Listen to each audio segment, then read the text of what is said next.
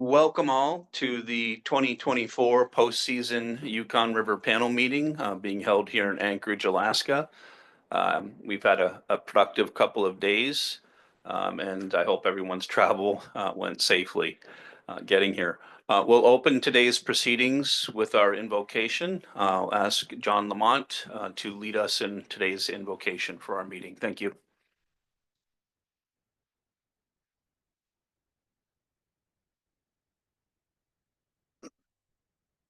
Our dear Heavenly Father, great Creator, we thank you for bringing us here today. We pray that you give us the wisdom and the strength to work together. Lord, God, great Creator, thank you for our neighbors from the east being here in safe travels. We just ask that you guide us in the decisions that we're about to make and we have made and the information we're about to share. In your name we ask this blessing. Amen.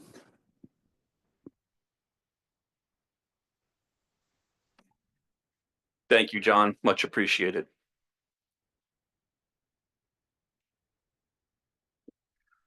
So we'll begin today's proceedings by going through a round of introductions and welcoming remarks. My name is John Linderman. I'm with the Alaska Department of Fish and Game. I currently serve as the Arctic Yukon Kuskokwim Regional Supervisor for the Division of Commercial Fisheries, and I serve as the State of Alaska representative to the U.S. section of this Yukon River Panel, and currently serve as the U.S. co-chair. We'll go through a round of introductions of folks here at the main table and along the sides, and I'd like to pass over the mic to our co-chair for his opening remarks and introduction.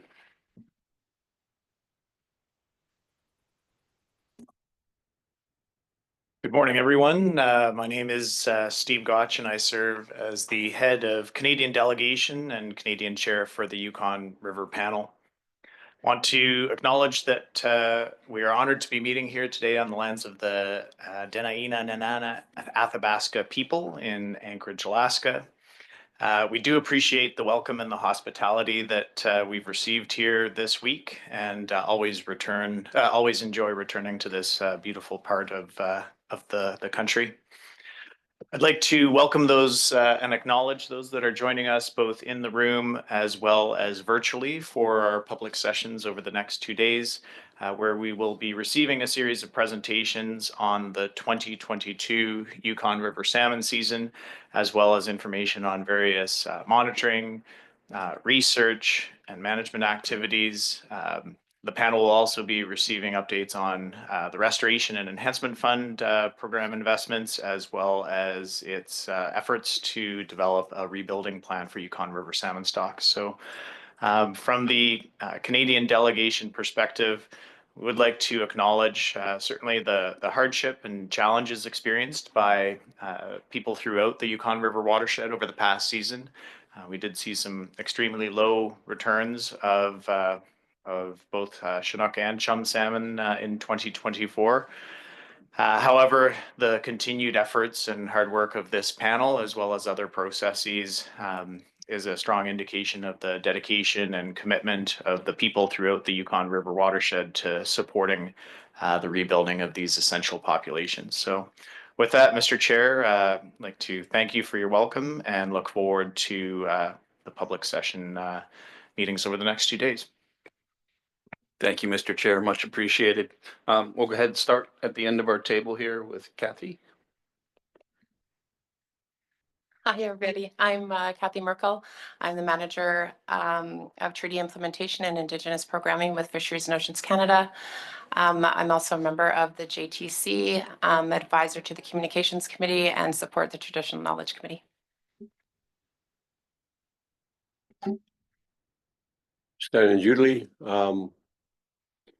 Yukon Salmon Subcommittee member, also Yukon River Panel member from the Porcupine River, representing Porcupine River.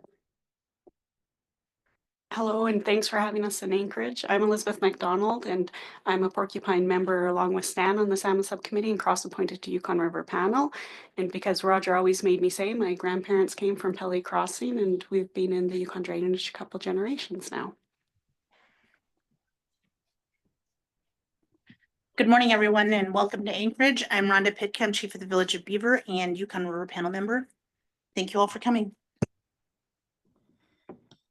Van Queensy, my name is Pauline Frost. I am the Chief of Funtaquichin First Nation. I'm also a rep here on the Yukon River Panel, rep as appointed by the Yukon government.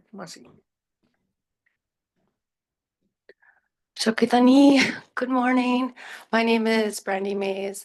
I'll start off with my traditional way of introducing myself. I am from the headwaters of the Yukon River, where the Yukon River goes into Marsh Lake. My family is great-grandmother is Julia Joe, great-grandfather Johnny Joe. My mother is Pat Joe. I am from the Wolf Clan, Duckawady crest as well. Tegishquan, and I am a river panel member appointed by the federal government, and I'm also Yukon Salmon Subcommittee, as well as the chair for the Traditional Knowledge Committee. Welcome all the public too. Thank you. Good morning. My name is Virgil Emphenauer. I live in North Pole. I own a meat and a fish processing facility in Fairbanks, and I'm the panel alternate member. Thank you. Good morning. It's good to see some familiar faces. My name's Andy Bassich. I live in Eagle, Alaska, which is near the Canadian border on the Yukon River. I live about an hour downriver from there at my homestead. I am a panel member representing the upper portion of the Yukon drainage on the Alaska side. And I also serve as the co-chair for the communications committee for the Yukon River Panel. Kamia Sotan, everyone. Good morning. Glad everyone made it safely. Danki Netsania Uji. My name is Kadrian Hamel, and I'm a member of the First Nation of Notchoniaktan. I was appointed by my First Nation to the Yukon Salmon Subcommittee, and I am a Yukon River Panel member. Masi. Morning, everybody. My name is Danny Cresswell. I'm a member of the Carcross Tagish First Nation from the Headwaters. And I'm sit on the Yukon Salmon Subcommittee, and I'm a panel member. And good to see everybody here today. Good morning. My name is Ragnar Ahlstrom from the village of Lucknock. It's located on the Yukon River Delta. I was born there and I've lived there all my life. Good morning. Grateful to see so many people made it here safely. My name is Caroline Brown. I am the research director for the Division of Subsistence at Fish and Game.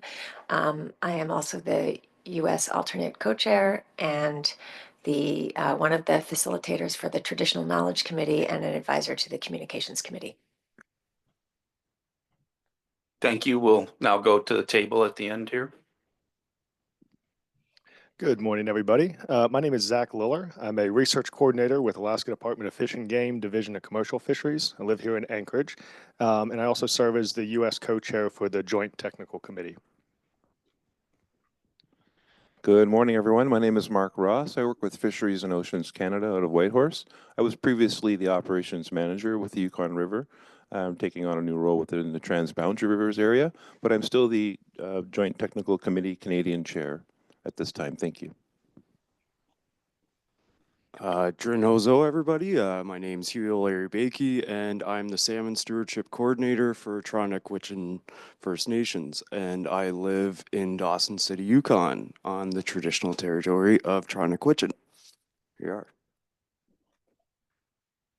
Morning, everyone. Welcome. My name is Steve Smith. I am a program manager with Fisheries and Oceans Canada out of Whitehorse and a member of the Joint Technical Committee. Good morning. My Yupik name is Juchicho. My English name is Serena Fitka.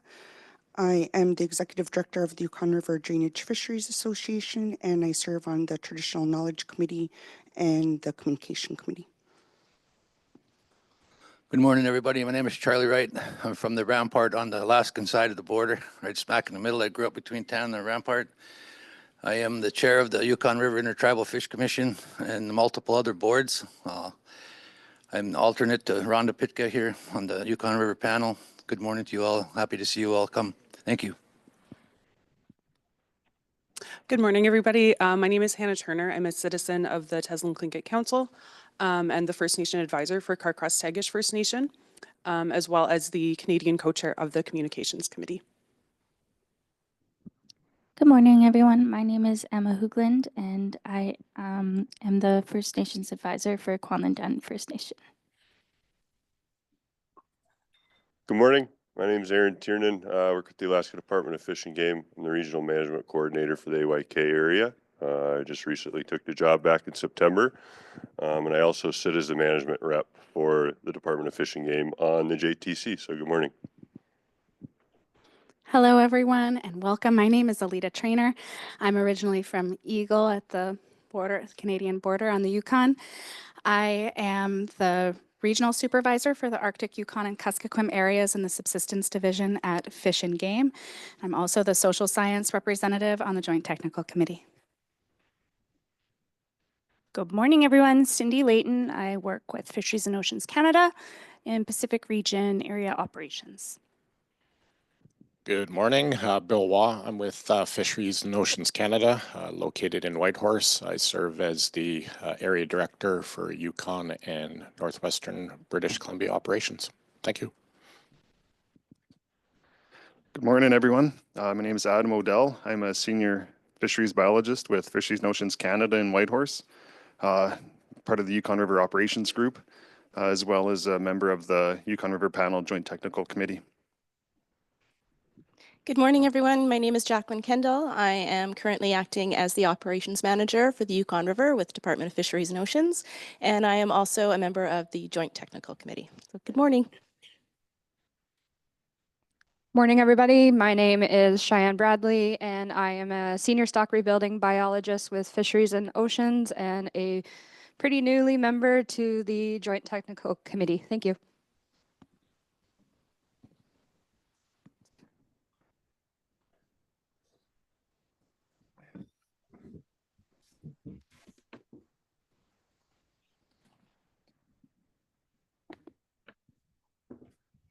Good morning. My name is Darren Isaac. I'm from Pelly Crossing. I work for Selkirk First Nation as an advisor, and I'm the Director of Lands and Resources.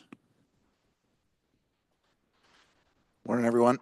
My name is Matt Olson. I'm with the Alaska Department of Fish and Game in Fairbanks. I'm currently the acting fall season manager. Good morning. My name is Bonnie Borba. I'm the fall season research biologist for the Alaska Department of Fish and Game out of Fairbanks. Welcome, everybody. Glad to see that you made it.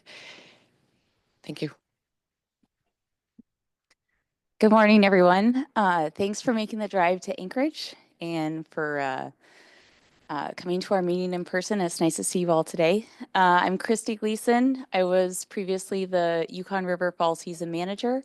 And so now Matt Olson is the acting fall season manager. And I'm still with the department, so I'm just helping out today. Good morning. Welcome. John Lamont. I'm an alternate panel member for Y1. Good morning. My name is Robert Perry. I'm the species manager with Fish and Wildlife in the Department of Environment for Yukon, and I'm also an alternate panel member. Good morning. Great to see everybody. Dina John with the Alaska Department of Fish and Game, the Yukon River Summer Season Manager. Yeah, it's good to be here. Yeah, good morning. Fred West with the Alaska Department of Fish and Game Commercial Fisheries Division, and I'm the Summer Season Research Biologist and a member of the JTC. Good morning. Great to see everyone. I'm Lisa Stubbe with the Alaska Department of Fish and Game Division of Sportfish. I'm the Yukon River Management Biologist, although excluding the Tanana, which is a separate management area. Good morning, Jennifer Hooper. I am a Alaskan Lower River longtime panel advisor.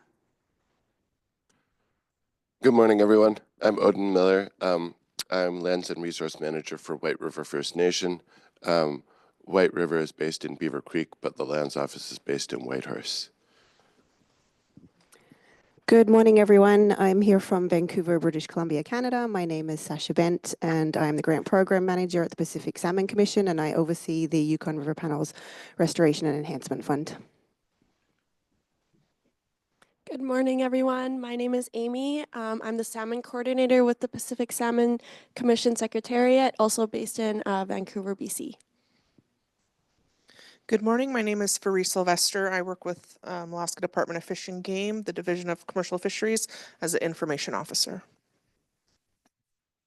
Thank you all. And we'll go to our online members. We'll start with Sebastian Jones. Good morning, everybody. My name is Sebastian Jones. I was appointed by the Yukon Fish and Wildlife Management Board to the Yukon Salmon Subcommittee and thus to the Yukon River Panel.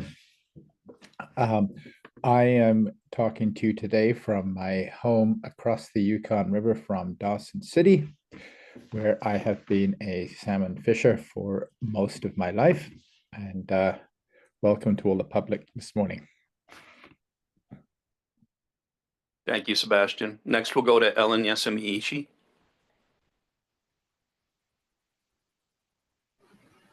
Yeah, hi, good morning. My name is Ellen Yasamiishi. I'm a research fishery biologist at the Alaska Fisheries Science Center in Juneau.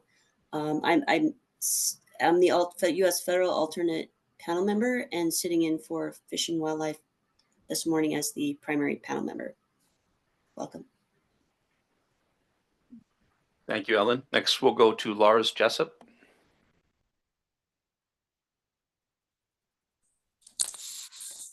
Yeah, good morning, everybody. Hope you can hear me all right. My name is Lars Jessup. I'm a biologist and a consultant based in Whitehorse, but I'm sitting here today as the advisor for the First Nation of Nacho-Naik-Dun, who are from the Stewart River drainage in the central Yukon. So thank you. Good morning. Thank you, Lars. Next, we'll go to Josie Lemieux Tremblay. Hi, everyone. I'm José Lemieux Tremblay, Fish and Wildlife Manager for Champagne-Anajiac First Nation Government in Dakwakata, Haines Junction, Yukon Territory, and also First Nation Advisor to the Canadian delegation of the panel. Thank you. Next, we'll go to Anika Joe. Hello, Annika Jo here. I'm a member of Champagne-Anajiac First Nations as well, while working in the Lands and Resources Department in Haines Junction, Yukon. Next, we'll go to Brooke Woods. Hi, good morning. My name is Brooke Woods. I'm a tribal member from Rampart, Alaska. I serve as an advisor to the Yukon River Panel and co-chair to the TK committee. Good morning. Next, we'll go to Shane Ransbury. Good morning, everybody. My name is Shane Ransbury. I'm a fishery assessment biologist for U.S. Fish and Wildlife Service up in Fairbanks, and I'm also on the JTC. Thanks. Next, Jeffrey Peter. Hey, good morning, everyone. Jeffrey Peter. I'm Vuntut-Wichin from Old Crow, Yukon, and I sit as the advisor for Vuntut-Wichin First Nation. And next, we'll go to Carly Knight. Kamat Hozo, Shojre, Carly Knight, Fish and Wildlife Manager, Chondak-Wichin, Dawson City, Yukon. Hi, everyone. Sorry I couldn't be there in person, but glad to see you online. And I think lastly, we'll go to Victor Kyung.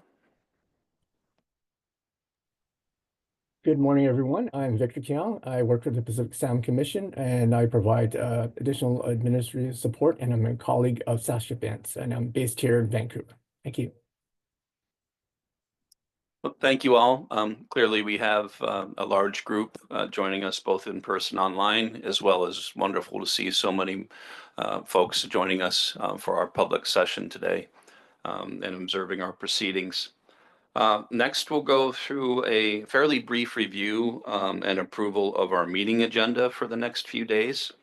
Before I dive into that, I'll maybe check in with Mr. Co-Chair to see if he has any additional comments. Nothing further at this time. Mr. Co-Chair, please proceed. Thank you.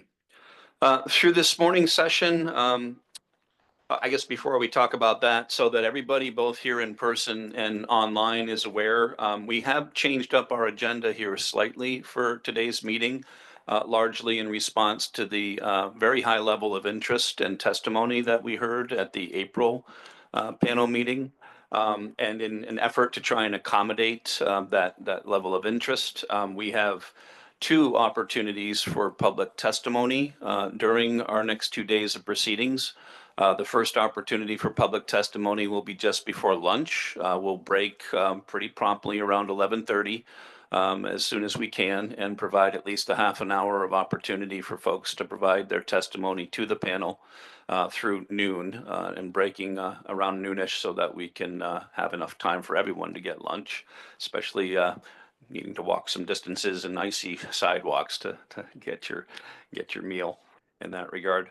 And then at the end of the day, we will have another opportunity, a little bit longer, to provide additional public testimony. That will be the same for tomorrow. We'll again break before lunch for a half-hour public testimony opportunity. And again, at the end of the day, with a little bit longer testimony opportunity as we move towards the end of our agenda and our meeting session.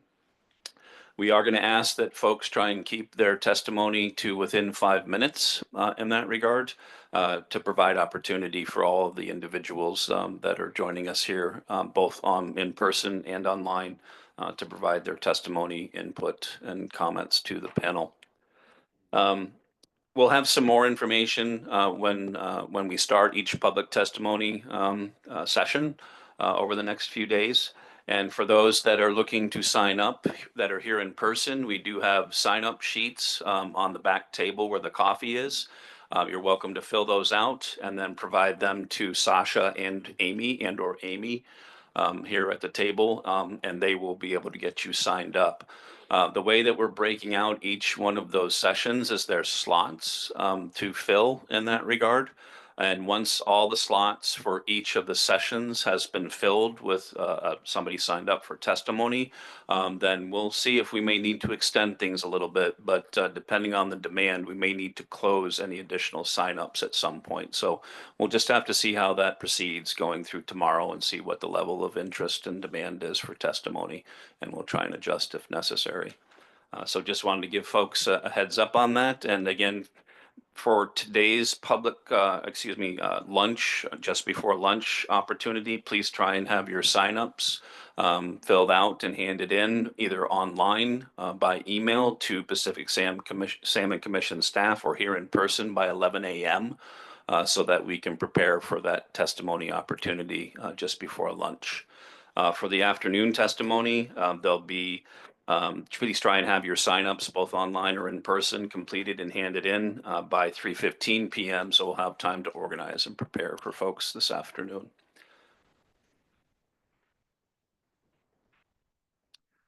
So for this morning's session, we'll go through a couple of presentations from our traditional knowledge and communications committees. We'll see some presentations and reports from both of those committees, followed by a joint technical committee report on recent proceedings and functions of our joint technical committee. We'll take a break roughly around 10:15 for about 15 minutes. We'll then reconvene and go through our initial round of 2024 postseason summary presentations, starting with management recommendations for the 2024 season from the panel, and then the U.S. and Canadian season summary presentations for mainstem Chinook salmon on the Yukon River. That'll be followed, as I mentioned earlier, by a half an hour of public testimony opportunity leading up to a 1.5 hour lunch break. We'll then reconvene at 1:30 p.m. To review management recommendations for mainstem chum salmon from the 2024 season, followed by the U.S. and Canadian mainstem chum salmon presentations, season summary presentations. We will then have our break at around 3 p.m. Mid-afternoon break. We'll reconvene around 3:15 and then proceed with our Yukon River porcupine, U.S. porcupine 2024 season summary and Canadian porcupine 2024 season summary. We will then hopefully be right around the 4:15 p.m. mark in that regard to then move into a public testimony opportunity up through the 5 p.m. timeframe. We will be hosting a Yukon River Panel public reception. All members of the public that are here in person are welcome to attend. That'll be held at the 49th State Brewing Company. It's a restaurant that's just down off of 3rd Avenue. Folks that have been here before may be familiar with that. It'll be in the same general location, same restaurant. It will be in the downstairs portion of that restaurant. You can check in with the folks at the front desk, but if you can just take a left when you come in and go down on the elevator, and it should be marked, I think, where the meeting is held in that Barrow Room West. So again, all members of the public, all delegation members that are here in person are welcome to attend. Look forward to seeing you. Moving into tomorrow morning's agenda, again, we'll do a brief review of the meeting agenda, followed by a reporting out on development of a Yukon River Chinook salmon rebuilding plan. This will come from the rebuilding plan facilitator, Ecofish Research, and they will be providing a reporting out on the activities of the panel to date associated with that rebuilding plan, and then future planning and what the panel plans to do in the coming months associated with ongoing work on development of our rebuilding plan. We'll then go through a series of presentations and reporting out on results of the panel's evaluation on the 2025 Restoration Enhancement Fund programs. I guess as a reminder and heads up to members participating in person and online that there's no specific funding decisions to be made at this meeting.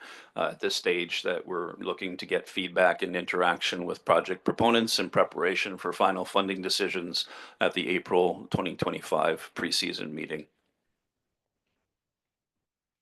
We'll then move into a series of presentations beginning in late morning. That will start with a presentation on the Victoria Gold Mine accident this past summer. That'll be comprised of 2 separate presentations, one from the Yukon government and one from the First Nation of Naq-Cho-Nyak. We'll then again have another public testimony opportunity just before we break for lunch for about a half an hour.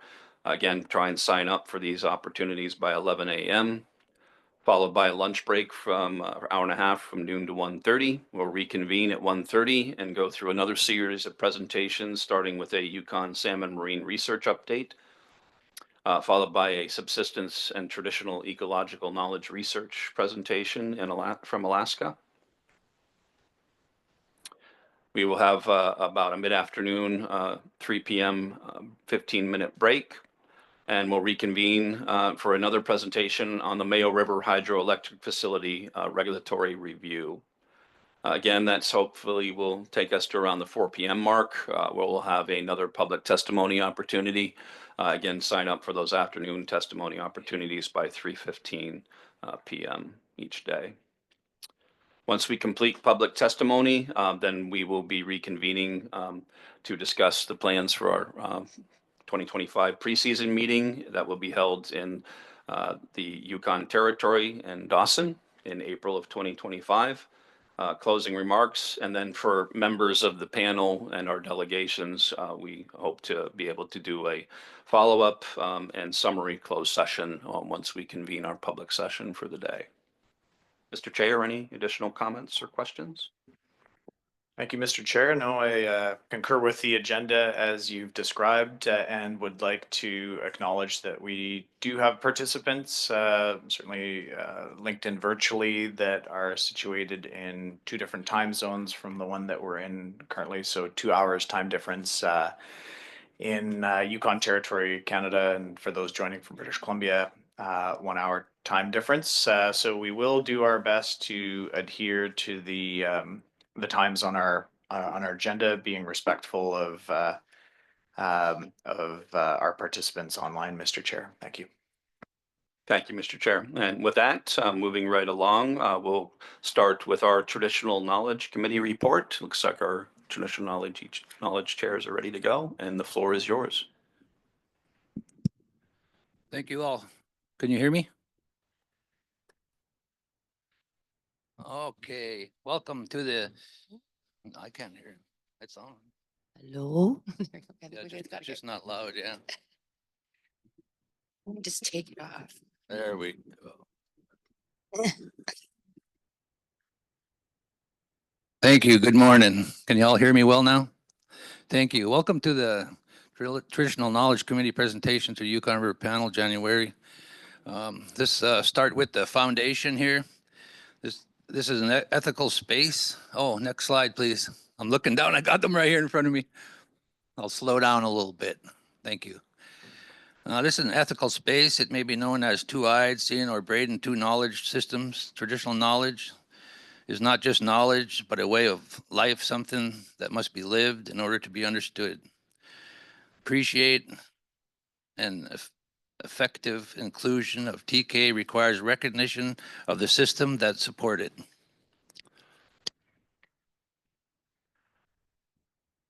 Next slide, please. Here, I'll share with you. I can't see that far, unfortunately. Okay. All right. Good morning, everyone. Thank you. Again, I just want to recite a poem and a quote that came from an elder, Mark Wedge from the Carcross-Tagish First Nation. And we always like to start out with a recognition of these messages that we've used in our proceedings with the Traditional Knowledge Committee on how we address the topics that we have to give reviews on. And I think I'm going to go backwards a little bit here and just give a little bit of background for the new people. The Traditional Knowledge Committee was put forward by myself and Roger Alford, the late Roger Alford, who really wanted to see a new process here with recommendations to the panel on traditional knowledge and not just the science. So I want to make a call out to Roger Alford. He's gone now, and to some of the Selkirk citizens that are in the public. That we're honoring his vision and his dream to have this be part of the river panel. So I'm using a quote from Mark Wedge. It said, "Even in their salmon death, they feed the bears, the eagles, and all those birds. So my mother would say that you have to live your life like a salmon, which means you have to constantly give, give, give." And some of the meaning behind that is that we have to give, give, give. The salmon have given to us for many and thousands of years, and now it's our turn to give back to them. Go on. Thank you. Traditional Knowledge Committee members, we're going to go over the member list right now for the U.S. side. It's myself, co-chair Charlie Wright, alternate co-chair Brooke Woods from Rampart, Serena Fitka from Yurdfa, Sven Pukin from St. Mary's, Darcy Peter from Beaver, John Linderman with ADF&G, Caroline Brown, ADF&G facilitator, and we can't forget Virgil. And we have one vacant seat still, and we'll be working on getting that filled on the go forward, and I'll let Brandy tell us about the Canadian side. So it's I am the co-chair, Brandy Mays. Carly Knight is the alternate co-chair from Trondheim First Nation. Jillian Rourke from Teslin Tlingit Council. Stanley Jutley from Vundut First Nation. Alan Skookum from Little Salmon Carmacks First Nation. Jen Herks from Carcross-Tagish First Nation. And then we have Kathy Merkel with the Department of Fisheries and Oceans as our facilitator. And we have 2 vacant spots.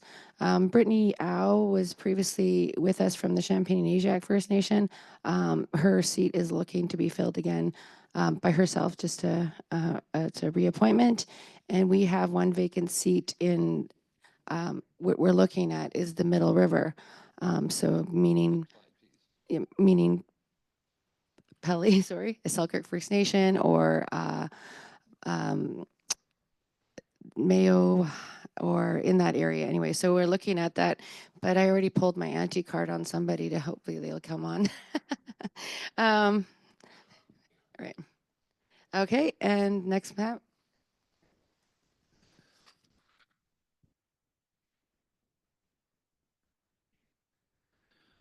Our missions and responsibilities going forward is to make recommendations to the Yukon River Panel regarding the management of Canadian origin Yukon River salmon based on laws of share, care, respect, and teaching using traditional and local knowledge, laws, and principles. Review stewardship and restoration proposals under the R&E process. Undertake other assignments as may be requested from time to time by the panel. Just to add to that, when we there's some review of some of the guidelines that are part of the panel process on reviewing R&E proposals. So we went through the guidelines as they were currently were. Looks like that we have no comments, but recommend that there's just some grammatical and formatting edits for the stewardship guidance document, but we're also looking at getting into possibly reviewing the conservation proposals and looking how the TK might be work planned in or added to the TOR to do this work. Our activities, November 18, 1924 meeting, collaboration with the JTC, January 25th, 2025 meeting, initial review of the 2025 R&E Stewardship and Restoration Project proposals, questions for proponents, invitation to talk about the TK committee to other panels of the PSC and developing the work plan going forward. Slide.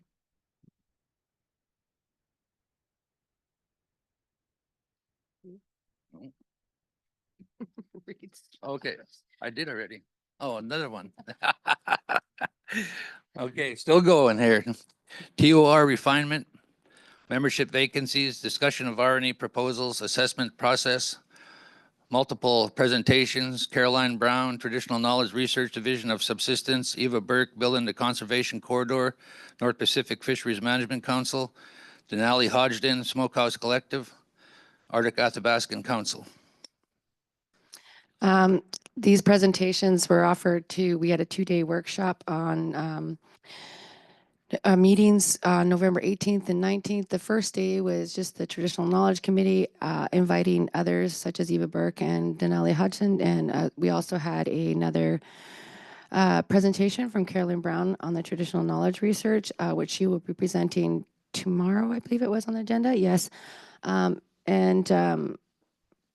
And then this meeting, we invite others to come and present to us on what is being done out there around Traditional Knowledge Committee, updating us on what other projects are happening.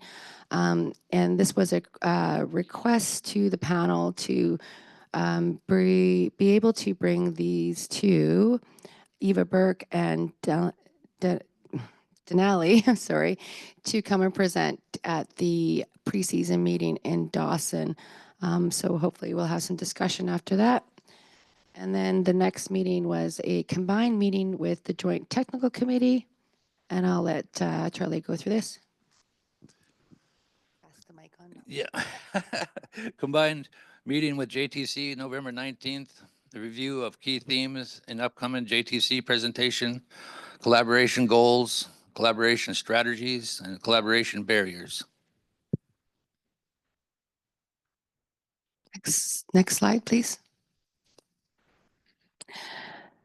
So I just wanted to go through a little bit of information and our procedures and how we plan to work and provide recommendations to the panel. So when you combine two different knowledge systems, you combine them, and the problem is you can come to cultural confusion. So when I think about this, as when we design this, I'm going to give some recognition. Carly Knight, she's online. Her and I did a lot of work on how we can collaborate with multiple governments, different points of view, two worldviews, and we came up through a number of workshops, working with our elders, working with the medicine wheel, working through RELAW, taking our knowledge systems and understanding that they are very important. So we had this graphic illustration that we did for multiple other programs that we work on. So the Southern Lakes Caribou Recovery and the Steering Committee, and then we also did it for connecting the Broken Salmon Trail. So when we bring, which the Broken Salmon Trail created, there was 3 governments, the Southern Lakes Salmon, or the Southern Lakes Caribou Committee was made up of 9 different governments. So when you look at that, you have, how do you combine all your knowledge systems and make a plan out of that going forward based on traditional knowledge, and weaving in science, because they were First Nations led. So we created this illustration, and I'll just go through a little bit of it. I'm not going to get too deep in it. So we believe that the land is our body. The river is the heartbeat, and all the tributaries and streams are our arteries and veins that feed that. And then we look on one side of the stream, we have a written knowledge system, and we also have a oral history, how we pass down our knowledge from generation to the next. When we look at how we operated for thousands of years and how we managed ourselves, when we looked at it, we are part of the land, we are part of the water, we're part of the air. We had a governance system that we followed. So if we look at how it can compare to the other side, I'm just going to give a couple examples. Elders passed down that knowledge. They were the carriers of the knowledge, the history that they had been passed down, and then they look at it and they pass it down to us. But if we look on the Western side of it, if we can look at how we would pass down that information, it's written, it's data, it's documented. And then if we look, I'm just going to give another quick example, language. For us, language is everything. It's place names, we identified it, but we only knew we went into another person's traditional territory when the language would change, because we didn't have borders, we didn't have treaties. So when you look on the Western system, we have jurisdictions, treaty lines, borders.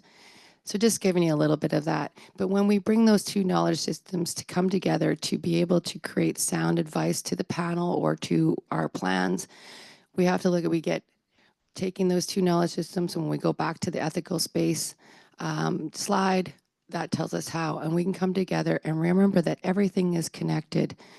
We can come up with collaboration, co-management, resilience, recovery, and if we look at how everything is connected, if you look at that, the salmon is a key focal species that feeds everything, the water, the air, the trees, the land, and all the animals. And then if we look at it that way, we can come up with, and even through the science, we look at it that way, so we can come up with a good sound recommendations to the panel. And this is how we went into our meeting with the Joint Technical Committee. We started out with this, and we had a great meeting with them, and they will further elaborate on some of that information that came out of that meeting in their presentation later today. Next slide. Okay, so part of some of our work that we did this year was I was invited along with Kathy Merkel to the other Pacific Salmon Commission panels in the South, just because this is really an unusual process, and this is the first of its kind to have Traditional Knowledge Committee be a recommendation body to these panels. So I presented to the First Nation, BC First Nations Fisheries Caucus down there, and then I also, in collaboration with Kathy Merkel, with DFO, presented to the Canadian delegation. It was well received, and a lot of dialogue came from that, because the Pacific Salmon Commission panels in the South are going through a negotiation. Not like us, we don't have a sunset clause, so we don't negotiate. We can amend, but we can't negotiate. But these guys are going through it, so they're looking at different ways to go forward in the next 10 years. And this presentation was to see if they wanted to have this involved with their processes, and it sounds like they do. And it was a really good networking experience and learning experience for myself, learning how the panels are so different from our panel process, and also them learning about our panel process and how we could collaborate with each other to look at how the Pacific Salmon Commission can integrate traditional knowledge going forward. Next.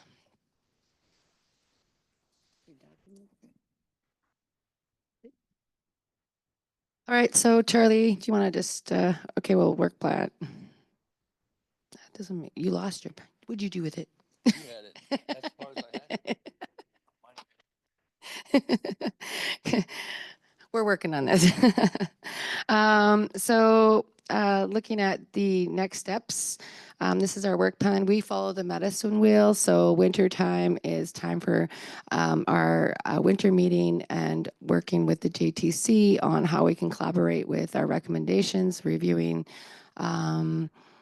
what is happening through the year and our sound advice to the panel. When we go into spring, that is our pre-season meeting. We meet at the river panel in the evenings to go through how we can give our recommendations again to the pre-season panel and what work we're doing at that time. We provide our work plan, we provide our budget updates and what we're going to go forward next. Summer is a time for us for gathering and a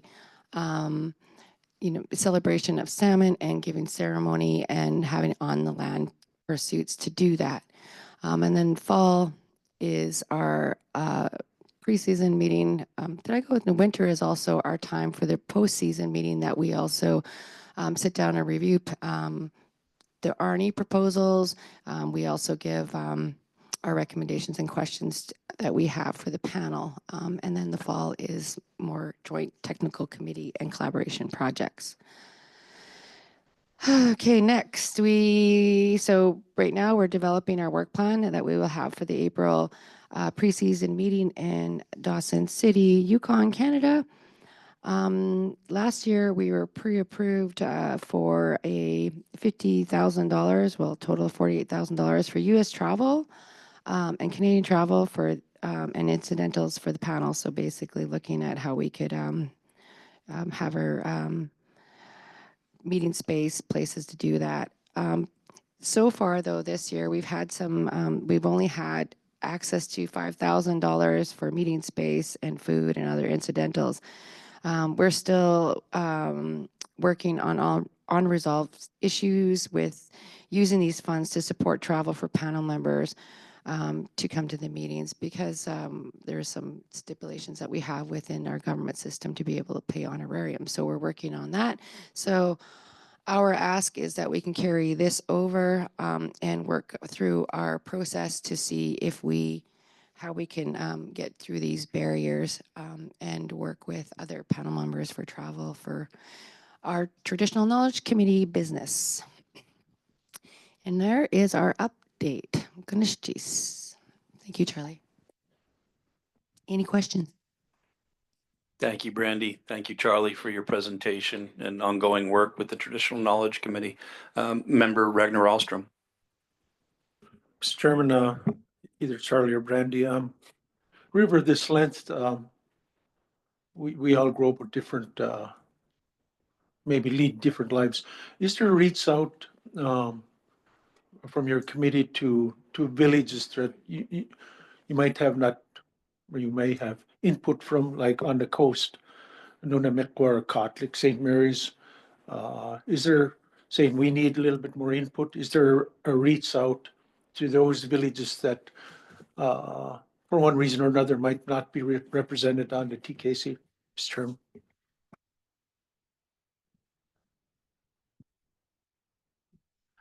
I think that would be a good idea myself. And if possible, we can find a way to do that. I think so. I think it'll be important going forward. Very, very important. As the salmon go by them all first, and they're all part of this, and they have no voice here. So I think that's a good idea. Thank you. Agreed. We did, when we were going through the map, if you can bring that slide back up, Sasha or Amy, please.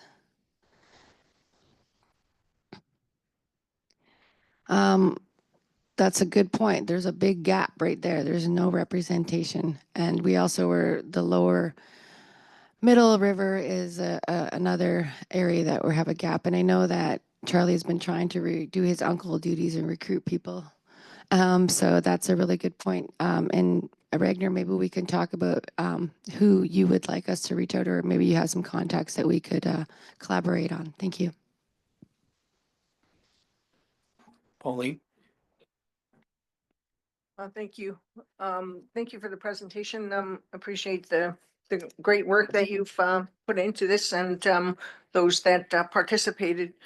Just for clarification, the objective of the TK committee and the terms of reference is defined specifically for the Yukon River as for the public's interest. And I think that what we're discussing is how do we bring in traditional knowledge that's broadly captured, not just on the Yukon River system, but outside of the scope, so that we can incorporate traditional knowledge keepers that that take care of the salmon that is not on the tributary but out in the oceans and in Ragner's communities. And we had a great discussion around how to incorporate that, because they are knowledge keepers as well, and they are traditional keepers, and we wanted to consider what options and alternatives do we have, and how do we accomplish that without affecting the work that we're doing, but ensuring that happens in the future. Masi. Any additional comments or questions on the Traditional Knowledge Committee report? Mr. Chair. Thank you, Mr. Chair. Just one follow-up question on the reporting and the meeting plan for the future. So you did highlight that you held a structured meeting between the Traditional Knowledge Committee and the Joint Technical Committee. And I'm just curious if you have or have any plans to have similar structured engagements with the Communications Committee. And I appreciate that a number of the members are the same, but any insights on that, or can you give us any additional information on interactions that have occurred between the various committees to advance the collective panel's interests and dedication to these processes? Thank you. No, we have not, but I have been through these last few days recognizing that is should be put on our work plan as a priority, being that, trying to reach these communities through the whole process. We talked about that in our closed sessions, and looking to Andy and the communications committee about how we could do that through documentation, and how we can get more people included in this process. And if that's some of the communications work that's going to be happening, that we could work with them to send this information out. Of course, we know that there is a shortage of funding in some of these areas, but we could be collaborating and possibly looking at how we can get this information out to the communities based going through the communications committee, or looking at how we could further expand some of our I guess our workload, or how we can include each other and be more collaborative through our processes.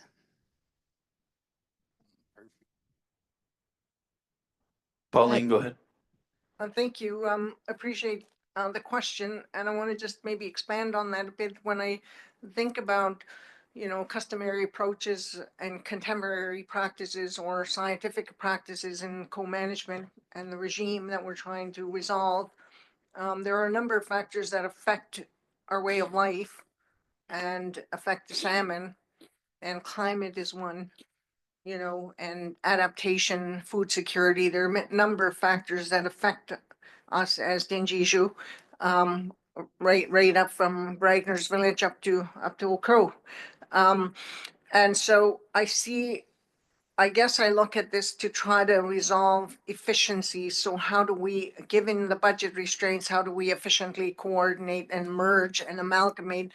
Because I think the work that was done through the technical committee is great, exceptional work, and a lot of it can be shared through a communication strategy, and merging possibly the responsibilities between both, so it's not compromising a decreasing budget.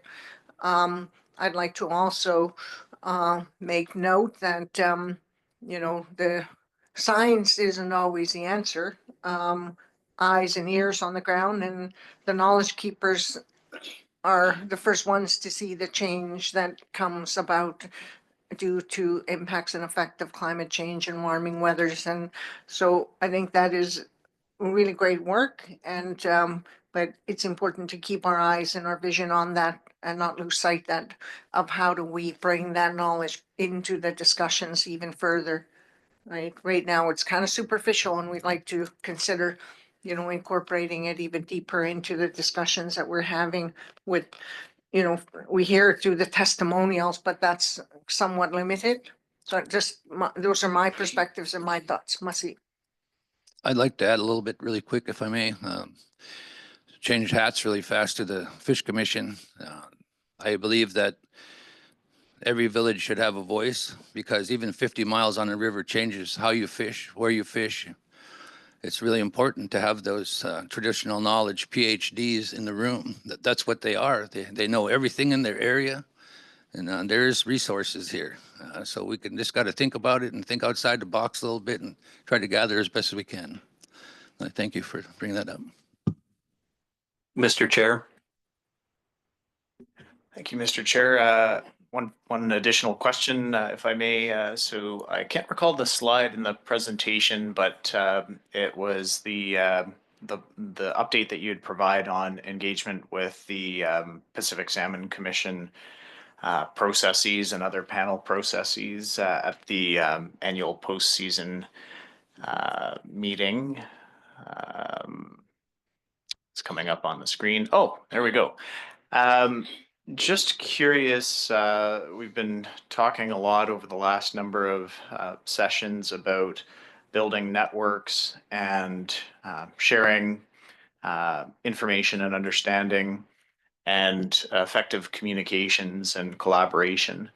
I understand that within the broader Pacific Salmon Commission process, there's some efforts underway between the British Columbia First Nations caucus to the Pacific Salmon Commission and U.S. tribal organizations, and they're working towards, I believe, developing a memorandum of understanding to help build those bridges and establish relationships. And I'm just curious, was there any discussion around perhaps building future connections in a more structured way between the Traditional Knowledge Committee and perhaps those bodies, acknowledging that the presentation at the Pacific Salmon Commission's post-season meeting was a special session. But can you give us some insight on early thoughts or any conversations that occurred on that front in light of the upcoming memorandum of understanding between British Columbia First Nations and U.S. Lower 48 tribal groups? Thank you.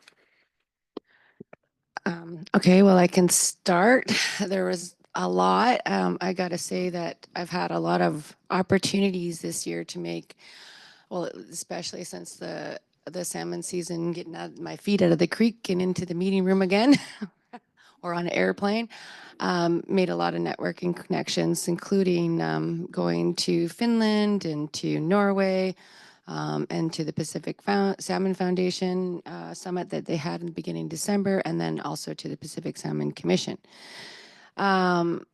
The Pacific Salmon Commission was an eye-opener for me. I kind of read through what their processes were and how they do things and what they're looking at. But I was invited to actually sit through a whole day of the closed First Nation Fisheries Caucus and got to see how they're proceeding and how they do that. There was a number of presentations there. The memorandum of understanding that I'm looking at, I didn't really get to be a part of that, but what I did get to see was, or hear, and how I could make connections. Well, first of all, the Okanagan Alliance, First Nation, or the Okanagan Nation Alliance, they have a really interesting project that they're working on. They have been doing this for years. They have a hatchery that they have actually, for the first time in 100 years, brought salmon back to the Okanagan. Through the Columbia River shed that is, blocked by, I believe it's 12, not blocked, but it's got 12 dams, hydroelectric dams. So through that, there was they owed the Okanagan and other nations in there a number of dollars. So they took that dollars and made sure that they were going to have salmon. So now they don't have an international panel now that they have fish. They're producing a lot of fish.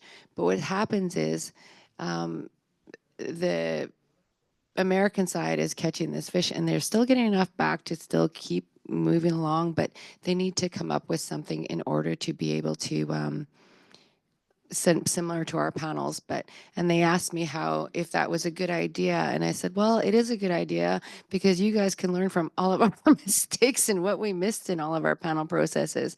And every panel is different. So they're working on that. And it was a really interesting project because I was lucky enough to last year go visit their hatchery. That is not a Department of Fishery and Oceans run hatchery. It is the nations that did their own work, did it their way based on the knowledge, the traditional knowledge, and the knowledge of their elders and their communities and past histories. They went through their stories, they built their plan. It took them 15 years and they put it to work and they made it work. So when we look at that and how traditional knowledge, even though using the science to be able to bring back salmon, it was led by their stories, their knowledge, their elders, their way. They knew where the systems that the salmon went to spawn historically. They knew, and so when they did this, they were told it's not going to work because it wasn't science-based. It wasn't based on the current ways of running hatcheries for the government systems. And they were like, we're going to prove you wrong. And it is a highly professional, awesome, beautiful hatchery. And I'm not one about hatcheries, but what they did there was seeing that it wouldn't be done. And now they're looking at a memorandum of understanding and some of the other panels as well.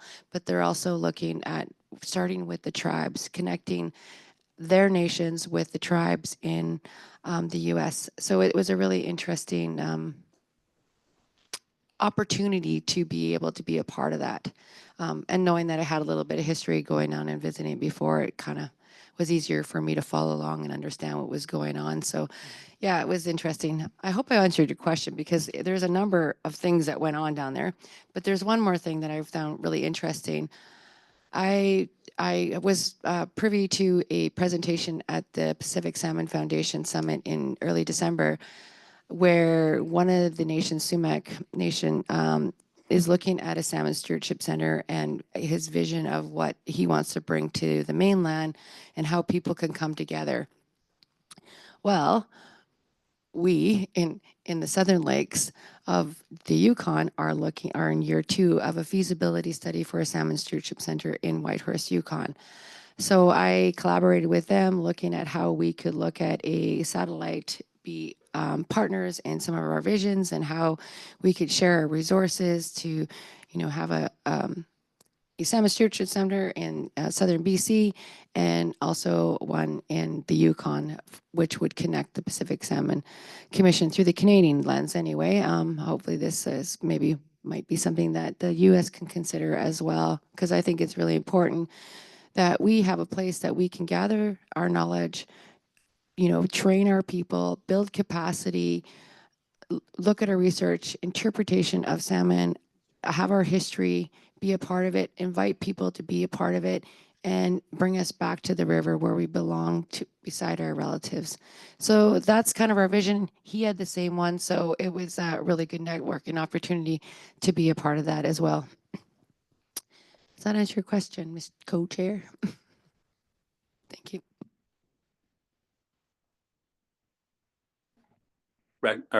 Virgil. Thank you. I agree with what Pauline just said. When we met with the Joint Technical Committee, I thought that was really good for us to be there together so we learn more about how they work. And another thing that I think we need to emphasize a little bit more, and Brandy was just talking about it, and that's the historical perspective. We all need to, I think more about the historical perspective of things and the history, because we do have historical documents. I know that I don't remember exactly when it was, but when we were negotiating the treaty, that the Canadian side found someone that was a researcher, and they went back to Ottawa and they researched a whole bunch of old records, and those were super interesting to see what was done in the past and to see what we shouldn't do again. But anyway, and the same thing on the American side. And I was reading some of these old historical documents 2 days ago that took place in 1920 after the because 1919 was a disaster on the Yukon that year. Hardly any salmon came up the river, and that caused the commercial fishery on the Alaska side of the river to get totally closed a few years later. But anyway, it was that type of information we need to emphasize more. Thank you. Any further comments or questions on the Traditional Knowledge Committee report? Okay, not seeing any. Thank you again for an excellent presentation and wonderful discussion and commentary.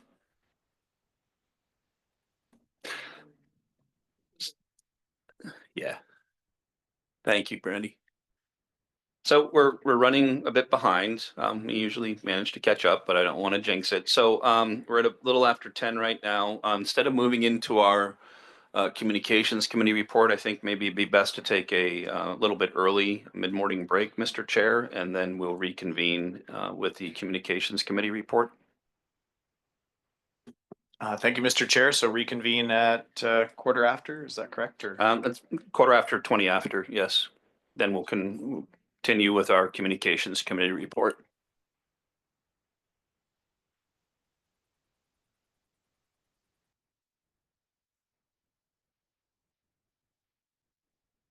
Okay, ladies and gentlemen, we'll go ahead and get started with the remainder of our morning session.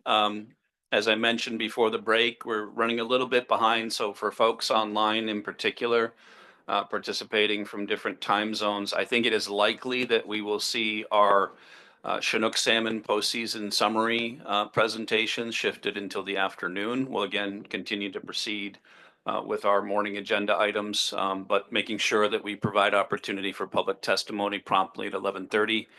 We can expect to see the season summary presentations for Chinook shifted to the afternoon.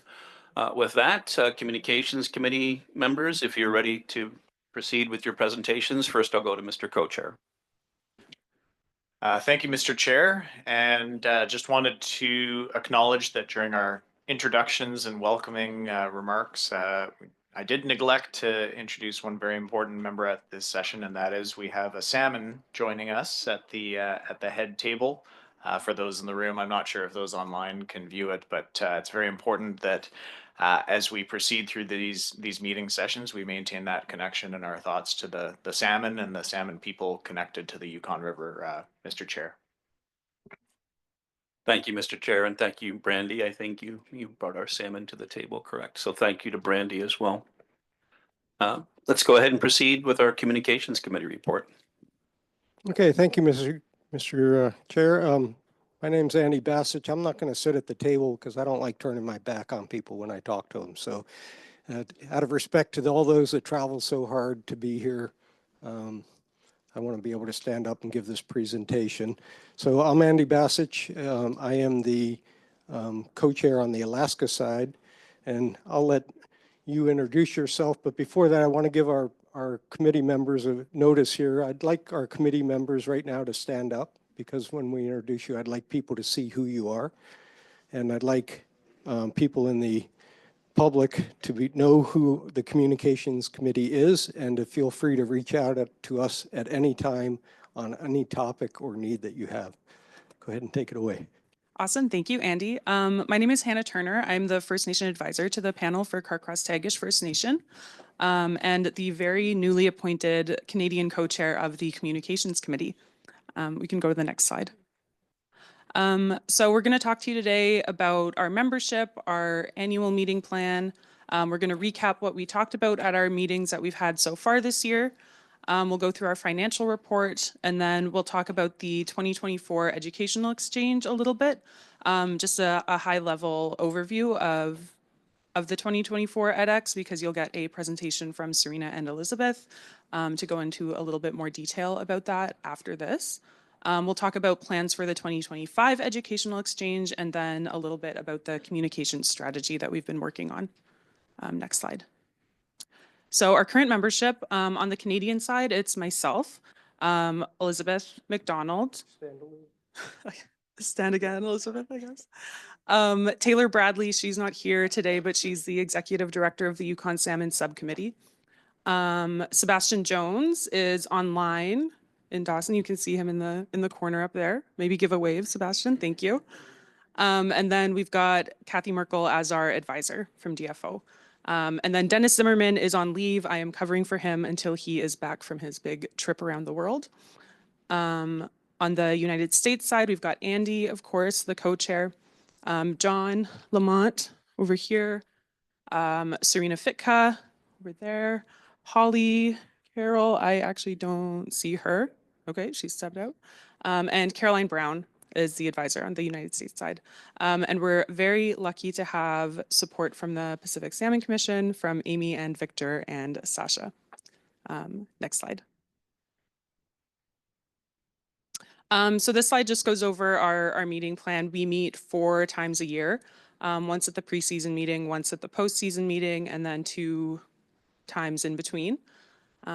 Next slide. This year we've had 3 meetings so far, 1 in November, 1 in December, and 1 in January. We did a lot of talking at all of those meetings about the educational exchanges, recapping the 2024 edX, and then planning for the 2025 edX. We talked about the Secretariat support from the Pacific Salmon Commission. We reviewed the R&E Fund communications proposals. We've talked a lot about the communications strategy, and then at our most recent meeting, our meeting schedule for the rest of the year. Next slide. And we can skip that one. So as far as finances go, we've got a budget of $4,000 for our administration and miscellaneous support category. We've only spent $750 of that so far. Contractor support for the communications strategy, we had a budget of $15,000, and that will be spent by the end of this fiscal year fully. And there may be some additional funds requested for the next fiscal year, but we will know more about that at the preseason meeting in April after we talk to our contractor a little bit more.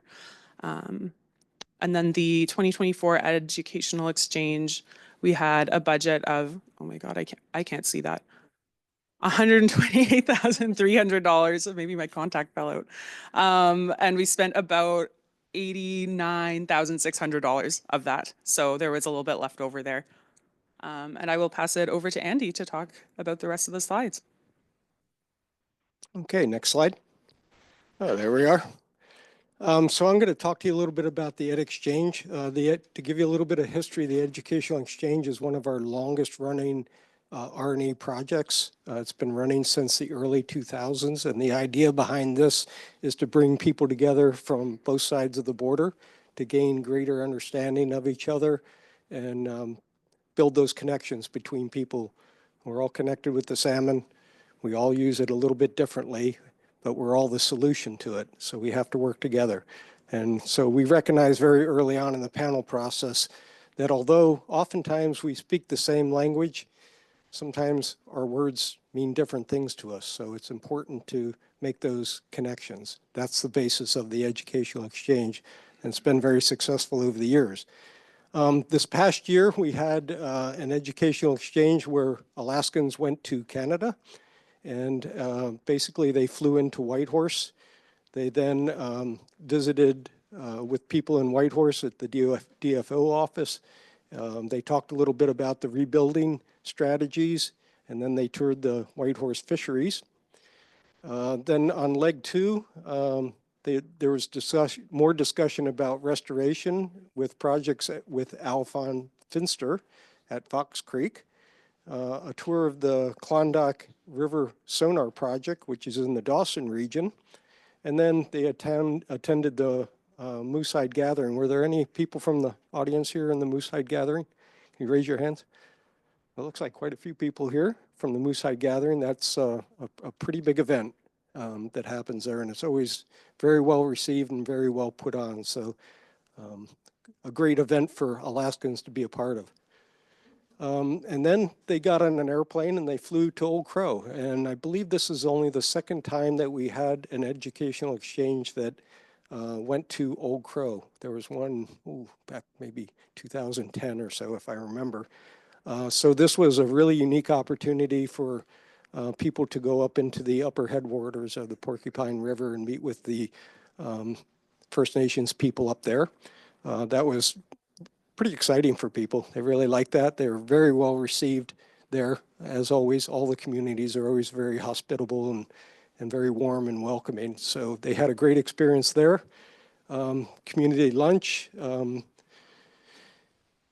Some of the people that were on that earlier exchange were a part of some of the discussions and everything. So I'm sure that there was quite a bit of talk about previous exchanges and what people have learned from it. And then they got back on the plane. They flew to Dawson, drove back to Whitehorse, and then returned back to Alaska. So Serena Fitka, she is our executive director of YURTFA. She is kind of the mastermind behind the Ed Exchange when it moves in that direction. So she did a great job of putting it together. And then on the Canadian side, it's usually falls upon the Yukon Salmon Subcommittee to work out a lot of the logistics. So we have a great group, a great team of people working on this project. There's a lot that goes into it. You can only imagine how much it takes to organize all of these people, arrange travel, and build the agenda to try and talk about all these different things. So they do a really great job. Next slide. So we have met a couple of times, and in talking about the Ed Exchange, we realized that the upcoming year, we have a lot of things going on with the Yukon River Panel, with the rebuilding plan, and we really feel like quality over quantity is our goal. We really want to do good projects. We want to make sure that the projects are meaningful and impactful for people. So we have decided that we would like to stand down for 1 year with the Educational Exchange and give the Communications Committee a chance to redesign the Educational Exchange and or improve it. As you saw a little bit earlier, we are working on strategic planning. So we want to take some time to kind of rethink how we want to move forward in these changing times with the Educational Exchange and get feedback from people on what they feel they need to build these bonds and these communications. So we're going to stand down for 1 year, and we'll be coming to you this time next year, hopefully with a new plan to present to you for the next year's 2026 Educational Exchange. So stand by for that. Let's see, the next thing is the communication strategy. Last year we contracted with, let me get the acronym right here, CTRS, and this is Carolyn Wakefield. She's down out of the Vancouver region, and she's working with the Communications Committee to help us to develop a long-term strategy. As we know, with the rebuilding of salmon, there's going to be a lot of spokes on the wheel that we're going to need to address. And so the Communications Committee is a fairly recent formalized part of the Yukon River Panel. For many, many years, it was just a couple of people getting together and doing the best we could. But we are now a formal part of the Yukon River Panel, like the Traditional Knowledge Committee and like the JTC. So to serve the panel and to serve the public, we need a strategy. We need to be smart. We all know that the budgets are dropping, and we want to make sure that what we produce is the best bang for the buck and high quality. So we are working with them. We have met back in May for a kickoff meeting. We have done surveys interviewing Communications Committee members' thoughts. We have a very wide diversity of people on our Communications Committee. And then we also did some surveys with people outside the committee, knowledge holders, people that might help us guide us in that strategy. And all of that is completed. And the next thing on our agenda for the strategy is to have a workshop in March, where we'll start bringing these ideas together, start formulating or formulating a more detailed strategic plan. And we're envisioning that to be kind of a three-pronged approach to it. It'll be Short-term goals, things that we can accomplish very short-term, couple of months, maybe half a year. There will be more mid-range goals spanning out to maybe a year or two. And then we always like to think long-term. If we're going to rebuild salmon, we have to think long-term if we're going to be successful over the long term. So that's a really important part. And all of those have to kind of work in harmony. Everything works in steps. So you have to get started, but you have to have a vision for what you want in the end. So hopefully we can bring that. And I wanted to address Mr. Gotch's questions there. I think in our past couple of days, it has become very apparent that the panel, the JTC, the TK committee, everyone is recognizing that there is a greater need for communications, both internally and externally. So I'm expecting the workload to go up a lot. I'm expecting that the communications committee is going to be involved in a lot more of the Yukon River Panel's outreach. And that's the importance of the strategic plan. And I think all of the committees are very high quality. The JTC is an exceptional group of people on the technical end. The TK is taking care of the social part, our part, those of us that use the resource. Excellent quality people there, excellent messaging and good vision. And our job will be to try and get that out to the public, wherever we want to try and get that, whoever we want to reach. So, and that's just not the river only. That will encompass going out beyond the Yukon River drainage to get our messaging out. So I hope that answers your question, Steve. We are more than willing to do it. We'll certainly need some help probably because it's a big job, but I think we can do it. We're pretty excited. Next slide. Any more? Oh, that's it. Sorry. Okay, with that, I would like to have Serena come up here, and she is going to talk a little bit more about this past year's educational exchange, and then we have some activities for everyone. Thank you, Andy. Again, my name is Juchicho. My English name is Serena Fitka. I think Andy set the bar, so I don't want to turn my back to you guys either. Or you guys. So I'm going to talk about the educational exchange that happened back in 2024. Andy did a really excellent job going over the activities that we did. Next slide, please.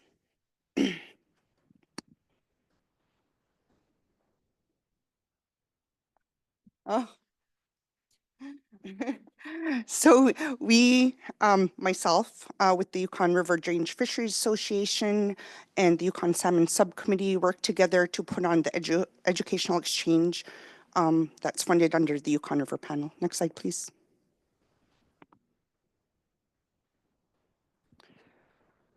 So our goal, I'm not going to read the slide, I don't like reading slides, is to build relationships, and that's the major priority. And we've, like Andy said, this is a long-standing project, and we've had over 20 educational exchanges and over 90, I wouldn't say over 100 participants. So within the theme of Andy's and his hand raising, who has participated in the educational exchange over the years? Educational exchange. So quite a few. So I'll need to target some people. Next slide, please. So last year, the Yukon River Drainage Fisheries Association, what we do is we do a call out. We ask people to apply, people that are interested in. We also, when we're in these communities, we try to engage and encourage people to apply for the educational exchange. We did get about 6 applicants. However, many dropped out due to no passport. And in the rural communities in Alaska, it's hard to get your passport because you do have to either travel to Bethel or you have to travel to Anchorage or Fairbanks to get that. Next slide, please. Andy talked quite a bit about our trip. I'm going to elaborate just a little bit more. We went to the river first, and we did a really great opening. Phil Gattensby just opened us in a good way. We gave thanks to the river. We did our prayer, and pretty much wanted, we called the salmon back. We want the salmon to come back. Next slide.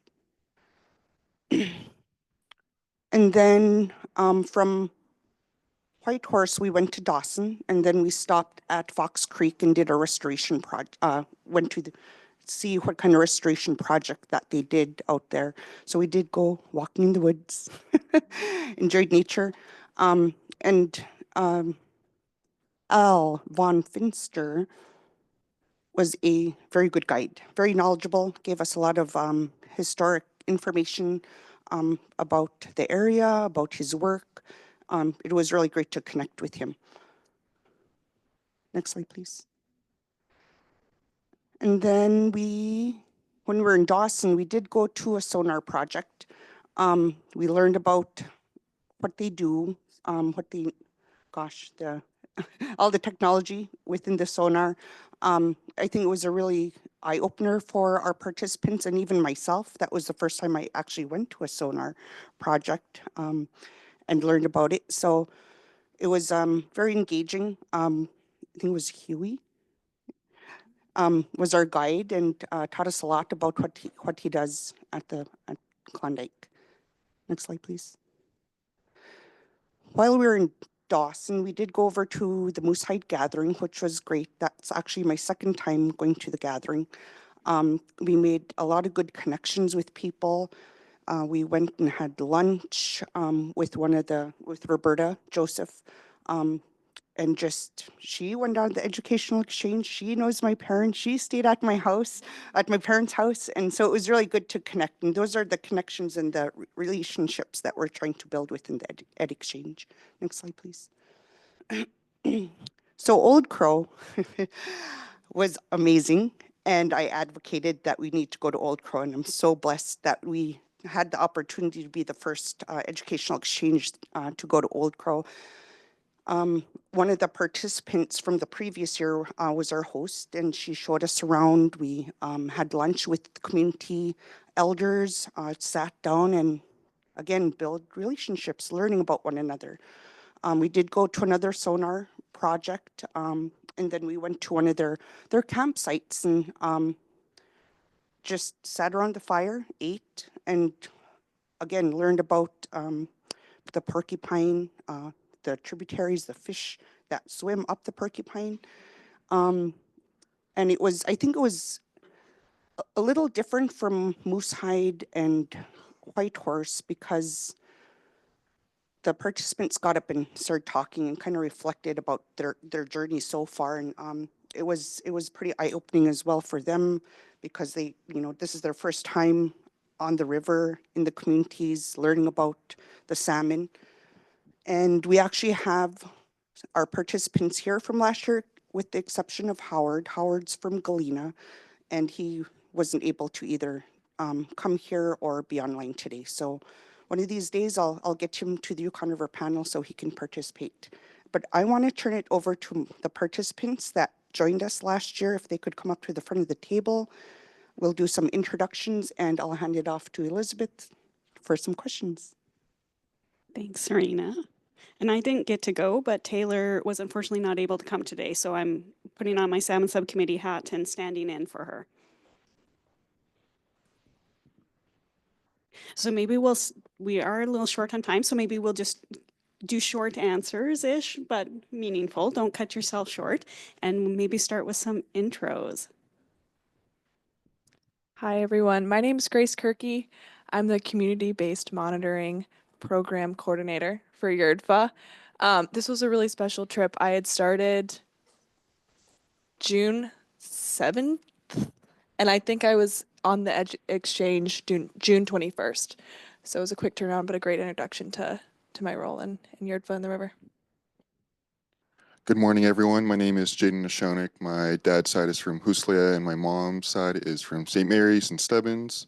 I am the TEK technician So I was also hired recently in the same time frame as Grace, and yeah, being on the Ed Exchange was a great experience. Zan Hazoon, Olivia Sauza, Dehun Danaka Hidle, Hanahi Seasni, Ita'a James Timothy Irwin Bauza, Ina'a Gretchen Suzanne Sumter Irwin Bauza, Tagatili Hutan Eslan. Good morning, everyone. My name is Olivia Hanahi Irwin. I am from Nenana, Alaska. My parents are the late James and Gretchen Irwin of Nenana, Alaska. And I started working at YERDFA because I had so much fun on the Ed Exchange.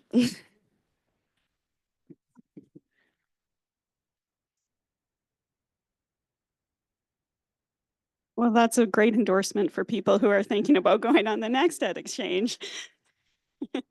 Perfect. So I've got a couple of questions that we asked the Canadians last year, and I'm modified them a little bit, but I think it'd be interesting to hear what Alaskans thought this year for the same questions.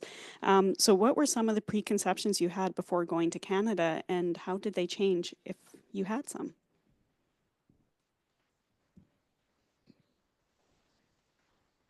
I'm very new to the work, so I didn't have too many preconceptions of what I thought it would be like. I guess I more or less was thinking I was going just to the other side of the river, which is really not the other side. It's the same river with an imaginary line through it, right?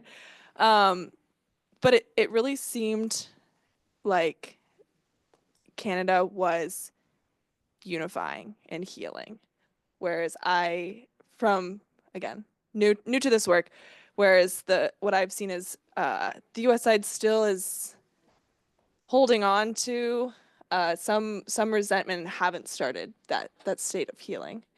Where yeah, being in Canada was so special to be for 10 days a unified front with people that you might typically work in juxtaposition to. So that was really special, and to have so many different perspectives that all be together, yeah, as one entity and in a place that's really healing. And yeah.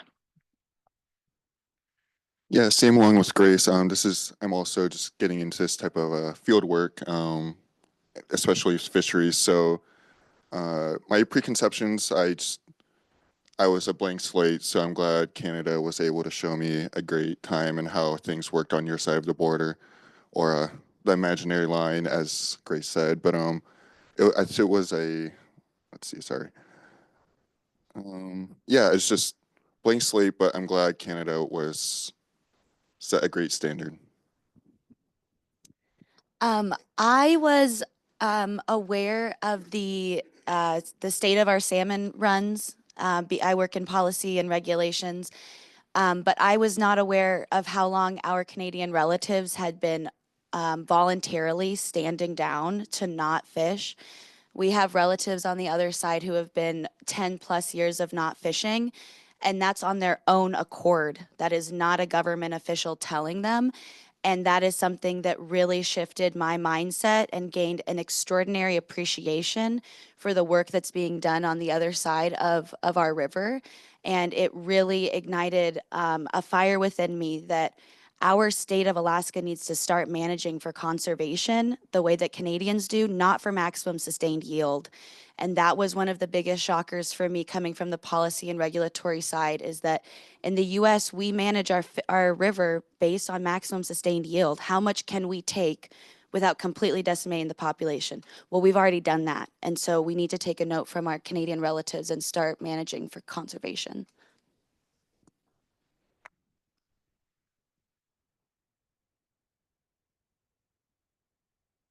You guys are making this easy on me. Thank you. What was your favorite part of the trip? I don't like them going first every time. There was so many wonderful things, and one of them was what I had previously said about, how often do you sit across the table from somebody that's in a different echo chamber that you are and get to know them. And now people that I was on that exchange with, every time I'm on a call with them, which is one thing that's came out of that, so much partnership and connection. So often in my life, the answer to how are you is how are you, right? It's like, oh, good, how are you? I call Kelly, I talk to Howard, and I say, how are you? And they tell me how they are. And they ask me the same question, and they expect the same thing in return. They don't want this. Yeah, I'm good. And so that's my favorite thing that's come out of it. But but in that exchange, in the moment that I was there, was we would be all at the same place, but there's so many different perspectives and so much information, and it really humanizes everyone. You want to say like, oh, like they think this because of X, Y, and Z, but you're looking at the same thing, and everyone is a person first, and you get so much perspective, and there's so much more emotional connection, which makes decision making more difficult. But I think that's really what we need. So. Yeah, my favorite part from the trip, it was great scenery, and but I think personally was the other participant, Howard Beasley, being there, and just me being on his coattails. And he would such an informational guy. He has so much knowledge, and I was just trying to absorb it as much as I could in his presence. And yeah, I wish he was here. Yeah, I'm going to piggyback off of Jaden a little bit. My favorite part, we had so many amazing hosts. I'm really grateful to the Ventuat Gwich'in people for hosting us in Old Crow. But it was the realizations for me and experiencing that with Howard Beasley, an old fisherman from Galena, watching the continuous sparks of thought just come. You know, we were talking about the state of the river in like the 1990s, and he was all of a sudden, oh my God, we were drift gill netting in the 80s. That was an issue. I'm so sorry. And he began to apologize to our Canadian relatives for what our fishing practices on this side of the river. And there was a huge amount of accountability and responsibility that was gifted on us, knowing with this information what our relatives upstream have endured and have to continue to endure. It's a burden of responsibility that was gifted to us, but it's something that's going to push our policy and push all the efforts that we're doing at YRDFA and on this side of the border.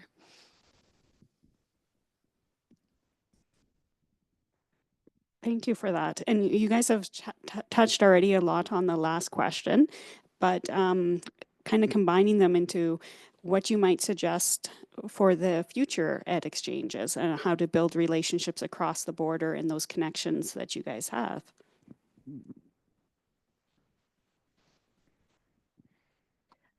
So I 100% believe and would advocate for the funding to be continued for the educational exchange. I think it is imperative for us to continue building relations beyond the border because the survival of our salmon is intertwined with the survival of us and as people and as cultures.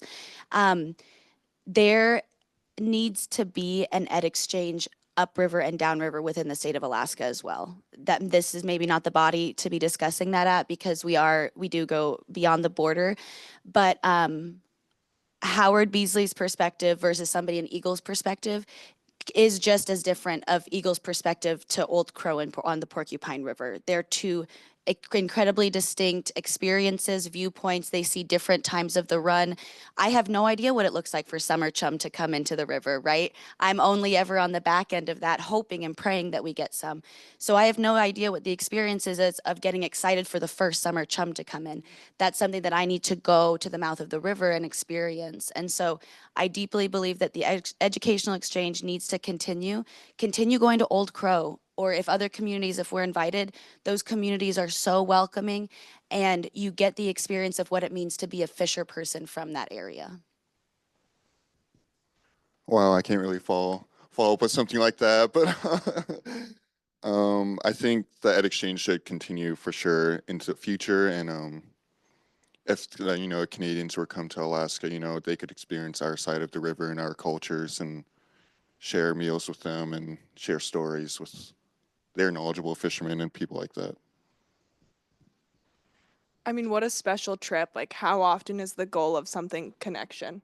Normally there's always some other motive to get a task done, but to take 10 days, 11 days to get to know somebody, to understand systems better, I mean, that's how we move forward, right? Like, we've done the thing where we're divided and we're not working together and we don't understand each other, and that hasn't exactly worked out. So, I mean, getting everyone together, getting all the agencies together and communities and organizations and creating personal connections, understanding, things better. And the other thing is too, is, we drove for 10 hours in a car, and there's questions that you can feel kind of uncomfortable asking, or like you don't know what to do. You don't want to say the wrong thing. You don't want to get canceled. But when you create a connection, like I feel like a lot of times I'm like, Olivia, I just need you to help me out. And it's just because lack of information. Like I don't know what I don't know.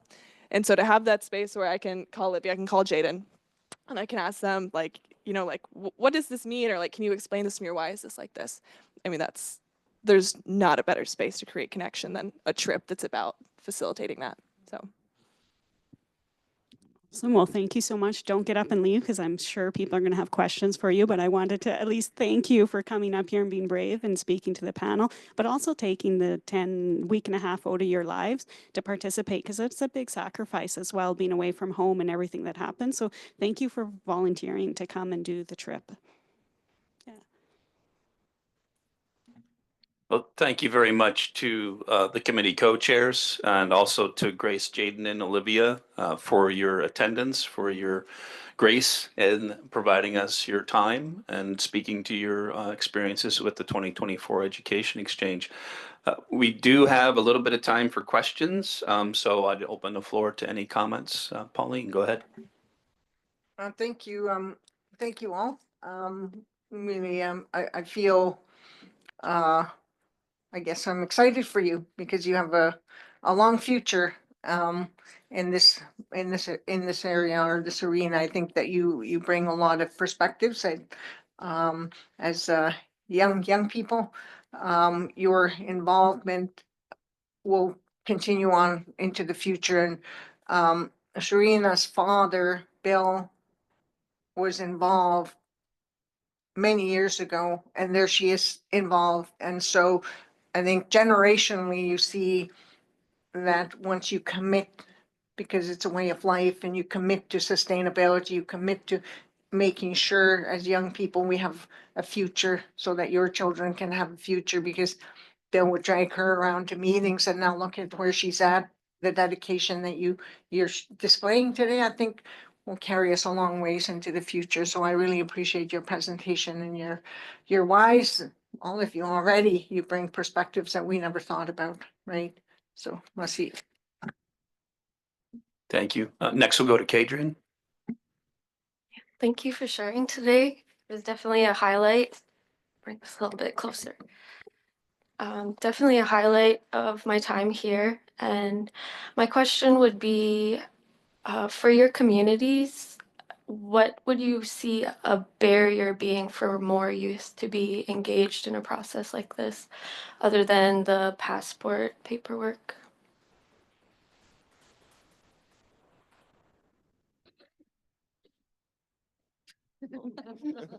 Let's see. Yeah, I mean, there is, a lot of logistics, right, with minors and people under 18. But I think a lot of it too is you got to keep it interesting and engaging. And I mean, one way to do this is go outside. Like a kid is not going to want to sit in this room and listen to people talk. Go out, get on the river, like put your feet in the water and like have a connection to it and have that involvement. And I think it's just keeping in mind that you create a connection to something when you care. And I think if I didn't have this trip and I hadn't had time on the river, like this would not be as powerful to me. Like I wouldn't be as motivated to fill the space in my role that I have. So how do you keep it interesting and entertaining and also removing those barriers that seem like me getting into the policy world is like the scariest thing ever. Like I don't even know where to start. I don't know where to start with that. So how do you make that engaging to somebody that's young and accessible? And maybe that's answering your question with a question. But I think that's it. It's, how do you keep it engaging and interesting and made for somebody with a mind that's young and moldable and not quite built the tolerance of sitting in a room with, microphones and Zoom and right. So, yeah, thinking about where they're at in life and creating that connection to a place, to something, to a community. And then that's how you build the capacity to sit and advocate for spaces. Yeah, Grace had some great points. I think just keep it engaging. We were flying, we were boating on the Porcupine River, we were just traveling all over Canada, just every day, keep it moving and just learning like the whole time on the way. Like we were in our cars driving to Dawson and information the whole time, you know, and we're on the boats, you know, and we're getting like backstories of everyone's camp along the river, which is just super cool. And then talking to the elders in Old Crow was a great experience. Just the generational knowledge that they have being passed down, you know, to me was such a great experience. So, yes. I'll just add that our youth are losing relationship to salmon, and I don't need to tell my Canadian relatives that. But our youth are losing that connection to salmon. They don't fix nets anymore. They don't build fish wheels. People don't build fish wheels in Nenana anymore, and they used to. People aren't learning how to put gas in a boat and travel the river in a safe way. People don't know how to travel the river in a safe way anymore because they're not going out to fish camps. And so getting our kids back to fish camp, back to culture camp, that maybe the communications team could be reaching out to MUMTA program at the University of Alaska Fairbanks, to high schoolers. If I had gone on this trip when I was younger, I think I would have been in Huey's job. I think I would have been reading sonars, because I looked at that sonar and it was the coolest thing I had ever seen in my life. I was like, this is more fish than I've ever seen in my life. I could sit here and welcome our fish back to our spawning grounds. So if I had been on this trip when I was 18, I think I would be a sonar expert right now. But instead, I'm reading regulation and policy and trying to teach Grace. So I think that this is a really amazing way to get our kids interested in how can you advocate for your fish. I don't think they know that yet. How can we do this? And how can we do this as a job? How can my skills and my unique gifts contribute to the advocacy for our salmon and for our way of life? Next, we'll go to Mr. Chair, and then I think we will need to move on to our next presentation. So, Mr. Chair. Thank you, Mr. Chair. So I'd like to begin by thanking and acknowledging you for taking the time out of your lives, away from your homes and families and jobs, to participate in the education exchange. And it's invaluable for the Yukon River Panel to hear about your experiences. One of the objectives of the Yukon River Panel through the education exchange is to realize and enable experiences such as the ones that you had. And we're always striving to ensure that we're connecting with potential participants and kind of encouraging individuals to take advantage of this unique opportunity. So I'm just curious, for each of you, what or who kind of convinced you to take the plunge and take advantage of this opportunity? Again, acknowledging that it's a huge commitment, kind of parking your life for 2 weeks and taking the plunge into the unknowns, in this case of Canada.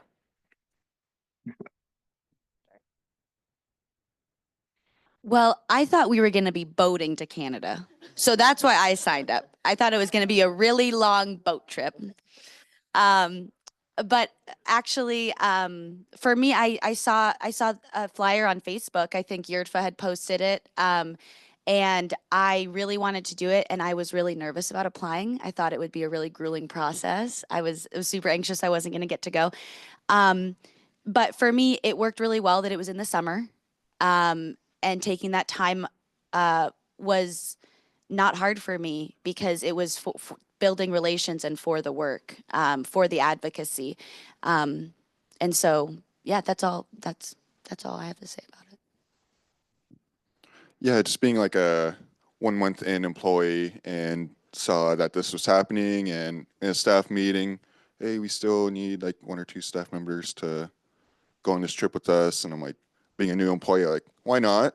I want to go to Canada. I've only driven to Alcan, so this is my first time being a tourist in Canada, so to speak. So and I'd rather spend, you know, my days in the summer in 30 degrees Celsius instead of here in Anchorage in the summer where it seems to be rainy and windy most of the summer. Yeah, so same boat as Jaden, a little bit voluntold maybe.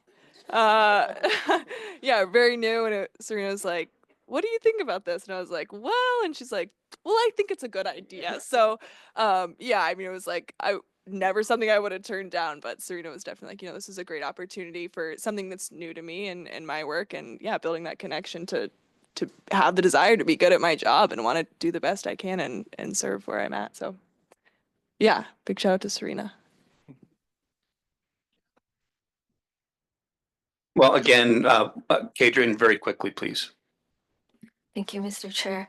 I wanted to suggest, in light of the cultural exchange or education exchange, sorry, not happening this year, if there were ways to support advocacy programs dedicated to youth learning policies and from local local knowledge keepers. There's one in mind right now is called To Swim and Speak with Salmon. They're looking for 15 youth along from Canada, BC, and Alaska to educate them and train them and mentor them. See. Perhaps that's something that the Communications Committee can consider and add to its discussions for future meetings and Yeah, Mr. consideration. Chair, thank you. This is exactly the type of feedback that we're looking for, and we will follow up on that. So thank you very much for that. Excellent. Very good. Well, thank you again, Grace, Jaden, and Olivia. Thank you so much for joining us. I'm glad you had a wonderful experience on the Education Exchange. Thanks so much to the Communications Committee, all the members, to YURDFA, YSSC for all the incredible work that you do on all these different programs, and we'll look forward to more. Thanks.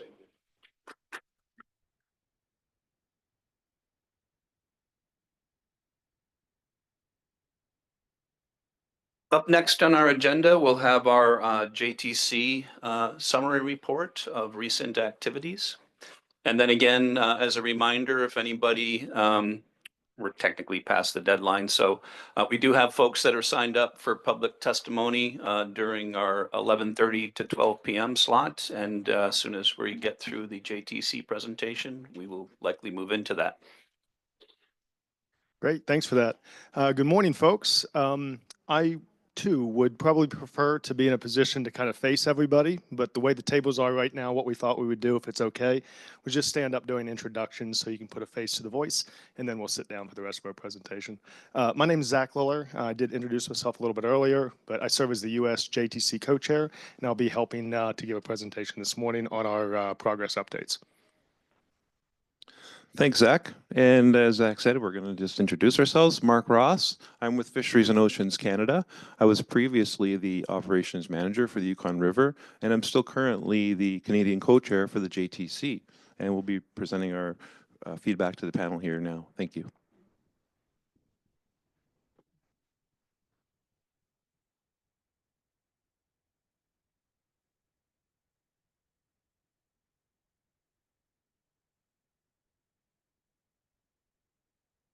If we could just go ahead and move to the next slide, please.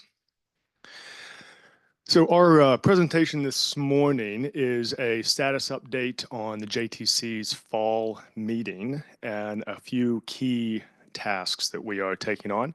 We met in person in Fairbanks, Alaska, November 18th and 19th, and it was a hybrid meeting. The bulk majority of our folks were in person, but we did have a couple of folks online. Next slide. And folks that have been to these Yukon River Panel meetings before and heard our updates are probably used to seeing us walk through an agenda that's 2 to 3 days long. This year, our fall meeting was abbreviated. We really did just heard from our subcommittees on some of our key tasks on the first day of our meeting, and we abbreviated our agenda so that we could take a full day and meet with the Yukon River Panel's Traditional Knowledge Committee on November 19th. And then folks that were participating in that meeting, many of whom stayed for November 20th and 21st to participate in aspects of the Yukon River Panel special session to discuss rebuilding for Canadian origin Chinook salmon. So our meeting on the 18th focused just on our core topics. We had one guest presentation. We heard agency management updates, and then we heard specifically from our JTC subcommittees. Next slide, please. And I'm going to take a quick page out of the Communication Committee's playbook here and ask for the folks that are in the room that are members of the JTC, just stand up super quick so that folks can kind of remember that there's quite a few of us that are here helping to support the effort. Yeah, thanks, guys. So we actually had 21 folks from the JTC attend in person in Fairbanks, and then we had 3 guests from Pacific Salmon Commission. Next slide. And we started our morning on November 18th with a focused presentation from Pacific Salmon Commission discussing options to make R&E funded data more readily available to the public. And this concept stemmed from a recommendation that the JTC made to the Yukon River Panel, which the panel supported exploring options, which converted into an action item to report back at this meeting, actually, with some of the preliminary strategies that we're considering. And I'm quite pleased to see that there's some motivation behind this, and we'll continue working on this project over the next coming months. Next slide. One of the primary tasks of the JTC is to produce a forecast for Canadian origin Chinook salmon and fall chum salmon. And the way that we operate in developing these forecasts is we use our fall meeting to discuss the methodologies that we're going to use for the coming spring. And so it's a series of technical presentations and discussions about the pros and cons of various forecast strategies. And where we ultimately landed was to make no substantive changes to the forecast methods compared to what we did last year. So for Chinook salmon, we'll continue to base our forecast on age class relationships, production models, juvenile abundance estimates, and information about run size from the prior year. The other thing that we agreed to at our meeting was to continue producing a border passage estimate. So a new product that we prepared for the panel in 2024 for the first time. We plan to do that again in 2025. And the attempt here is to expand upon our preseason forecast for the total run and account for the potential for natural en route mortality to give the panel an expectation of what might arrive at the border. For fall chum, we're going to continue with our 2-step forecasting process, which starts with forecasting the total run for all fall chum salmon. And then we apply our best estimate of the proportion of that total run that is Canadian origin to produce a Canadian origin forecast. The part that we're going to continue to do for 2025 that is new is that we're moving beyond assuming a static proportional contribution of Canadian origin and instead basing that proportion on recent year genetic information. So we'll continue to do that for you guys moving into 2025. Next slide, please. Following our forecast discussion, we heard presentations from agency staff, just updates on how the prior season went with respect to management and salmon assessment. Versions of these presentations will be provided to the panel most likely after lunch today. Next slide. We then heard from our JTC report subcommittee. As most folks are aware, the JTC produces a comprehensive report on an annual basis. And basically the purpose of this discussion at our meeting was to confirm our timelines. You can anticipate that we'll have a published JTC report no later than March 17th. The general scope and content in that report is going to be similar to prior years. However, with Pacific Salmon Commission's help, we're going to have a new look to the report cover. So you'll see an example of what the new cover is going to look like on the screen. So a little bit of color this time. Next slide. We also heard a report out from our Restoration and Enhancement Fund subcommittee. So one of the JTC's annual responsibilities is to provide a technical review of all of the proposals submitted to the Yukon River Panel's Restoration and Enhancement Fund. We have completed that initial technical review. We've submitted all of our input to Pacific Salmon Commission and the panel, and that is currently under consideration, and we'll continue to help with that process moving into the spring meeting. Next slide. We also had a brief conversation about our endeavor to review the fall chum salmon escapement goals. And so we heard from members of our escapement goals subcommittee The names that are listed on the slides there are functionally the same as what we presented to the panel last time. We have a total of 9 people identified to assist on the subcommittee. It's a mixture of JTC and non-JTC members. The main difference between what we presented last time is that the U.S. has secured funding to contract a consultant to assist with that analytical work. Next slide. So this slide, I don't intend for folks to be able to read all of the lines there, but basically this is a draft timeline that the subcommittee is working under to complete our review. And I'll note right now that this timeline's been extended by 1 year. So the major tasks that need to be completed include a detailed data review, analytical work, and then the bulk majority of the time commitment is associated with making sure that the product goes through a formal technical peer review and then formulating the results of that peer review into a recommendation. For capacity reasons, we have only met one time virtually, and we're hoping to get started with a renewed focus here in the next month, with the expectation that if there's no additional delays, that we could produce a recommendation in the spring of 2027. Next slide. And then we ended our meeting on November 18th with a discussion about when we're going to get together again. And we've decided, due to various funding limitations, that our next meeting will be completely virtual. And we've targeted March 18th, 19th, and 20th for our next meeting. And I'll hand it over to Mark to talk about the second day of our meeting. Yes, thank you, Zach. So yeah, we started November 19th meeting with somewhat historical meeting of the 2 committees that we heard from Brandy and Charlie earlier. So that was with the Traditional Knowledge Committee and the Joint Technical Committee. So just want to recognize that and the importance of that, as it's the first time we were able to get the 2 committees together. So as you can see here, we actually had 35 participants, so a large participation, large group.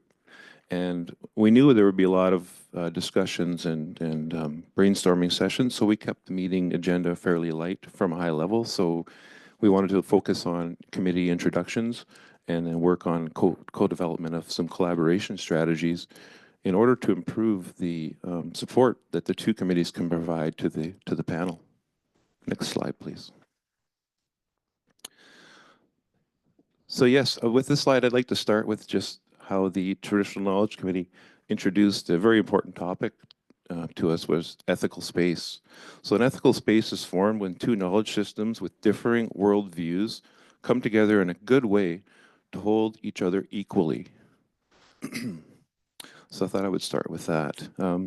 So with that, we rolled into our committee introductions. So the JTC, we demonstrated and explained some of the history behind it with regards to the Yukon River Salmon Agreement and some of the roles and responsibilities that the JTC specifically has that are outlined within that agreement. We also discussed TKC development and the vision for the future, and then creating an ethical space, as I noted, which is very important for having true open dialogue and collaboration. Next slide, please. So here we had some of our roundtable discussions and brainstorming session ideas, and these are actual snapshots of the different groups and some of the ideas that came together. So again, we had such a large group, we thought it's important to show and demonstrate some of the work and ideas that each member had. Next slide, please. So from a result of that information on the previous slide, so we were able to get some key themes and collaboration goals. So starting with transparent and effective decision making, work on how the JTC and the TKC can work together. Again, that's to provide a improved insight and recommendations to the panel. Elevate traditional knowledge and the community-based monitoring programs as sources of information into the decision-making process. And anticipate that definitions of successful coordination may be different from Western science and traditional knowledge holders, and that's okay. And we need to incorporate more views into things and decisions and recommendations. And lastly, again, creating that ethical space for effective communication, including the incorporation of some ceremonial practices. Next slide. So some key themes on these collaboration strategies, we kind of summarize those into three categories: clarity, support, and integration. So with clarity, there's clear expectations from the Yukon River Panel Committee collaboration, and anticipate that collaboration will be an iterative process. So we recognize this is as I said at the beginning, this is a new process. This is the first meeting, so we recognize it's going to continue to evolve. The committee should have input on Yukon River Panel agenda and development. And then recognizing that the 7-year agreement gives us some space for the committees to develop coordination strategies. And with regards to support will be needed to facilitate the regular joint meetings. So notes and agenda items developed by the committee could be shared with other committees as well. And lastly, with respect to integration, incorporate traditional observations into reports and recommendations. So a TK section within the JTC annual report, which would provide qualitative information and some local observations, and as well as environmental indicators and traditional knowledge to inform run expectations. Next slide. Thank you. So some other things that came out of our collaborations and discussions, brainstorming sessions, were the collaboration barriers. So much like the salmon pictured on the right here, these barriers aren't insurmountable. We're going to work through them, and we're going to make it upstream, just like the salmon do. They try so hard. So the staffing differences established some inequities related to the coordination capacity. As an example, the JTC is supported largely by agency staff positions and funding, while the TKC is a voluntary based without compensation, except for the facilitators. Further possible barriers would be virtual meeting options, which are unlikely to result in effective collaborations. So we've really felt that the benefits of meeting in person are instrumental, especially at this time. The JTC travel funds are often insufficient to participate in at least additional in-person meetings, and there's no dedicated travel funds for let's say most of the TKC members. The Yukon River Salmon Agreement and Yukon River Panel establish the committee expectations for the roles and responsibilities. So the JTC is formally acknowledged within the Salmon Agreement with clearly defined roles and responsibilities. I noted this earlier as well, where the TKC roles and responsibilities are not clearly defined within the agreement at this time. And then moving on to some language differences.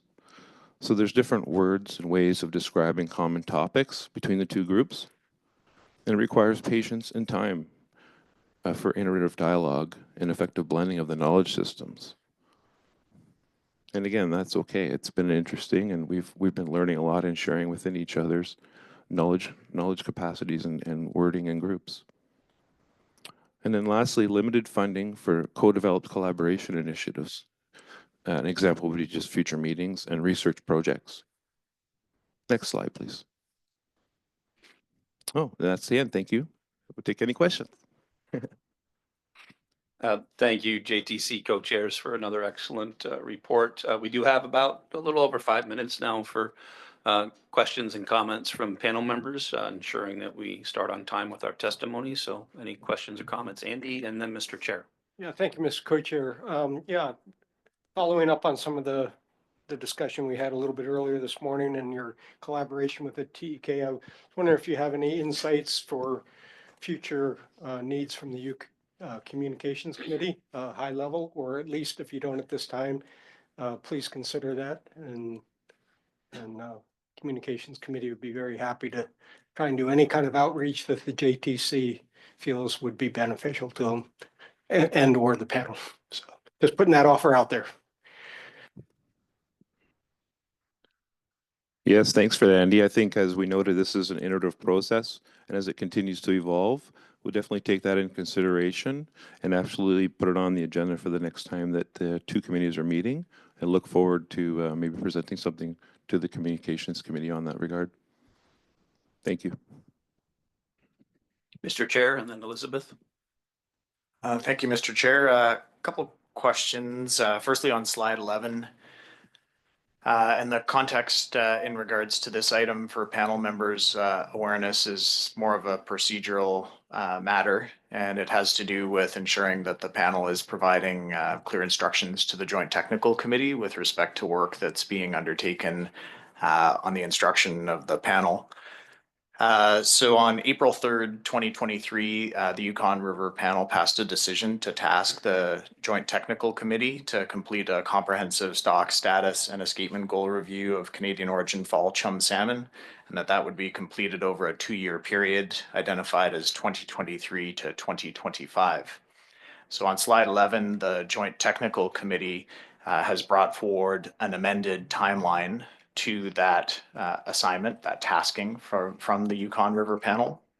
And so effectively, I believe they're posing the question, they're asking the panel for a decision with regards to amending the tasking to the Joint Technical Committee, specifically extension of the timeline to complete the comprehensive stock status and escapement goal review in 2027 as opposed to 2025 as originally tasked.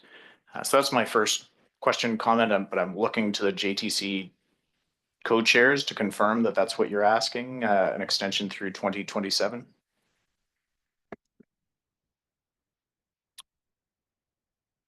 I think that's that is one way to look at it. And if that's if in order for us to complete the level of review that we would like to bring forward, that additional time is what will be needed. And if the panel feels that they need to approve that, that would be helpful for clarity. There are other options. If the original timeline is the higher priority, there could be a separate, maybe offline conversation about whether there's steps within this process that can be modified. Some of those steps, as I mentioned in my presentation, are quite lengthy and often outside of the control of the JTC itself. Peer review, as an example, is a very difficult time-committed process. If that wasn't required, then some of these timelines could be expedited. But I do think that what we've posed here is, in my opinion, the most comprehensive and bilateral process that we could offer.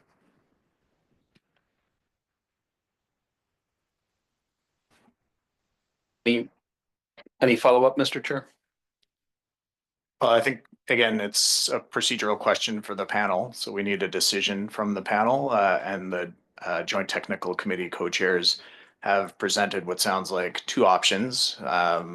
For us as a panel, we can either choose to take a decision on the requested extension from the original tasking assigned in 2023, or defer the decision to the April 2025 preseason meeting, Mr. Chair.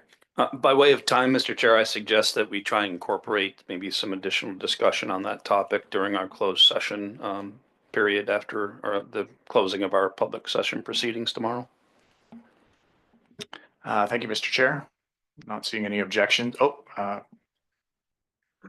Okay, seeing confirmation, Mr. Chair. Just one follow-up question, if I may, and I appreciate we're short on time. Slide 18, just to correct the record. So I noted that there was a number of points identified with respect to funding and compensation of traditional knowledge committee members, as well as travel for traditional knowledge committee members. So to be clear, the Canadian Traditional Knowledge Committee members' travel is fully funded by the Government of Canada. There is a specified budget allocated to that by the Government of Canada, which has not been anywhere near met or exceeded in recent years. And likewise, payment of honoraria is paid to Canadian Traditional Knowledge Committee members who are appointed from the Yukon River Panel. Mr. Chair, thank you. Thank you for that clarification, Mr. Chair. Next, we'll go to Elizabeth, then Ragnar, and we will need to wrap up so we can begin our public testimony. Yeah, thanks. And Steve already hit off one of my points. I just emphasize the importance of getting through the spawning goal work for Chum, just given where we are with the runs.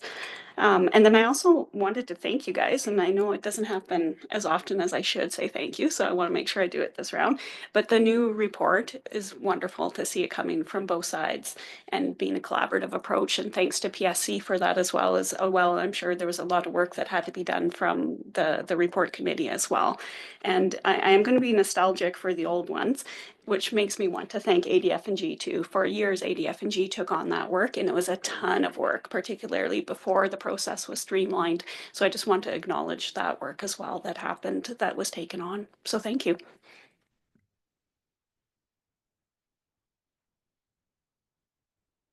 Ragnar, go ahead. Mr. Chairman, I'll just take this up in the hallway. We move on to public testimony, please. I'll pass. Thanks. Thank you, Ragnar. And Carly, I do see your hand up. If it's very quick, I do want to be very conscientious about folks waiting for public testimony. Yeah, thanks. I just wanted to echo Elizabeth's comment to the presenters that I thought it was really well done. And as a member of the TK committee, I thought it was really special to hear the Joint Technical Committee talk about ethical space. So appreciate that. Thanks for the work that you do. Thank you, Carly. And thank you to both chairs and to the TK committee for the engagement and coordination on that meeting. Thanks, everyone.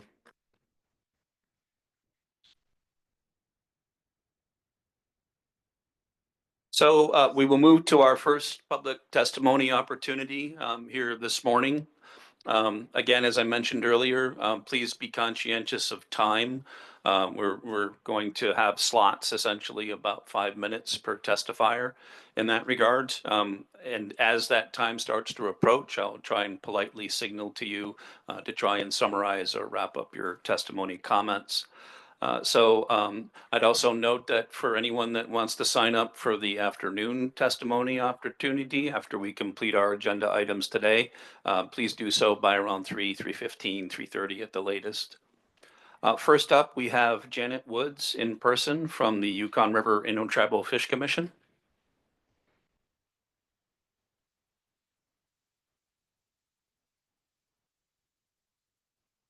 Janet Woods, are you here?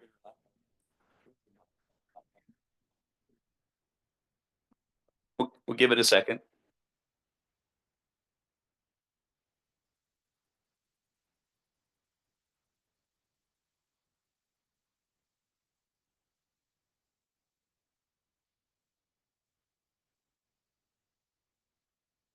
And I'd note while we're waiting for Janet that we are going to try and reorganize for public testimony for this afternoon session, make it maybe a little more accommodating for folks in that regard, recognizing that some folks may not be comfortable putting their back to folks. So just stand by on that.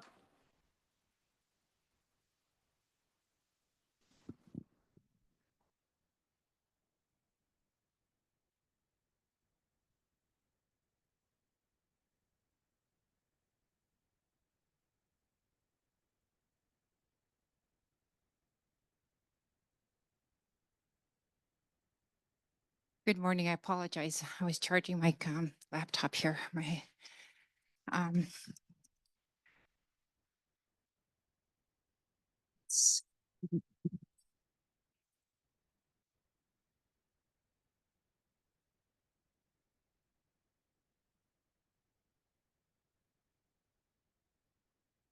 Good morning. My name is Janet Woods. Sorry, Janet, it might be simpler to just hold the mic. Apologize for that, or get it as close to you as you can. Thank you. Is that better? Can you hear me now? Much better. Thank you. Right. Thank you.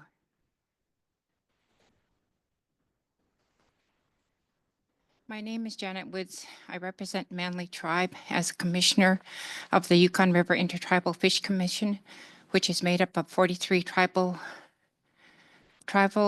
government authorized by tribal resolution.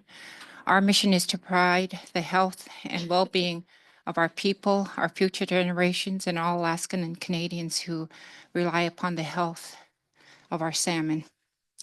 The purpose of the Commission, as stated in our Constitution, is to act as a unified voice for the conservation and restoration of all Yukon River fisheries, to protect our traditional way of life and well-being, establish a comprehensive plan and program based upon distinct customary and traditional Indigenous knowledge and practice, while serving for a co-management to ensure meaningful and essential for tribes, First Nation participation in all aspects of fish stewardship. Manly Tribe was not consulted, and we did not consent to the 7-year agreement, which is a false solution for rebuilding, as many of our tribes have not fished for at least 5 years, and many, particularly those of the upper river, have not fished the majority of the last 10 years. We are concerned that a rebuilding escapement target of 71,000 Canadian original Chinook salmon is not realistically achievable within this time frame, even with ideal conditions.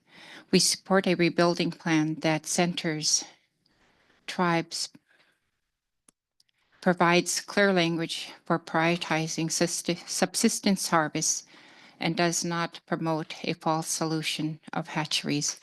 Our Fish Commission has a lifetime of experience on the Yukon River. Our families have stewarded these waters since the beginning of time. We can provide the traditional and local knowledge that is needed to rebuild salmon runs. We ask that you consult with us and include our recommendations in the rebuilding plan.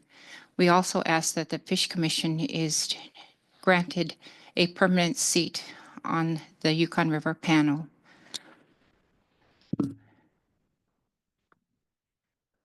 Chinook salmon are coming into the river much smaller, with less food in their stomachs, with poor egg health due to the part of changing ocean conditions and from prey competition from Alaska pink and chum hatchery output.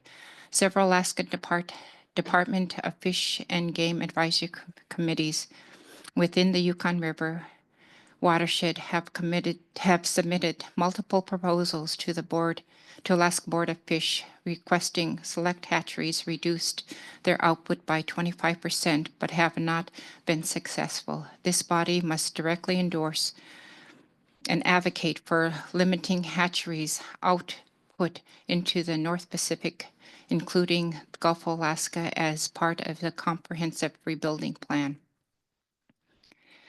Along with other environmental factors, serious habitat issues exist for Canadian original salmon due to the hydroelectric dam and mining operations across the Canadian border.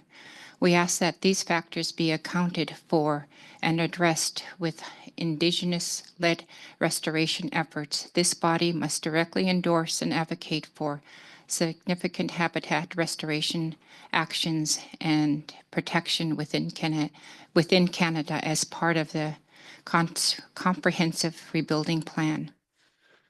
A long history of unrestricted mesh size and over-harvesting through commercial fishing, both in-river and offshore, has significantly contributed to this decline in size and number of salmon. In three of the years of weak Chinook salmon runs 2002, 2008, and 2010. State of Alaska management allowed a commercial Chinook harvest when there was a failure to meet Alaska's native subsistence need.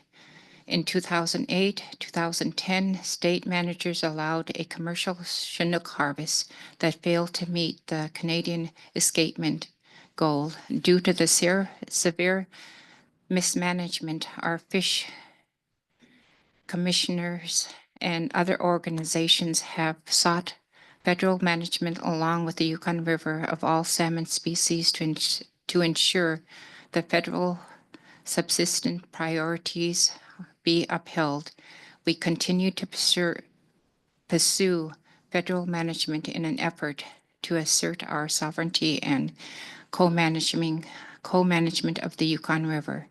In closing, we respectfully request consultation with the Yukon River Panel and a designated seat for the Fish Commission on this panel to support the development and implementation of a meaningful salmon rebuilding plan. Thank you very much for your time, and hopefully you take this to heart because it means a lot to us. Because like I said, we haven't been able to fish, but still out in the ocean, in the Gulf of Alaska, they're still fishing. And only with 71,000 Yukon Chinook salmon that entered the Yukon territory, and how many of those made it up the dam, the stairs of the dam, and how many actually made it to the spawning ground was my question, and that we don't know. But 71,000 fish Chinook salmon is not many.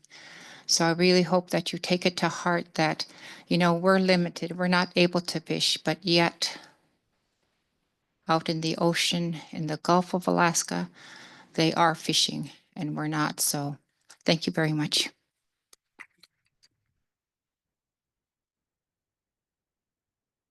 Thank you for your comments, Janet. Question from Brandy. I don't have any questions at this point. I really appreciate your presentation, and I 100% agree with you.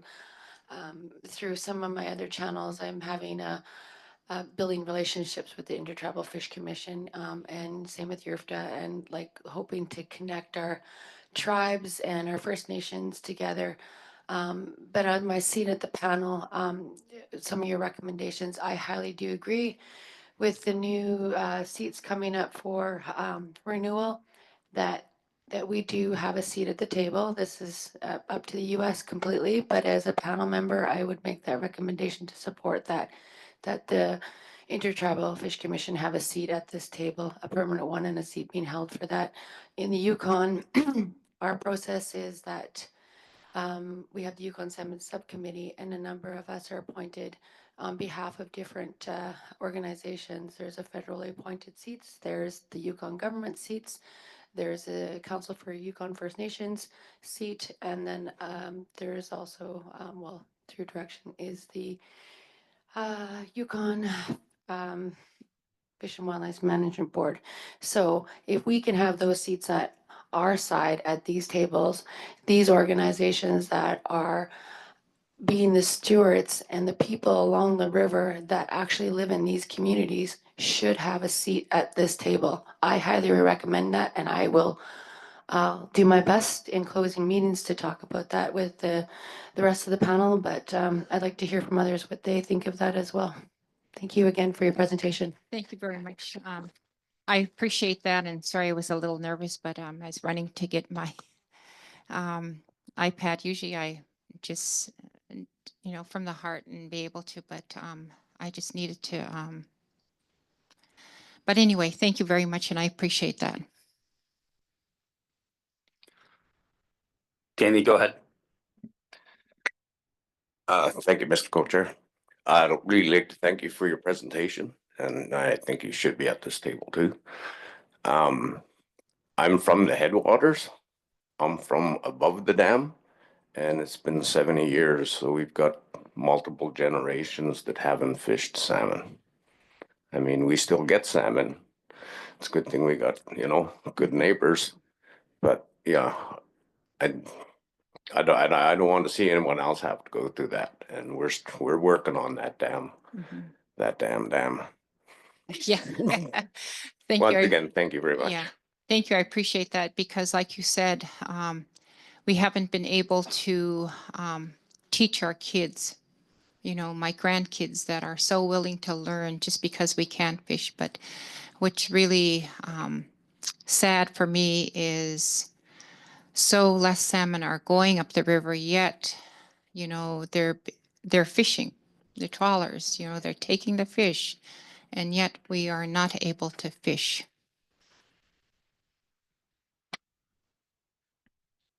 Okay, up next, we'll have Stanley Pete from the Yukon Intertribal Fish Commission. Stanley Pete for public testimony.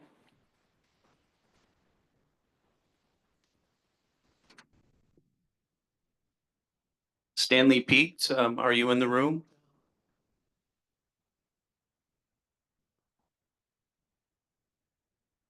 He's in person.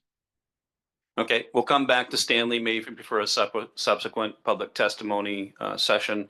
We'll go to the next on the list of Darlene Pete from Nunamiqua tribe. Darlene Pete.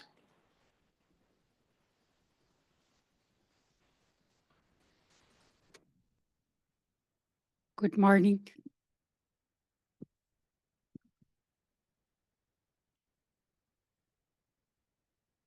Hey, can you hear me okay? We can, thank you. All right, good morning. Thank you for the opportunity to for me to provide testimony. My name is Darlene Pete. Among the many roles I hold within my family, I am also a tribal member, a community member, and the tribal administrator for my tribe. It is my responsibility to make sure that not only my family is safe and healthy, but as a tribal leader, I am responsible for my community. I have been designated by the Nunamiqua Tribal Council to provide testimony today. I am also speaking on behalf of those who cannot afford to be here with us. Our tribe has approximately 330 enrolled members. Nunamiqua is located on the Yukon Delta, a coastal community with unique cultural and social practices because of our relationship to the ocean and land. We live on high windswept tundra. We live on windswept tundra. There are no large forests or mountains. We don't have tourism, timber, or mining. We are remote and live miles away from the road system. The nearest hospital to my village is 150 miles away and costs $700 for a round-trip airline ticket. The nearest Costco, Safeway, Fred Meyer's, and Home Depot are 500 miles away and cost $1,030 for a round-trip ticket. Due to our geographical location, our freight costs are extremely expensive. It is challenging to live in my village, but we have adapted to it. I just want to give the panel an idea of where I live.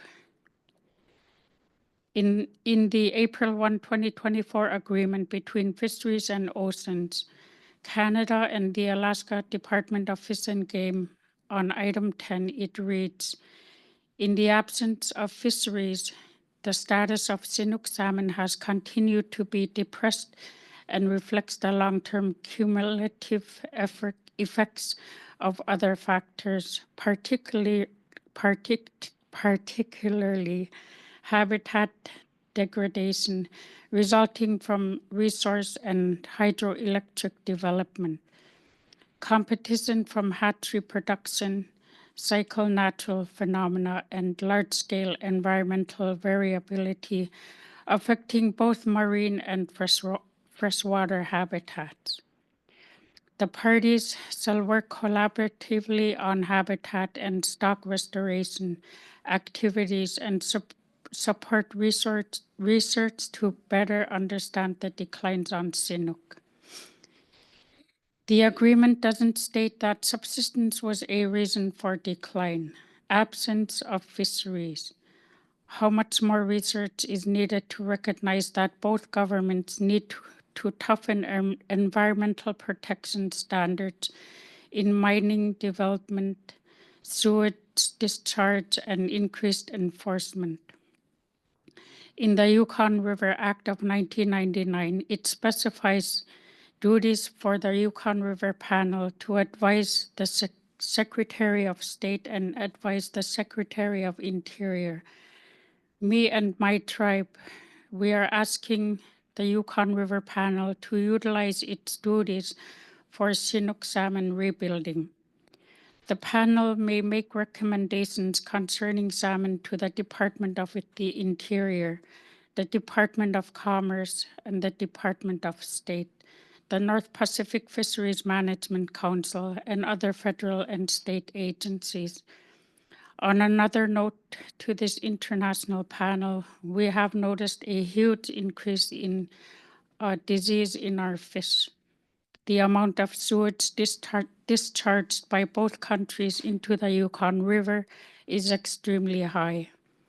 The Alaska Department of Fish and Game also has seen an increase in disease in salmon. Study was funded by Yukon River Panel Restoration and Enhancement Fund. Bacterial, viral, worms, and other pathogens that my tongue cannot properly pronounce. The Alaska Department of Environmental Conservation, Division of Water, is tasked with water quality monitoring. Non-point source pollution from snowmelt or rain from urban areas, agricultural construction sites, and human activities carry pollutants that adversely affect salmon spawning, their growth or migration. In the DEC wastewater discharge authorization program, the pollutants of concern in treated wastewater has been identified as being discharged into salmon spawning streams, specifically the Tanana River. Ammonia, copper, chlorine, oil, E. coli, grease, fecal bacteria, and many others being discharged did not meet water quality standards. Data is available online. I'm sure Canadian equivalent of DEC has some data. Discharging of contaminants are and should be a high concern when our salmon are in decline. Would anyone put all these contaminants in a home aquarium? The fish would float belly up in no time. I am a single voice for my community of 330 tribal members. I hear and see firsthand the disparities of my people. Why restrict us subsistence users when it's not our fault for the decline? Pointing fingers will not solve problems. We will need to work together and find solutions to this problem. Thank you very much.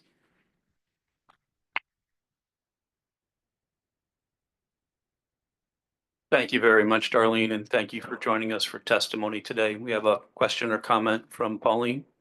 Thank you. I appreciate your testimony. It certainly resonates with me, and I come from the farthest reaches of the Yukon, the tributary in Old Crow, and we have 250 people in our community. So what you describe is you're describing my community. I want to just acknowledge your comments because you certainly put a lot of thought into how you conveyed your message to us with respect to climate change, adaptation, impacts and effect on our way of life as Indigenous people, and some of the things that we don't always consider is, food security or food insecurity, and how do we adapt and manage that at this table. So we have an obligation at the Yukon River Panel to meet border escapement and look at habitat and habitat protection. And you're bang on your points. I think that the panel is now having some really comprehensive discussions around the socioeconomic impacts on the people, but the cultural impacts and consideration as well. So I like that. I think that environmental standards have been, you know, maybe not always complied with. And those are things that we certainly take into consideration, albeit we don't have control over the standards, but we do have connections within both our regions to make the adaptations and increase supports to align with legislative drafting. We're going through that exercise right now in Yukon, just as a reflection on you know, successor legislation, review of our environmental regulations. As Indigenous people, we have that control in Canada. And so we will endeavor to do our very best to ensure that we put the measures in place. And I appreciate your comments, Masi. Thank you. Thank you, and thank you again, Darlene, for joining us today. Next, we have Charles John from the Yukon River Intertribal Fish Commission. Charles John.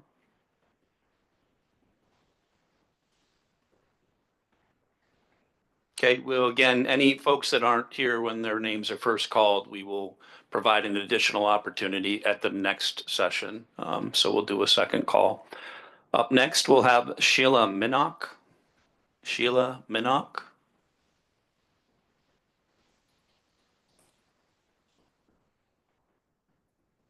Okay, again, we'll do a second call for Sheila in our next session. Next, we'll have Francis Thompson.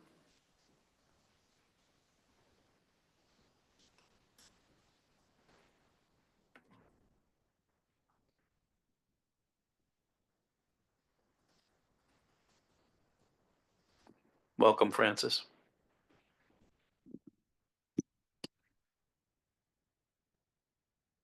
Thanks, John. Good morning. My name is Francis Thompson. I'm from the lower village of St. Mary's. I'm currently the Tribal Council Chairman for the Algonquin Tribal Government. And I served with this panel process since 1996 to 2007 as an alternate. Advisor, alternate panel member, and a panel member.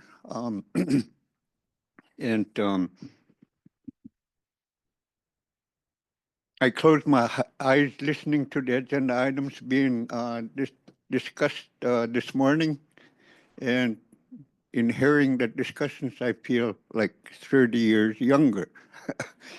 You know what I mean?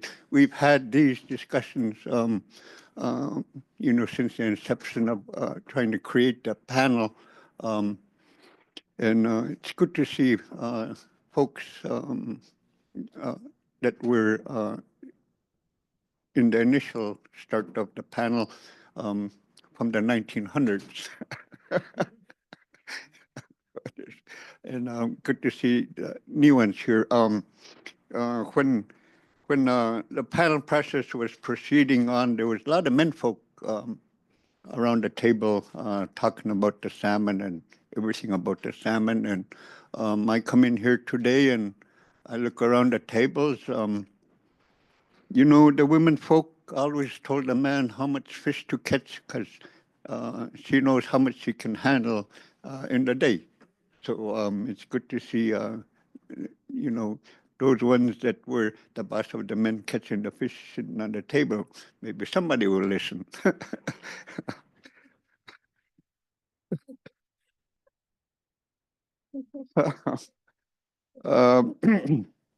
You know, we're in a kind of a desperate situation here.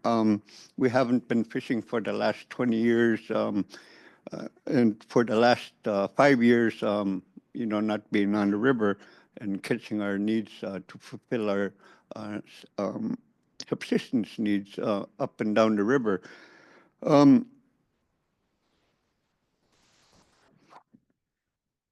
There's one little passage I want to read. Never allow a struggle to turn your sky into a ceiling. You must believe there is always a way. And in creating the Yukon River Panel, you know, that's what we believed, that there was a way to you know, restore our salmon to historical levels. And that's what we need to reflect on when we go to ask for how much salmon do we need in the Yukon River. Historical levels, what are they? Probably 500,000 Chinook, probably 6 million, 7 million chum, be it fall chum, summer chum, or coho. Those numbers we need to look at and not say that we met escapement and that's good enough. We need to target salmon levels to historical levels. Salmon is our keystone in the Yukon River. It's life for the folks on the Yukon River. In our community, 50% of our diet is salmon. Of that 50%, we can say that half of those are from Canadian origin. So we have a battle, both the Canadians and us on the river, a battle to fight, and it's coming up in the next 2 weeks, next week, with the North Pacific Fisheries Management Council. What are we going to do? What are we going to ask from the council as a Yukon River panel? This panel is an international, it was formed internationally with a treaty. And throughout the years, I've been wanting to hear where this panel stands during the council process. We need to quit being passive. We need to ask for things. And and looking at the redoing of the Yukon River Salmon Plan, we did that over a 20-year process. And to look at redoing it or adjusting it or doing it for our current situation here would be a disservice to those folks that participated through this panel process. All the information is there. We need, like I said, we need to quit being passive. We need to go to the council and demand what we want.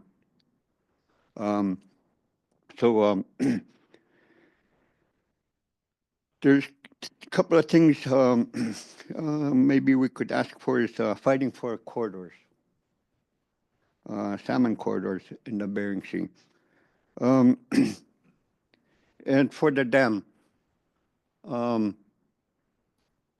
the Whitehorse Dam, trying to find ways to innovate it to be salmon friendly. If we put our minds to it, there's probably, where there's a will, there's a way. In doing so, you might reference to Sweden's fish ladders, and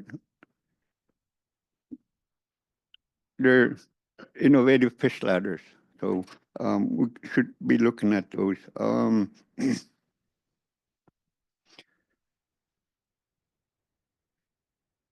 Traditional economic knowledge,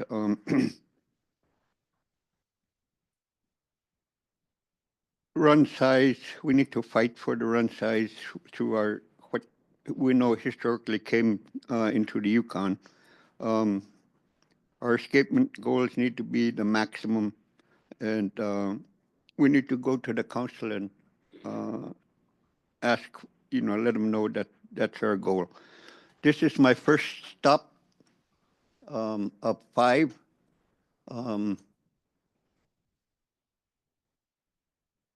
It's going to be the Federal Subsistence Board coming up 2 to 4, and there's the North Pacific Fisheries Management Council 2 to the 10th. I'm going to mention to them that we're tired. Grandma's Law. We need to look at Grandma's Law. And she said, if it's good and you're providing for your family and it sustains you for the hard winter months, you need to continue doing it and don't let nobody tell you any different that you're doing wrong. So we need to go to the North Pacific Council and tell them we're tired. The 1% has been saving the resource to replenish. The 99% have been fishing all these years, the last 50 years. So what if we follow them, it's going to take 20 years for us to die. If we go and fish, we let them know you're not going to be fishing within 5 years if we go out and fish and catch our subsistence needs. So we need to bring out those strong messages from here, this international body. We need your help. Thank you.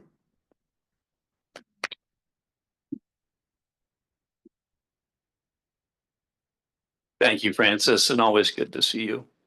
Go ahead, Brandy. Thank you, Francis, for that. I just wanted to, I'm not going to go into the rest of it. I really appreciate your hard work and your persistence to get to all the rest of these panels and get this message out. I'd like to say that I hear you. I've sat on the advisory side of the table and now I'm on the panel. I'm not sure if these guys are good with that, but I'm going to back you up on that.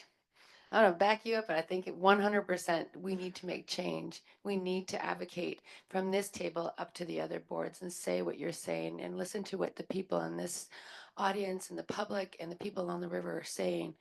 From that, I want to go back to where you're talking about the Yukon, the Whitehorse generation, generating rapid, or I can't even say it. Anyway, the dam, that dam. Another thing that I do, another hat that I wear is I sit on the technical working group with that as part of the 3 First Nations at the headwaters, Carcross, Tagish, Quinlan Dunn, and TKC. And I can tell you right now, we're taking that agreement to the full throttle to make sure that they are going to be accountable for what they have done and what they are doing and how they're going to move forward. We're building partners, including with Department of Fisheries and Oceans, and asking them to stand by us and hold it up, put a Fisheries Act authorization through, looking at different ways. We, the First Nations at the headwaters, have proved how inefficient that ladder, hatchery, and out migration is with the turbines, and we're holding them accountable for that. I'm hoping that very soon I can come back and say that there has been changes and improvements that could help with the fish migration above the dam. As you know, I'm from the headwaters of the Yukon River, and I my family's from above the dam. And my family has seen what that has done to our fish populations. And anybody, all of our people have in the whole upper watershed. And well, now we're all seeing it through the whole panel or through the whole river because of what you have said and what others have said. You guys are the people along the river that have witnessed this. You sat at this table. And yes, I'm hoping that we're not repeating 20 years ago and that we're going to make a difference and not go backwards and really think forward and ahead. And I like to really acknowledge that the panel process and the appointments, that we have a youth on our panel now, that's showing that we're making changes and that we're listening, and we still have our elders to advise us and you. So I really, really appreciate your testimony today. And thank you again for coming here, and you go and do the big fight. I got you. Thank you. Yes, creating eddies behind the dam and creating eddies for the ladder. I don't know, fish love eddies, so I know that much. We need to create eddies in front and behind the dam. Might be a good idea. So,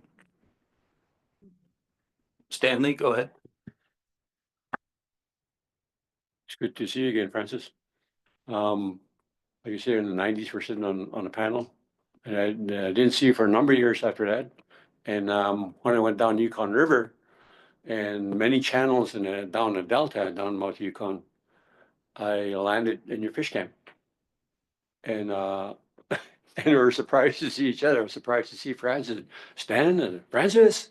And first comment to me was that I got to get back to Yukon River Panel and start talking here about Yukon conservation of the salmon. And here we are. So on your questions in terms of like the Whitefish Dam, that affects everyone directly or indirectly. According to the engineer back in the 90s, he said that dam was built on crumbling bedrock. So it'd be good to see an independent study on the stability of the structure of that dam to date. It'd be good to see that. So no, that's public. So I throw that out there.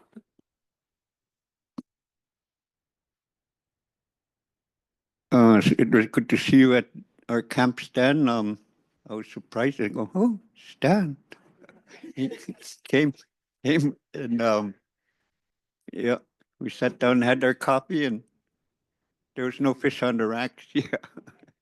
So, yeah. Never ceases to amaze me how much Stanley travels. I don't know how you do it. It's incredible. Thank you again very much, Francis, for joining us here today and providing us your testimony. Thank you for listening to me. Bueno.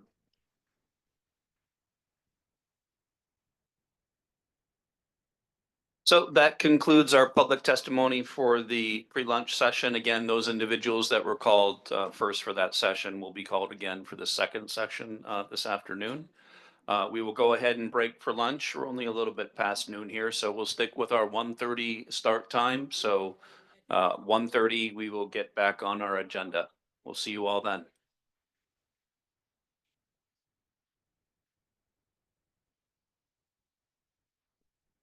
Okay, we are going to get started with the remainder of today's public session. Moving into the afternoon, as I mentioned earlier, we were running a little bit behind on our agenda. So we are shifting the season summary presentations to our afternoon session. We will begin with a review of the 2024 Yukon River Panel management recommendations. And then we will go into our US and Canadian summaries of the 2024 Yukon River Chinook salmon run.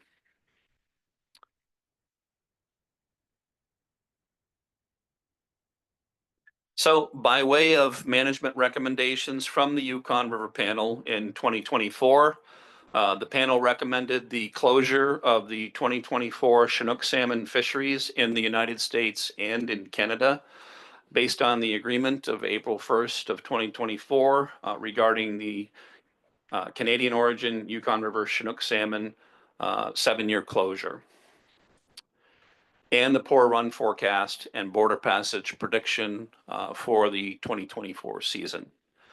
So that was the panel's management recommendation associated with Chinook salmon for the 2024 season.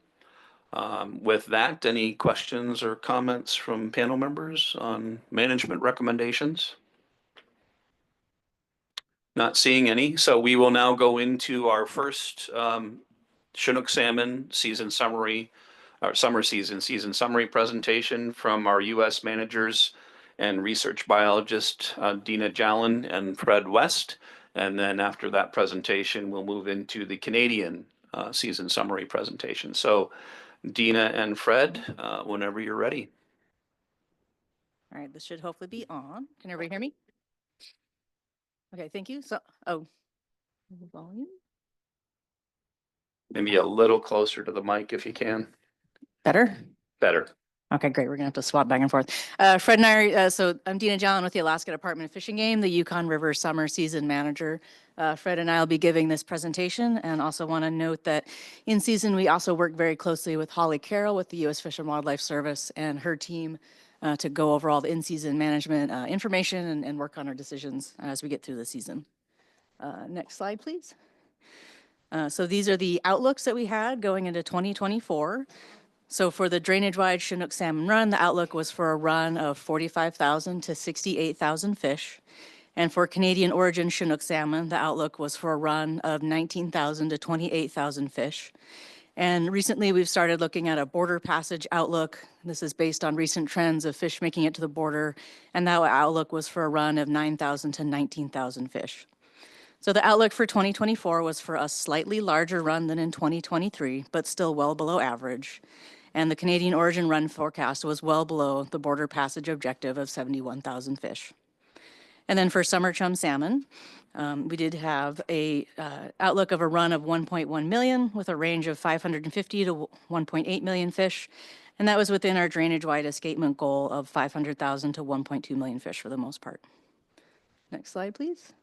And so as John just reiterated, the 2024 panel recommendations tied into our management strategy.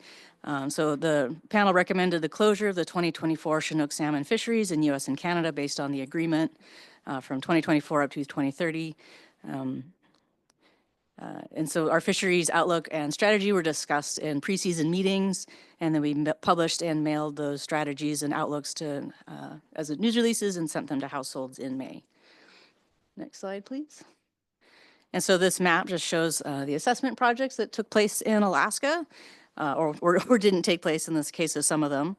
Down in the lower river at the lower Yukon test fishery, that had modified operations in that we did not use LYTF for Chinook salmon. We only operated the drift gill nets for summer chum salmon.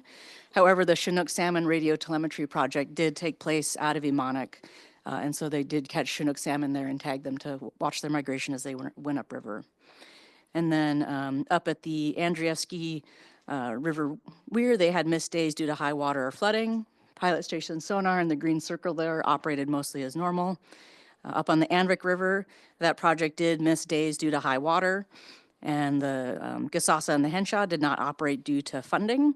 Up further upriver, the Chena and Salcha were, they experienced some high water and missed some days due to rain and flooding. And particularly up on the Salcha, the accounts for summer chum salmon are considered incomplete because they stopped operations before summer chum salmon, the bulk of the run made it to that area. And Eagle sonar did operate pretty much as normal. So next slide. And so this is just a brief summary of the management actions that we had going in. So based on the 7-year agreement and the poor run forecast, Chinook salmon fishing was closed. So subsistence fishing for salmon closed on June 1 in District 1 and the Coastal District. The Coastal District extends all the way down to the Nasconnet Peninsula, so from Point Romanoff to the Nasconnet. So we closed that coastal area as fish were beginning to approach the Yukon River for salmon fishing. And all Yukon districts and tributaries closed based on Chinook salmon travel timing. So we walked that closure upriver based on how fast the Chinook salmon swim. So like District 2 closed a couple days later and District 3 a few days later after that. And when those closures went into place for Chinook salmon, we also restricted 4-inch or smaller mesh gear for non-salmon to being operated as a set net only and being 60 feet or less in length. And so those closures also went into place on June 1. And then for an additional conservation measure, all gill nets, including those 4-inch or smaller mesh gear, were removed for a 2-week period during the bulk of the Chinook salmon run. And that roughly extended from the first quarter point to the third quarter point. During the season, other gear types like fyke nets, hook and line, spear, etc., were allowed for non-salmon species all season. And then we did open with selective gear fishing for summer chum salmon starting on June 22nd. And so selective gear would be dip nets, beach seines, hook and line, and manned fish wheels. We did not have that opportunity in Subdistrict 5D because that's beyond where summer chum salmon migrate. And from those selective gear types, all Chinook salmon were required to be released alive, but that did provide opportunity for summer chum salmon. And next we'll move into some assessment slides. So Fred will take over and go over a few slides. Yeah, good afternoon. So a reminder, I'm Fred West with Alaska Department of Fish and Game and the summer season research biologist. And so now I guess kind of moving into summer season assessment with the pilot station summer chum run size. And the green line or diamonds, I guess, is what we saw in 2024. And showed a late entry similar to recent years, and the counts for the summer season ends on July 18th, and we saw a passage of just under 760,000 at the sonar, and similar to previous years, based on genetics, the summer chum continue to pass into the fall season for the first week or up to 2 weeks after the transition. So yeah, the estimate that we are showing doesn't include those potentially late summer chum salmon. And the midpoint of the run at Pilot Station was July 2nd, which is roughly 3 days later than average. And as the graph is showing, the run size in 2024 was similar to the 2020 and 2023 run sizes, and it's above the recent 5-year average of 711,000. Next slide. So this table is showing the different assessment values we've got for the 2024 season. For the drainage wide, that number is actually the drainage wide based on the run reconstruction model is the drainage wide run size.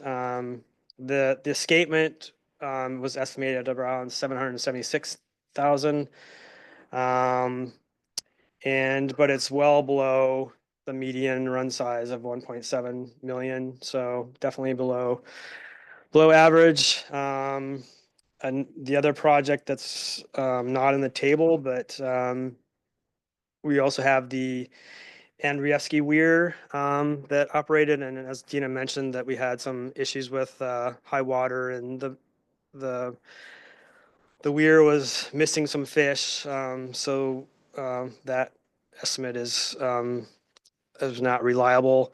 But we did get some aerial survey estimates, and those were actually above what the weir count would have been. And they also observed quite a substantial number of pink salmon in that drainage, more than I think normal and more than average. For the Anvik sonar, that is an expanded count. They also had some issues with high water, and one of the sonar pods had to be removed. So that the in-season count was just over 100,000, but they expanded it based on passage, and so that's it's a little bit better than last year, but it's still obviously well below the median number, and it's also below the goal. I guess the one thing I would mention is that the drainage wide run size was within the escapement goal range. As far as Dina mentioned, also the Chena had some issues with counts with high water, and so they weren't able to get a accurate count, and as well as they don't fully assess the run because of the project doesn't fully operate because it's mainly a Chinook passage project, so they don't fully assess the shum. I guess that's good enough for that one. Next slide. And so this is the summer chum drainage wide run size, and the black line and the dotted line are the escapement goals. So as I mentioned earlier, this year's run size was above the lower end of the escapement goal, but it's below the 10-year average total run size of 1.9 million.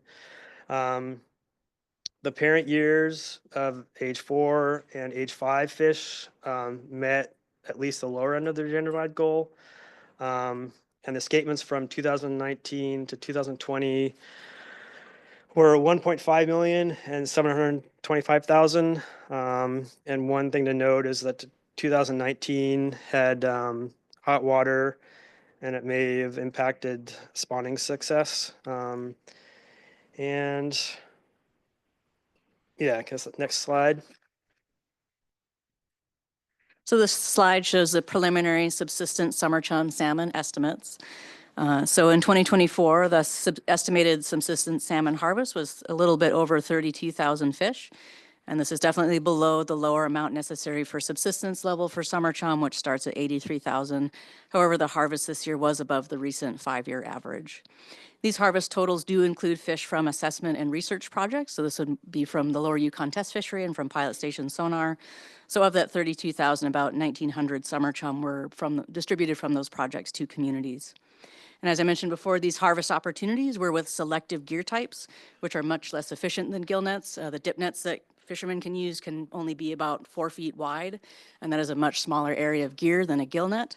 And also they can be pretty affected by density of salmon numbers and water conditions, and fishing conditions can be pretty challenging, and also can take a lot of money to go out and spend on gas to get out to fishing locations and try to get those salmon. So it is great to see that more salmon were harvested in the last few years, but it's certainly not back to normal, and it's well below average. Next slide, please. And back to Fred for Chinook salmon. Yeah, so this is the Pilot Station passage for Chinook salmon, and the red diamonds, I guess, are so it's the run is maybe a touch better than the last couple years, but still well below average. It also similar to the chum. It we had a late entry, and but the run size was, or the passage was, well below the recent 5-year average of just over 122,000. And the season total was just over 64,000, plus or minus 50,000 to 78,000. And one thing to note is that the Canadian origin run size at Pilot Station based on genetics was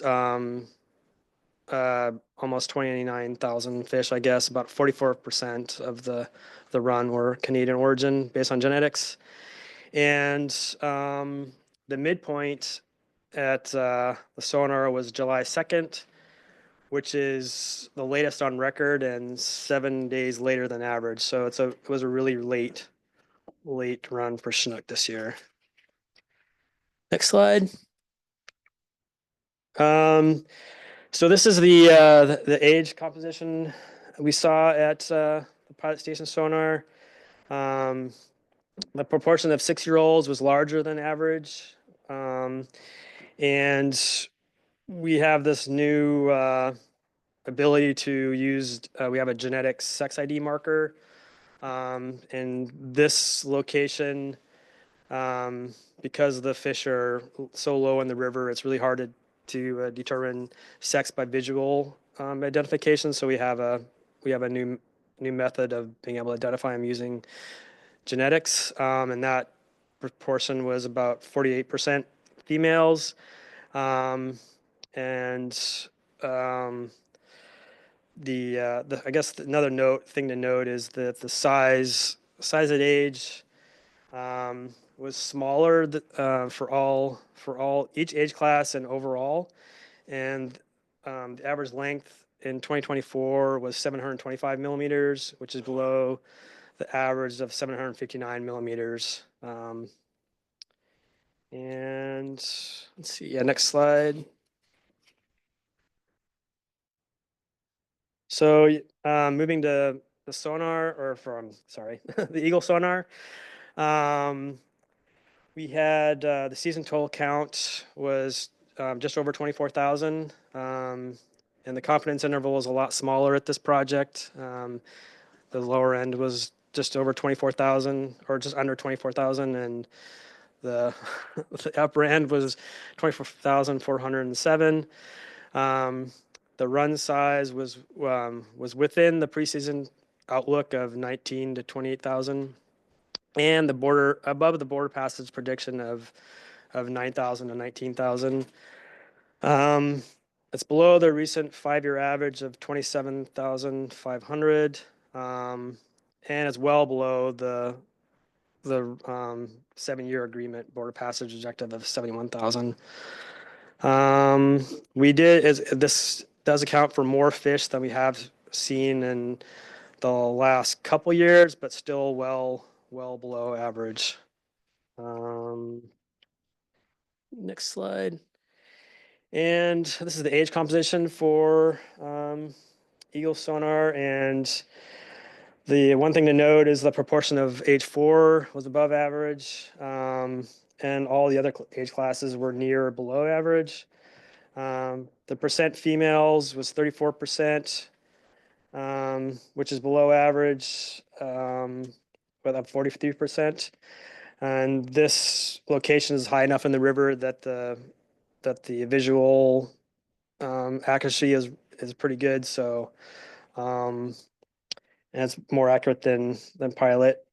For size trends, I guess the overall length was 733 millimeters, which is below the average of 777 from 2005 to 2023.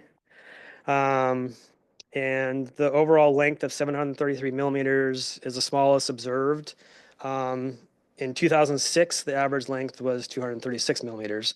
So yeah, these fish this past year are pretty small, and it's also part of that may be related to the number of age 4s we saw. So that brings the total average down. But in general, the size at age were smaller this year. The next slide. So this is the assessment information from this year for Chinook.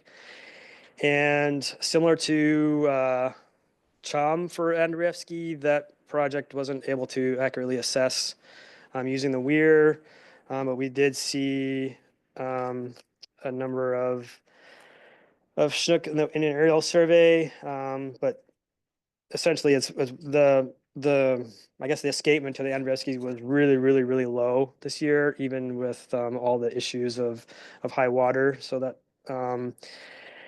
and for the excuse me, the China had a similar issue with high water, and the Salcha they were able to count 719, but that's well below average and well below the goal. Guess we've already covered the sonar, but it's definitely was below average. And then the border passage is a little bit less than the Eagle sonar because there is some incidental harvest that occurs between the sonar and the border.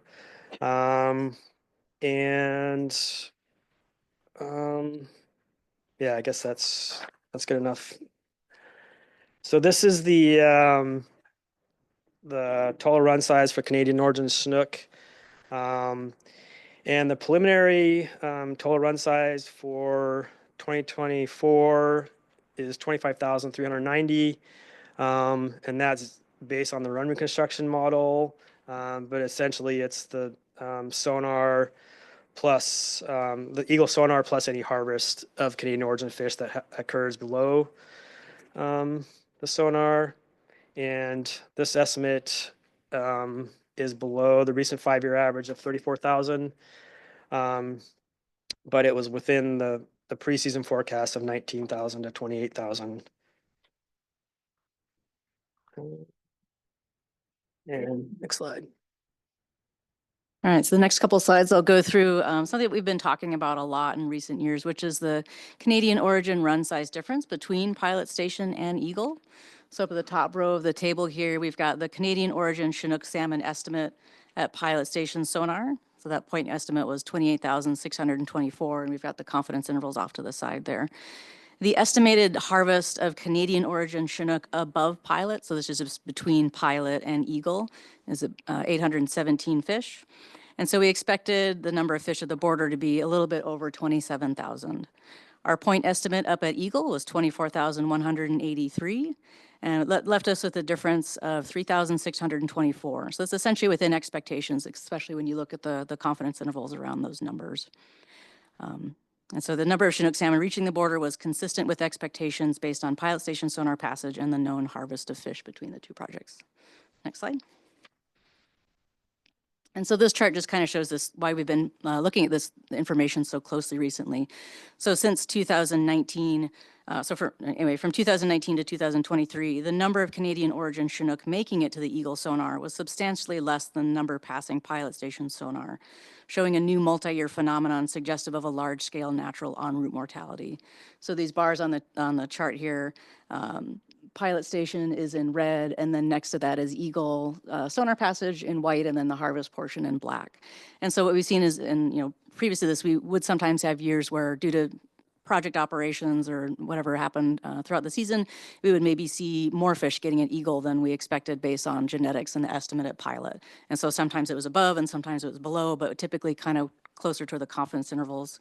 Whereas from 19 to 23, we definitely saw a markedly low number of fish making it to Eagle.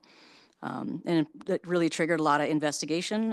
Alaska Department of Fish and Game has been collaborating on several research projects to investigate if natural en route mortality is contributing to this observed discrepancy.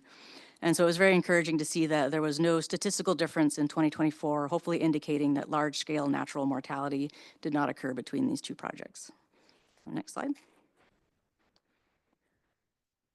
And so this is a preliminary subsistence harvest for Chinook salmon.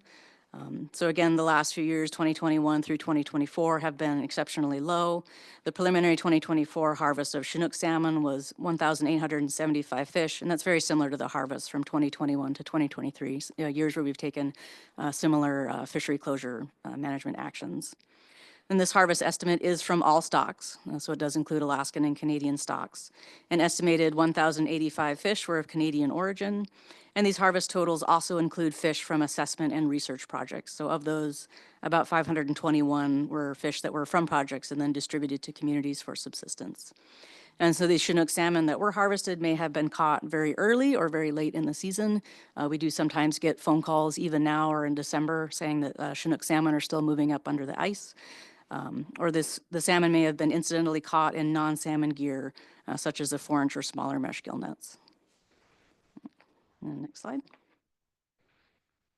I just also want to remind folks why we do talk so much about this 4-inch mesh opportunity, this fishing opportunity for non-salmon. So this chart shows the preliminary non-salmon subsistence harvests, and this is just for a few select species that are kind of make up the bulk of that harvest. So whitefish, northern pike, sheathfish, Arctic grayling, burbot. So it does not include species like blackfish, tomcod, smelt, herring, suckers, lamprey, etc. But for these species, we've been seeing the harvest of non-salmon species reduced in recent years, which has likely been due to fishing restrictions to conserve salmon, including less fishing time and restricted gear types. Additionally, it may be difficult for households to justify fuel costs to go out for non-salmon when they're able to go out and fish for salmon. A lot of times these opportunities or this fishing effort will take place side by side. You might fish for non-salmon while you're fishing for salmon, and if you can't fish for salmon, it may be hard to justify going out. This non-salmon harvest opportunity is very important for households to continue fishing traditions and to provide for food security.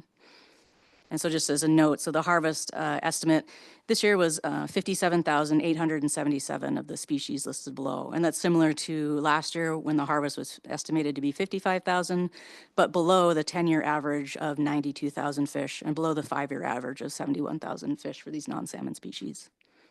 Next slide. So in summary, the Chinook salmon fishing was closed the entire summer season in all districts. And postseason harvest estimate do show that a few salmon were harvested either from early season, late season, or incidentally in non-salmon gear. Non-salmon gill nets were closed for a 2-week period to further protect salmon. And fishing with other gear types such as hook and line, fyke nets, etc., remained open all season to provide for important traditional fishing opportunities for other species. The summer chum salmon run returned within the escapement goal range. And the summer chum salmon harvest was below the amounts necessary for subsistence, and fishing was restricted to much less efficient selective gear types to protect Chinook salmon. We did see a smaller difference between the estimates of Chinook salmon at pilot station sonar and Eagle sonar, which possibly indicates that more fish successfully are making it upriver than in recent years. And all these restrictions and these little runs do represent a tremendous loss of salmon from diets and from cultural practices throughout the river. And then last slide, acknowledgements. Just want to acknowledge the communities and organizations and the staff that work with us as we make it through our summer season. Thank you.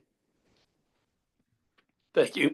Thank you, Dean and Fred, for another comprehensive and excellent presentation. In the interest of We're a little bit behind schedule and consistent with recent years. We'll go ahead and proceed with the Canadian season summary presentation. Then there'll be an opportunity for question and answer from panel members at the end of both presentations.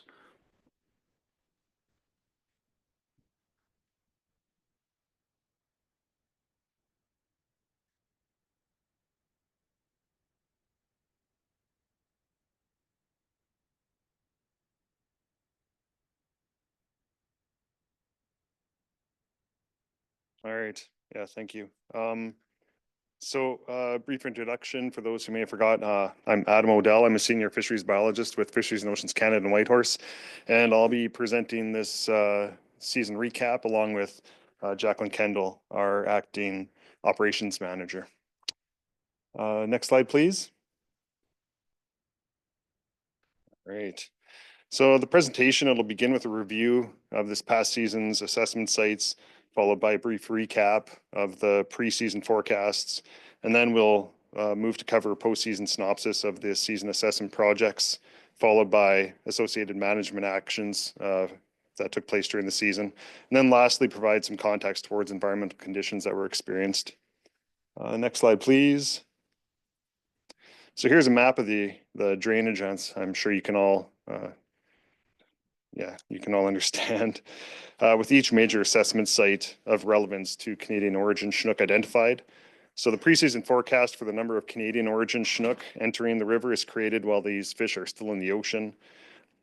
And once the adult migration has started to begin, the number of fish entering the river is estimated using the pilot station sonar site. And the estimate of the number of Canadian origin Chinook or number of Chinook entering Canada along the main stem Yukon River is provided at the Eagle sonar site located more central in this map. And then lastly, there's numerous projects which provide valuable data towards Chinook numbers within Canada, within the Canadian Yukon River drainage itself, and covering a number of the conservation units associated with these fish. So starting at the north here, at the top of the map, there's a Porcupine sonar assessment site, which is just downstream of Old Crow. And this is a Fisheries and Oceans Canada and Buntuck-Gwitchin First Nation collaborative project. And then if we now focus more on the center of the map, and I apologize for the small font size, but many of you are familiar with these sites, and I apologize to those who aren't. But there's the Klondike River sonar, which we're going to hear more about after our presentation, but this is a Klondike-Gwitchin First Nation project. And then moving down, there's the Pelly River sonar, and this is a Selkirk First Nation operated project. And then the Attachin Video Weir, this is a Little Salmon Carmax First Nation project. There's Big Salmon Sonar, this is a Metla Consultants project. There's Takini Sonar, this is prominently a Kwanlin Dun First Nation assessment project. And there's the Whitehorse Fishway at the ladder, Yukon Energy Corporation, and then the Sutland Sonar, which is a Teslin Tlingit Council project. Next slide, please. All right, so there's going to be a little bit of duplication for what you just heard, so I'll try to maybe move a little bit quicker. So this year's forecast was for about 23,000 Canadian origin Chinook to enter the mouth of the Yukon River, and this equated to approximately 13,000 along the Canadian main stem, so a border passage of 13,000, which Fred was just discussing and Gina previously. So in recent years, there has been a large component of Canadian origin Chinook past pilot station, or the estimated number of Canadian origin Chinook that have not appeared at Eagle or reached the border, the Canadian-US border, and this has been referred to as the difference between estimates.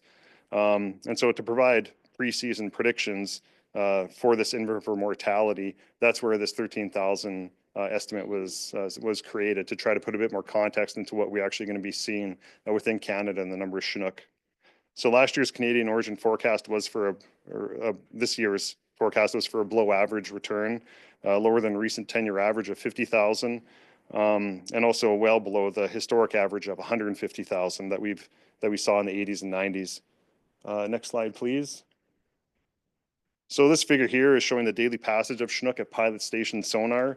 The blue bars are their daily passage of Canadian origin Chinook. And then the total passage, which includes both US origin and Canadian, is in the light gray. The 10-year average daily passage of Canadian origin is depicted by that solid black line. So an estimated 64,000 Chinook passed pilot station this year, and approximately 28,000 of which were determined to be Canadian origin. And as Fred was saying, that equates to about 44% of the return. And on average, this year's return at pilot was about 7 days later than average. Next slide, please. So this figure here is showing the daily passage at Eagle sonar. So the solid black line is the 10-year average, and those blue bars again are Canadian origin Chinook, which at this location, all Chinook passage are determined to be Canadian origin, just given its proximity to Canada. So this year, an estimated 24,000 Chinook passed the Eagle sonar assessment site, and as I said, it's just downstream of the Canada-US border. This is well below the 10-year average of approximately 50,000, and also well below that rebuilding target that was recently established of 71,000 fish. Next slide, please. So some new numbers to look at for you folks. This is an overview of Canadian assessment projects upstream of Eagle, and returns, as you can see, how they continue to be much lower than average. Just a quick update here. The Takini sonar, it's actually a bit of a bump there. Just over 1,000 fish was the estimate for this past season. But overall, we saw about a 60% increase in the number of Chinook past Eagle compared to last year. You know, putting that into context, it was quite a dismal return last year, so you have to consider that. But Canadian assessment projects accounted for about 30% of the number of Chinook past Eagle. And since about 2020, the Canadian assessment projects have accounted for around 10 to 35% of Eagle passage. So this year, that 30% is within that range. Now, we don't have a thorough understanding yet of the nuances that do pertain to these projects this season. For example, you know, there's technical issues that always arise. There's environmental conditions that we're dealing with that leave some projects maybe inoperable for a number of weeks. And this has happened at some of these projects, including the Porcupine sonar, the Klondike sonar, which we'll hear about, but this is something that happens. And so these numbers are estimates and the best estimates that we can provide. Lastly, this does account for 30%, but that is a bit of a gap. There's about 70% of these fish that are unaccounted for, or at least in terms of our assessments. And it's, you know, I think it's important to note that there's two large areas of important spawning habitat for Chinook salmon in Canada that do not receive annual assessment due to largely, I mean, there's various reasons, but logistics is a large one in the environment that they're dealing with. But that mid-mainstem Yukon River area around Carmacks, there's really a lack of assessment projects around there. This includes the Yukon River mainstem itself, as well as the Northern Scold River and Little Salmon River. And then there's also the mainstem Teslin River, which we don't have any kind of assessment projects on currently. Oh, that was long-winded, sorry. Next slide, please. So this figure here shows the total run size, which is calculated as escapement, so the number of fish estimated to have reached their spawning grounds, plus harvest of Canadian origin Chinook. So this year's estimate is just over 25,000. It is an increase compared to the past 2 years, but still well below the recent and the long-term averages. Okay, yeah, the colors are showing good. So the recent average, the 10-year average being 61,000 in that red line, and the more long-term average of 117,000 in that black line. Next slide, please. So this figure is showing the total run broken down into its components. Escapement again here is in blue, and then U.S. harvest of Canadian origin Chinook in gray and Canadian harvest in black. So recently you can see that there really hasn't been much harvesting at all. Historically, those values are pretty prominent. So for reference, each year's escapement goal is shown with the solid black lines, and the recently established rebuilding target of 71,000 is shown in that red line on the right side of the figure. So escapement is assumed to be equal to passage at Eagle less any harvest upstream, with harvest estimates determined post-season. And harvest this year is quite low, approximately 1,000 fish drainage wide. But even without harvest or zero harvest, the run would not have reached that rebuilding target of 71,000. Next slide, please. And at 24,000 Chinook, this year's spawning escapement is among the lowest on record. The long-term and 10-year average is approximately 47,000 for this. Again, since harvest in Canada was estimated near zero, escapement is essentially equal to border passage, which fell below that 71,000 rebuilding target. Next slide, please. And now looking at the quality of escapement in terms of age, sex, and length from fish entering Canada. So this is exclusively fish sampled at the Eagle sonar site. And this figure is showing the aged 4 fish in the light blue at the bottom of those bars, age 5, and the gray above this, age 6, in the darker blue near the top, and then age 7 fish, the component there is shown as the black at the top of the bars. So this year's run did contain a lower age 6 component compared to average, as was just shared with us in the previous presentation, while other age classes were near average. Next slide, please. And now taking a look at the sex ratio, females in gray, males in blue. As we just heard as well, this year's sample at Eagle was about 34% female, which is lower than the project average of around 42%. And next slide, please. Okay, and now looking at length, separated by sex, females in gray, males in blue. This past season, both males and female Chinook length, they were below average, as we just heard as well, particularly males, which were nearly 50 millimeters below the long-term average, so about 2 inches, and 41 millimeters below the 10-year average. And next, oh, there we go. So as we just heard too, when we return and looking at the estimates of Canadian origin Chinook at Pilot and Eagle, here we are comparing them directly. This figure is showing the annual estimates of Canadian origin Chinook at Pilot Station in blue, so presumably the number of Canadian origin Chinook entering the river, and the combined Eagle Passage estimate and U.S. harvest in black and gray in the bar next to the blue bar. So these estimates don't always align, as was shown in some years where the estimates of Eagle plus harvest fall outside that pilot range, such as 2006, 2007, 2013, for example. But then when you focus on the past 5 years, as was just shared with us, we have consistently seen a higher estimate of Canadian origin Chinook at Pilot than we have observed at Eagle and into Canada. So although we did prepare for this as a possibility this year with the introduction of that preseason border prediction that accounted for en route mortality that was comparable to what was observed in recent years, Chinook survival rates, they did appear to be higher this year. So approximately 84% of Canadian Chinook estimated to have passed Pilot Station also passed Eagle. And when accounting for harvest, only about 10% of Canadian origin Chinook were unaccounted for. Oh, geez, sorry. So I think we can go to the next slide and I'll hand it over to Jacqueline here to touch on some management actions for the season. Great, thank you, Adam. So as Adam noted, my name is Jacqueline Kendall, and I'm going to be going through some of the management pieces in Canada. So in this slide, I'm just going to briefly recap the Yukon River Chinook Salmon Agreement, as it played a pivotal role in shaping Canadian management for 2024 and will into the future. So the agreement itself covers a full Chinook life cycle, or 7-year period from 2024 to 2030, and includes a Chinook salmon rebuilding target of 71,000 fish. It also contains actions for which annual management strategies are required, and I'll touch on those in the next slide. So next slide, please. Great, thank you.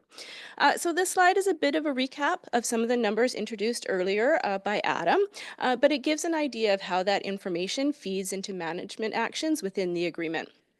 So the 2024 preseason forecast was low at just 23,000, and when we considered that potential for en route mortality, it was reduced to just 13,000 Canadian origin Chinook salmon. So the agreement lays out that for the next 7 years, regardless of run size, there will be a suspension of any directed commercial, sport, domestic, and personal use fisheries. And so the first action for 2024 was for DFO to maintain the closures in the commercial and domestic fisheries and to close the public angling fisheries. And those closures will proceed through to 2030. Another aspect of the agreement is the closure of the First Nation subsistence fishery unless passage is expected to exceed 71,000. So with the possibility of just 13,000 Chinook in 2024, it was communicated very early by all in the season that there would be no opportunity for subsistence harvest, and that fishery was also closed. Next slide. Great, thank you. So as we progressed into the season, run information collected at Pilot Station confirmed we would not see a run size sufficient to meet the rebuilding target, but it did confirm a run within the preseason forecast range, which was better than the possibility of just 13,000.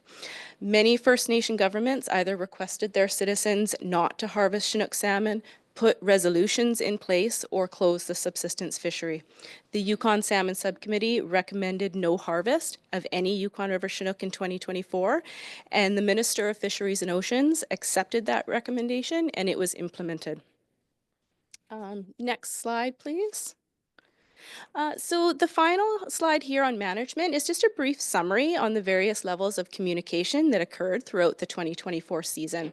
So after the April Yukon River Panel meeting, DFO hosted with Yukon First Nation governments and Yukon Salmon Subcommittee members the Canadian Preseason Government-to-Government meeting, where we shared information on planned programming and management activities for the season.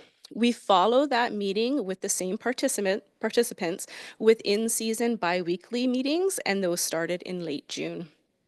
Of course, we had our interagency meetings between DFO, Alaska Department of Fish and Game, and U.S. Fish and Wildlife, and as well, we attended the Yukon River Drainage Fisheries Association meetings.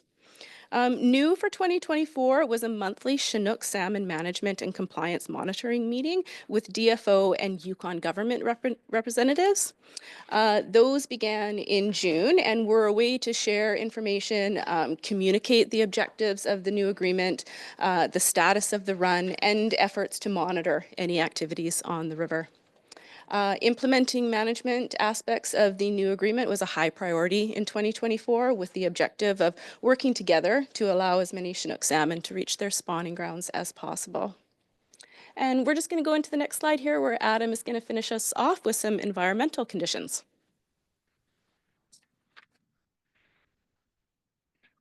Yeah, I'll just end this quickly here with a very high level review of the past season environmental conditions during this Chinook salmon season. So along the main stem river and tributaries, very large area.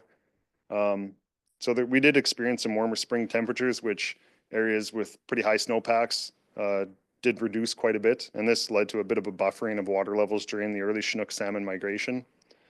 Now, warm and dry early summer weather brought decreasing water levels and quite the increase in wildfire activity throughout much of the area, particularly in central Yukon. And then cool and wet second half of the summer did cause near average water levels as well as temperatures in much of this region. And then up in the Porcupine River region in northern Yukon, water levels were very high in early July, followed by near average levels for the remainder of the Chinook migration period. And water temperatures, at least at our assessment site just outside of Old Crow, were below average for early July, followed by near average levels for the remainder of the season. So we can go to the next slide, and that concludes that. And I believe we'll welcome the next presenter. But yeah, we're going to have Huey O'Leary-Bakey with Trondequitchin come up and provide a summary of season activities. So thank you, Huey.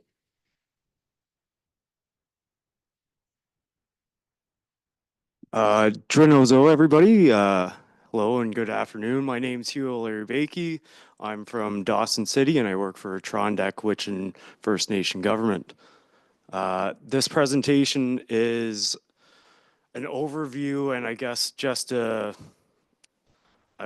general thing of what we did this summer and throughout the season, projects and activities that we did. Yeah. And we can go to the next slide and it's an overview.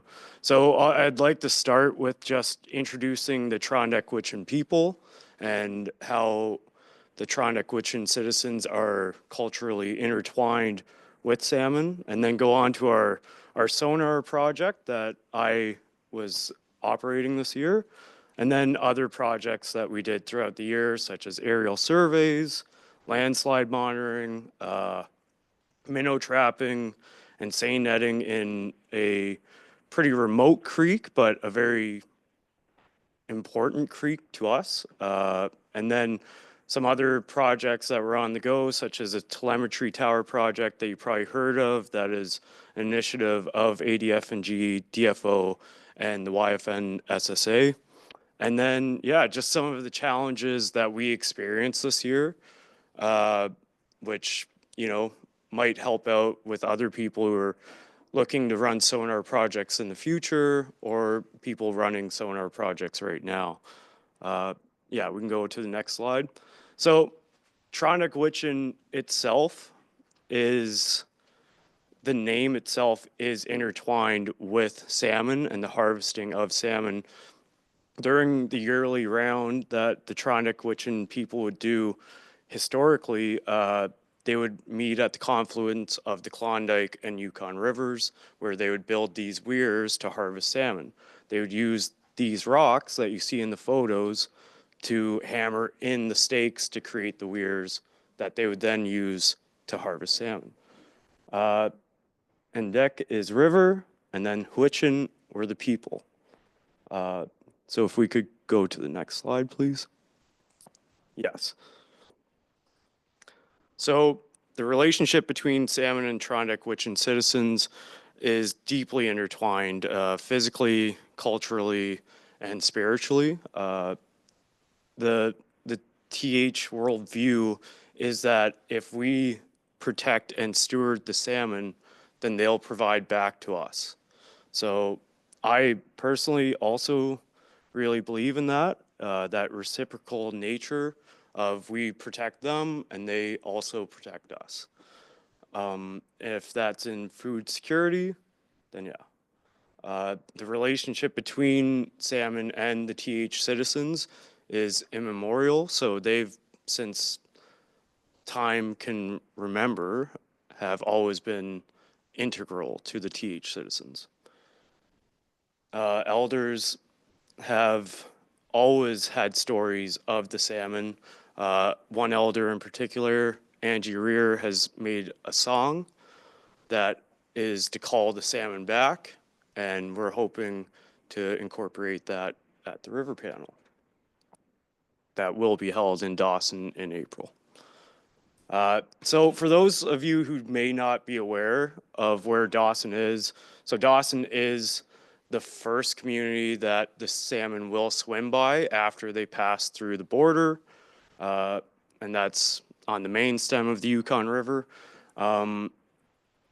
As you can see here, this is the confluence. So Dawson City's directly adjacent to the Klondike River, and then the traditional area that the Tronic-Witchin people would go to during the yearly round is Trocheck, which is directly across the river from Dawson City.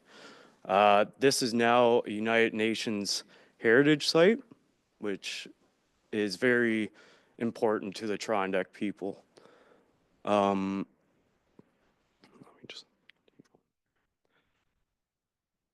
Yes, so right at that confluence is where they would arrive for the yearly round. Yeah, we can go to the next slide now. This is a photo of us setting up. So this is getting more into our sonar project now. And this is, as you can see, this is my Fish and Wildlife Manager, Carly Knight, who's standing right by the command center for our sonar units. This year, we kind of did things a little bit differently. So we had 2 sonar units so that we could more accurately enumerate the salmon that were coming up the Klondike River.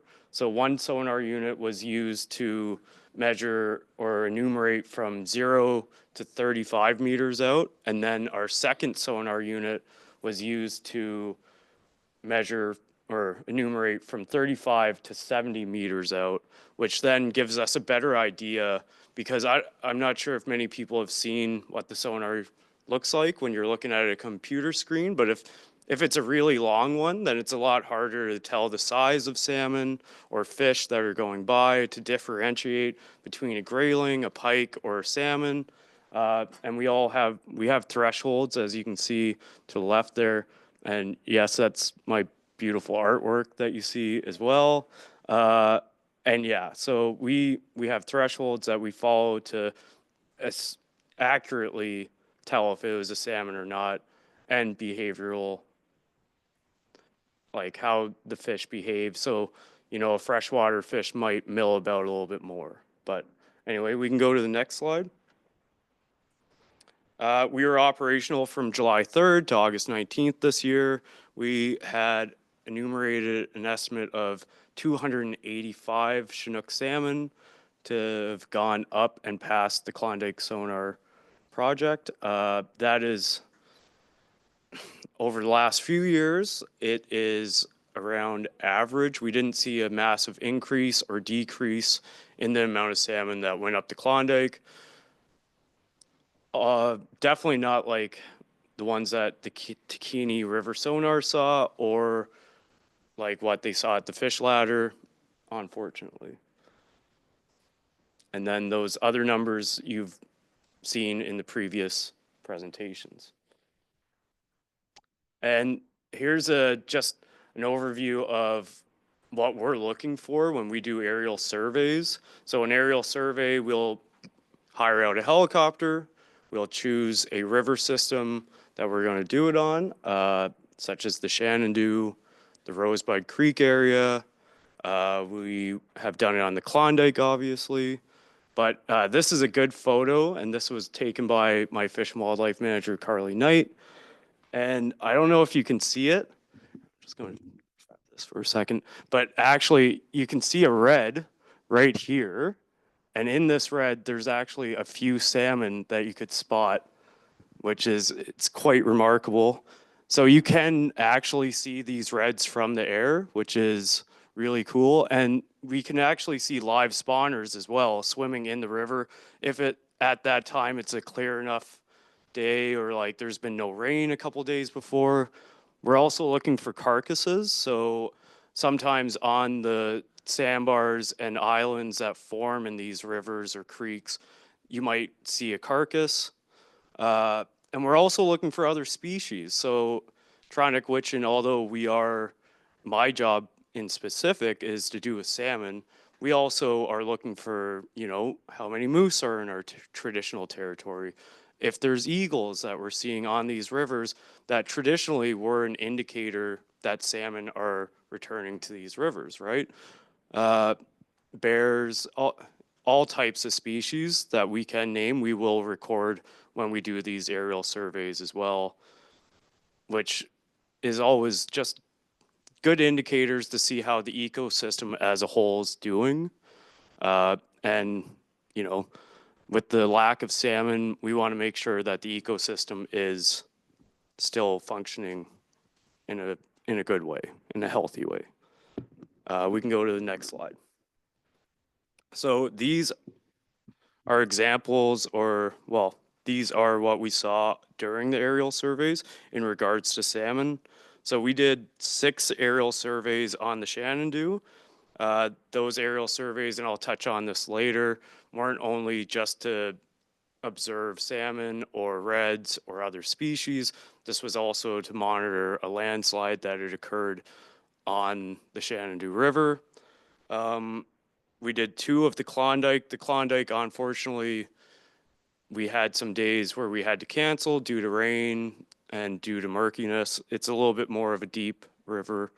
And then on Rosebud Creek, which was our success story of the year. I'll get deeper into this now. Unfortunately, and sadly, we only spotted 1 live spawner during all of our aerial surveys. And that was not on the Shenandoah, which is culturally a very important river system to the Tronic Witchin people, and especially to the Cormandy family, which, yeah, that was very sad.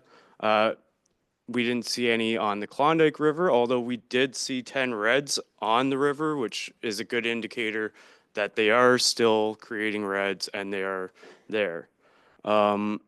We did not see any reds on the Shenandoah. And on Rosebud, we saw 1 live Chinook adult spawner. It was hard to say if it was a male or female, but that's a great success story to us because previously it was unknown if salmon were still in that system. Rosebud Creek itself is a tributary of the Stewart River, which is a tributary of the Yukon River. So it is in our interest to find out more information on Rosebud. So we did do some further sampling on Rosebud, which I'll touch on as well later. But we saw 2 reds at Rosebud, 1 live Chinook spawner, and collected 1 juvenile Chinook salmon, which was further released.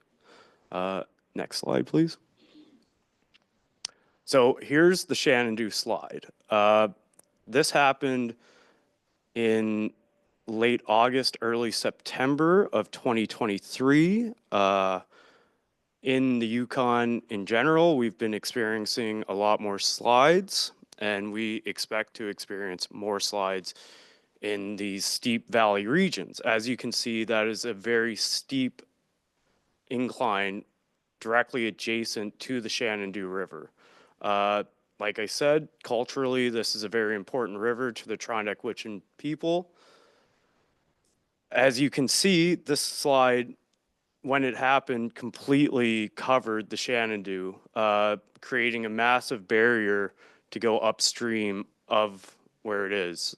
This slide happened approximately 9 kilometers up the Shenandoah River. It has now, as you can see, created a little bit of a pooling here, and it has created a channel that has pushed through the slide area, which is good to see. And I guess we can go to the next slide and then I can touch on it a little bit more. So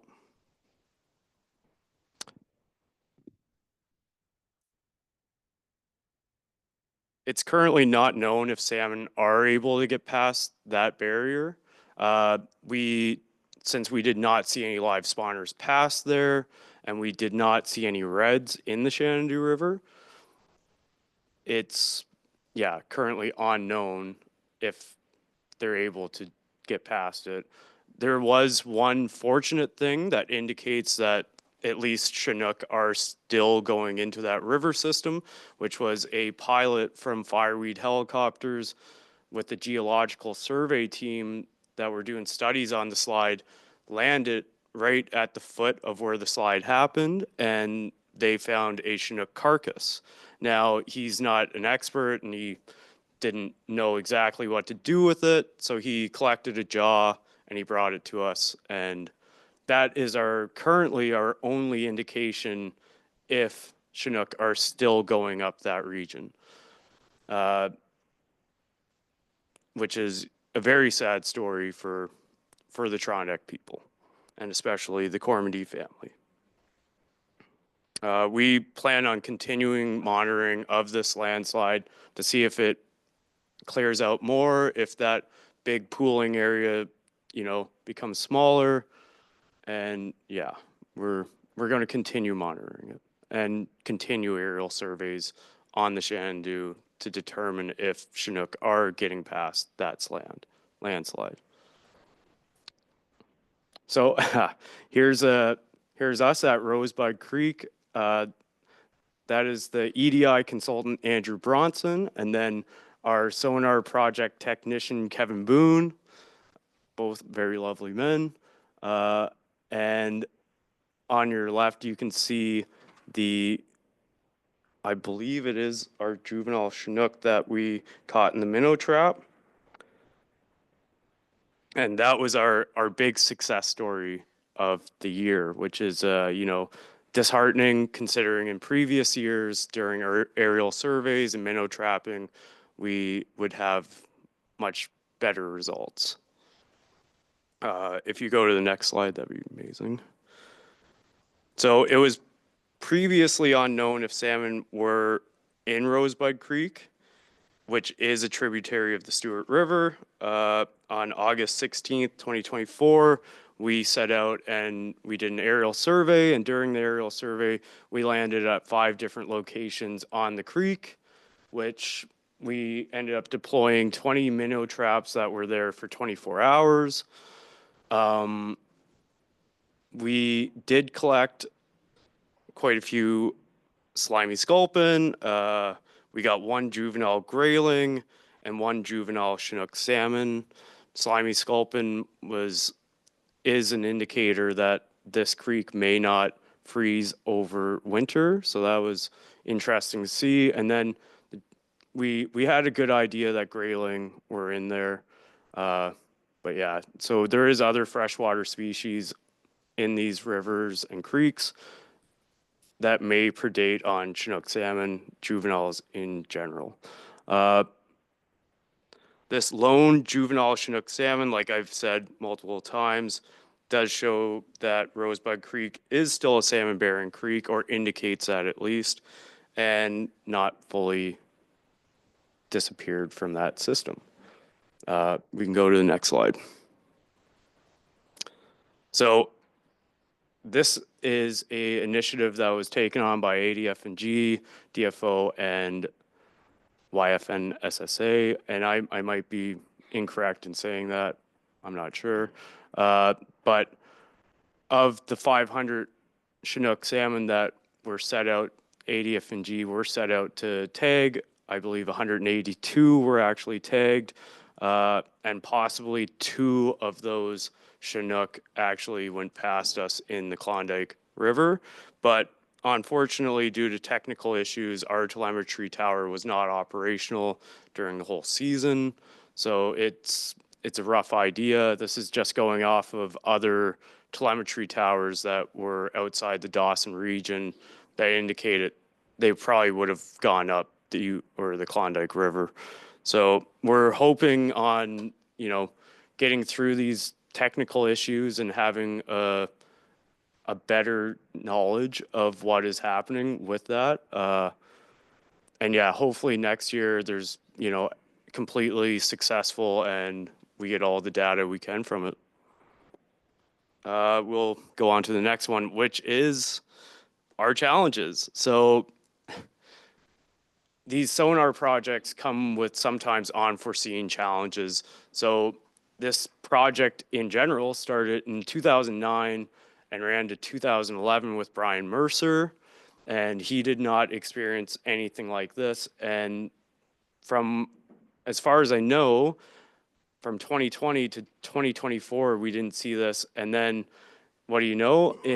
On August 2nd, 2024, at 3 a.m., an animal of some sort, I would like to think it's probably a beaver, just given off of what the chew marks look like, but it showed up, and literally that's probably the only spot on the whole sonar, that cable in specific, that's in the water, because we'll like run that up to a little post that we zip tie the cable to, and then keep the whole cable out of the water. So like there's only one spot that this guy could have found and chewed on, and he did.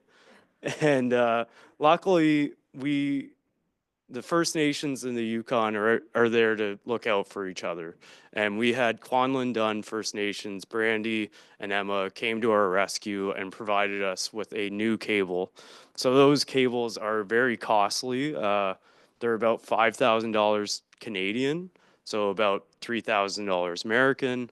And yeah, definitely not something readily available if you have a malfunction like this, or have a hungry beaver or muskrat that'll come along and kind of ruin your day. But yeah, we were lucky enough to have a new cable supplied to us, which then brings us on to, I will say we've found a solution to rodents and beavers and all that chewing on our cables, which is we're going to invest into a braided sleeve that's made to prevent from this happening. So it should make it so that it's a little bit more robust and yeah, a little bit better, so that we don't end up with a chewed on cable. But I mean, he did a number on it. God. Okay, we can go to the next slide here. So and once again, unfortunately, one of the issues with having a sonar project that's so close to town, and I don't know if many people in this room or know of Discovery Days. It's a thing in the Yukon. Anyway, it's a big festival and event in Dawson City in particular, and after one of these, as we call it, disco days, we had at 2:57 in the morning, someone go and cut our cable, which was unfortunately the one that Kwanlin Dun First Nation had lent to us. So this is something that comes with being located so close to a community. Most sonar projects are located either a few kilometers out of communities or in very remote areas that most people don't know about. Unfortunately, you can see our sonar project directly from town. So it is very much in the eye of the community, and not everyone agrees with the project, but you know, luckily enough, we have also figured out a solution for this too, and we've invested in some cameras to help us with monitoring the project 24/7. Unfortunately, usually it's just myself, or at least this year it was just myself and one other technician that were running the project until the last week, and then we hired 2 extra people on board. So it does reduce our capacity to be constantly monitoring our sonar, but we're hoping in the future that we do get more support and have a greater capacity to always be monitoring and always have someone out there. I would like to just go back maybe to slide 4.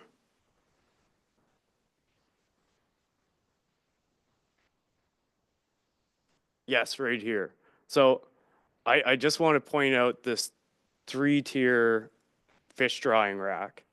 So this was done by the Anderson family, and this is out at 40 Mile. So, and you'd think 40 Mile, okay, 40 miles from Dawson, but it's actually 40 miles from an old trading post called Fort Reliance.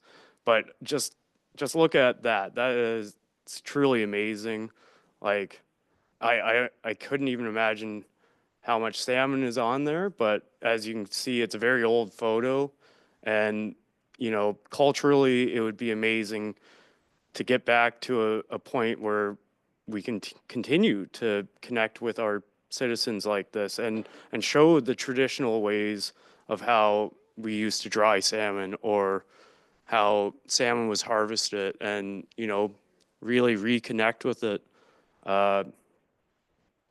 This photo itself is just, yeah, truly amazing to me. Anyway, yeah. Yeah, is that the guess?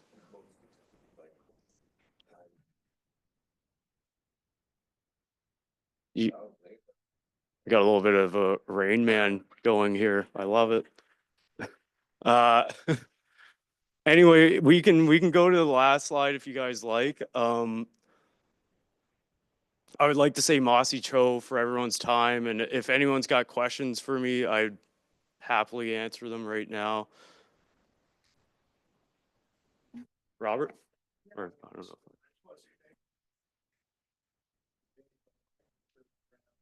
Robert, nobody online can hear you.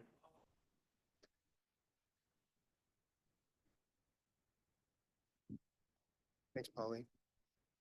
Yeah, I just want to say thank you for your presentation. I think it's a bit disconcerting, the numbers that you're seeing in that area. And it's one of the reasons why I worry about how many fish we have left to kill in any sorts of experiments and things. Those are very sporadic numbers that you talked about. And I wonder, yes, we could take from the mainstream, but if we went into the secondary and tertiary tributaries, I wonder what we might be removing if we take them as a group, because it seems like they're all so genetically unique and stuff. And I was very impressed with your talk for that reason. Thank you. Yeah, thank you. And I would like to say, you know, when this project started, the Klondike River Sonar Project, it was run by Brian Mercer, and it started in 2009. And in that first year, they had recorded over 5,000 Chinook salmon going up the Klondike River. So, you know, this is not even 2 decades removed, and we're looking at 285, and that's been our average for the last 4 or 5 years. And yeah, that's really disheartening to me.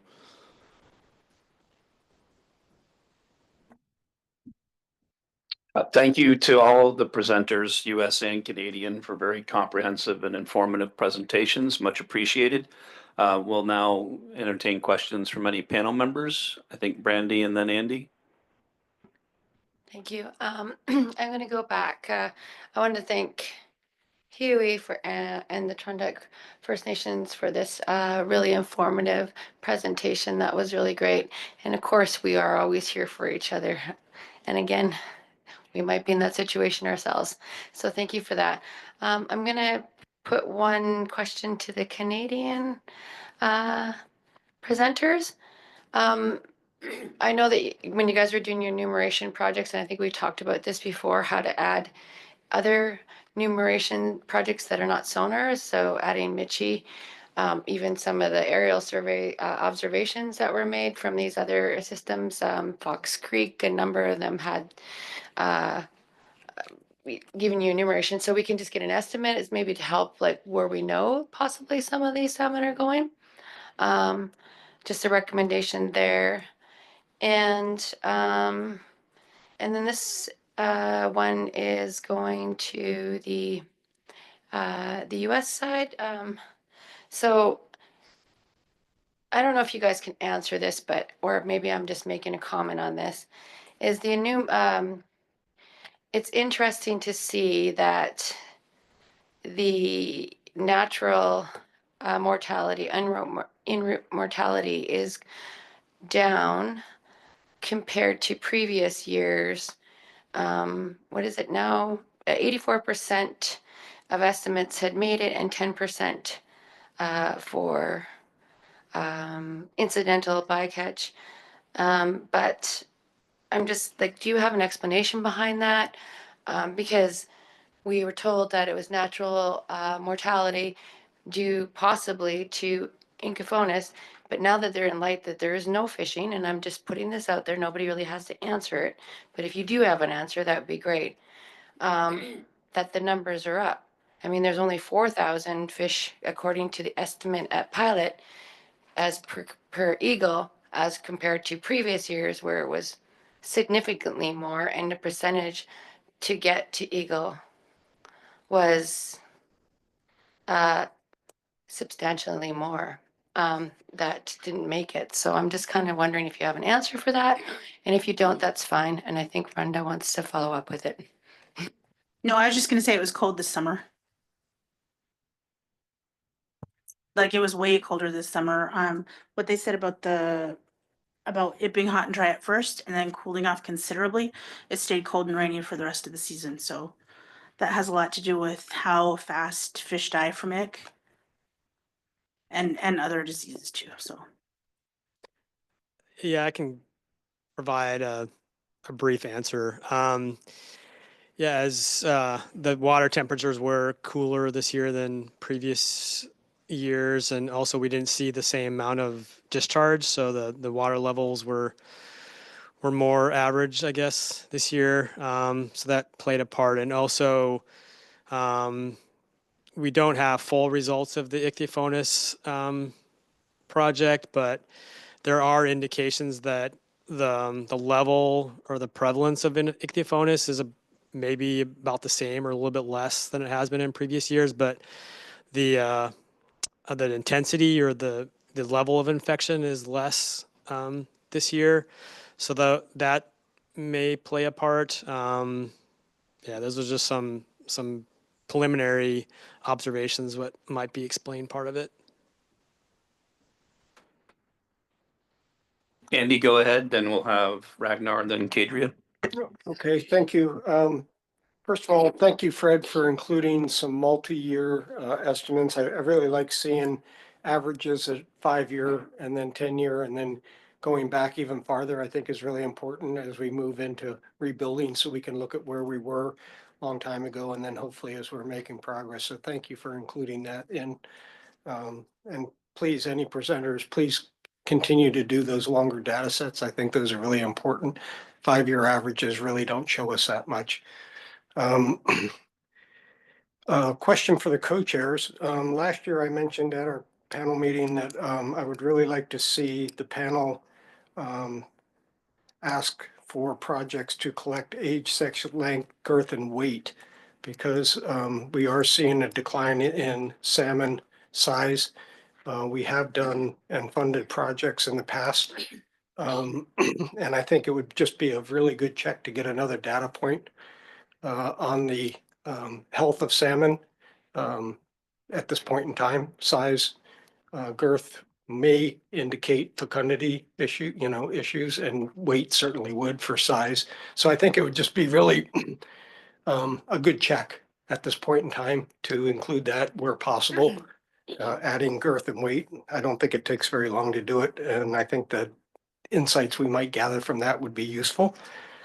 And thank you for answering the ichthyophonus. I was going to ask you about that. I think my final point was this is the first year that we had the 7-year agreement, and that discrepancy between pilot and Eagle was the lowest ever in recent years.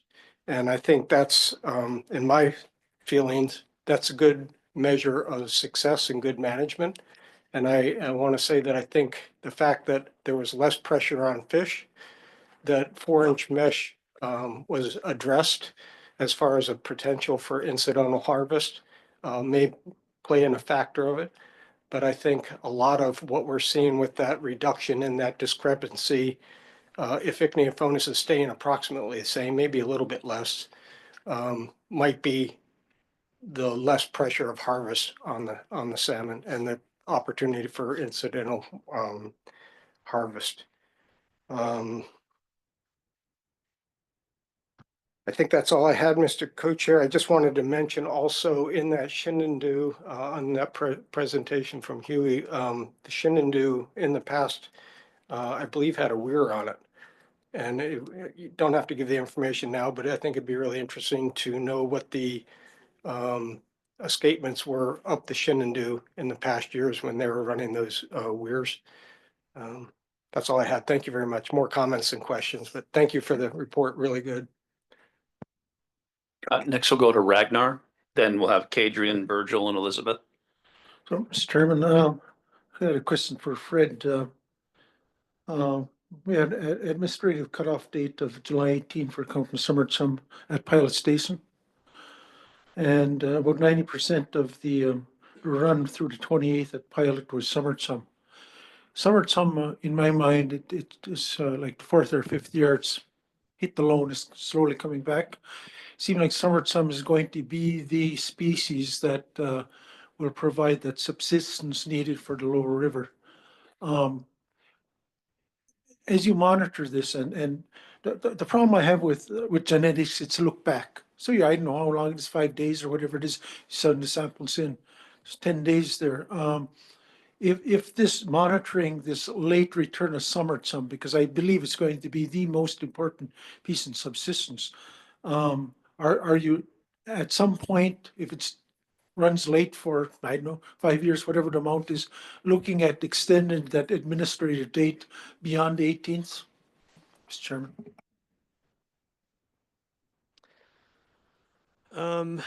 That's I guess right now I think it's a regulatory decision. So as far as how Dina can answer how the management possibilities, but we have talked about how we're going to, I guess, assess the different between fall chum and summer chum, as far as, updating our run reconstruction models and such to, for summer chum, to potentially use a genetic basis instead of this arbitrary cutoff, but I think there's that as far as changing the administrative, that's a more of a management discussion, and yeah. Yeah, and that is one of the ways that the Lower Yukon Test Fishery is so helpful, because we can look at those fish and see when the summer are starting to tail off. We start seeing more watermark chum and start seeing fall chum come in. During the fall season presentation, they will have a breakdown of the composition of chum with the genetics, and that'll really kind of help illustrate what we talk about when we talk about most fish coming in past a certain date being summer chum before it really dropped off. That pattern is pretty easy to see. It's a little bit difficult to see when you're in it, but looking back, you're like, yeah. But those visual observations of the fish coming across the dock are super helpful, and that's what helped to inform the management decisions that we made at that transition time, and why we extended the dip net opportunity for those few extra days into fall season.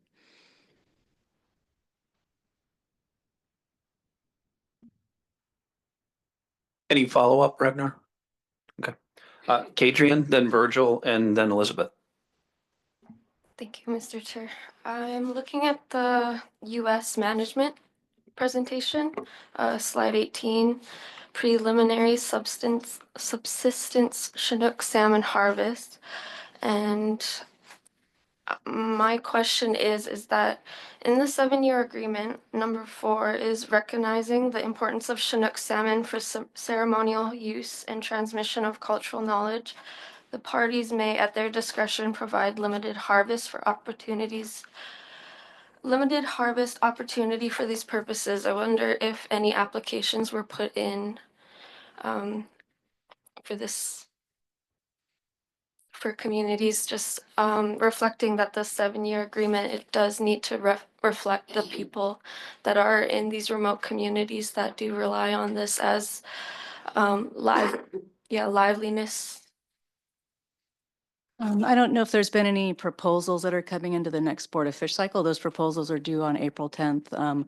For other mechanisms for permit, I'll defer that to John. But I will say that we do have a method or a system of doing funeral permits, so funerary and memorial and potlatch permits, and we did issue a few of those this year.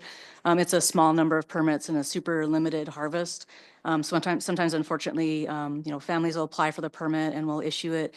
We coordinated amongst the managers. We let the fishermen know. We let the troopers and enforcement know that, hey, we expect these people to be fishing at this time and this place for this duration. Unfortunately, with these low runs, like sometimes the households weren't even able to harvest the fish under that cultural or that funerary mechanism. But that is a tool that we do have now. And then I guess I'll turn it over to John if you want to say anything more about any other opportunities that may be coming forward. A great question, by the way, and thanks for asking it. And I guess in the context of the slide that's up there, that harvest on the funerary and potlatch permits that Dina was speaking to is included in those numbers, a very small number. But there may be more to come on that, specific to additional regulations that are more geared towards the cultural and teaching or educational aspect of it. It's still a potential work in progress up to and including the upcoming Board of Fisheries cycle that Dina was speaking to. So there may be more to come. Thank you. Next, we'll go to Virgil, Elizabeth, and then Ron. Thank you. This question is going to be to I can't remember your name. Anyway, the person running the Klondike Stoneheart. And in the early 2000s, right after the treaty was signed, Jerry Couture was a pilot, and he lived near Dawson. He was flying the Klondike River and counting the reds. And it seems to me like my memory tells me that he counted around 800 one time, I know. Do you have any of his old records? I don't believe we do have any of these old Jerry Couture records. I could pass along to Carly and see if she's aware of any of Jerry Couture's records within Tronic-Witchin. But as far as I know, we don't. Yeah, Carly, would you have anything to add on that? Thanks, Virgil, for the question. And I think it's important to acknowledge some of these historical baseline studies, as Andy was alluding to in other presentations. We don't have a numerical value for that, but we have been working hard to dig up traditional knowledge as well as local knowledge, and that would be something that we're hoping to tackle through our salmon stewardship plan. So right now, I don't have numbers, but do appreciate you reminding us to look for them. Thank you. So I would like for you to refresh my memory because I didn't quite catch on it. How many Chinook did you say you counted this past year going up the Klondike River? Yeah, we counted, we estimated 285 Chinook went up the river. And do you know what the average has kind of been in, say, for the last 10 years or so? Any idea? Yeah, I believe it's been higher, more around 500. But in the past 3 years, it has been essentially around 280, 260 to 280. We haven't broken the 300 mark in the last 3 years, I believe.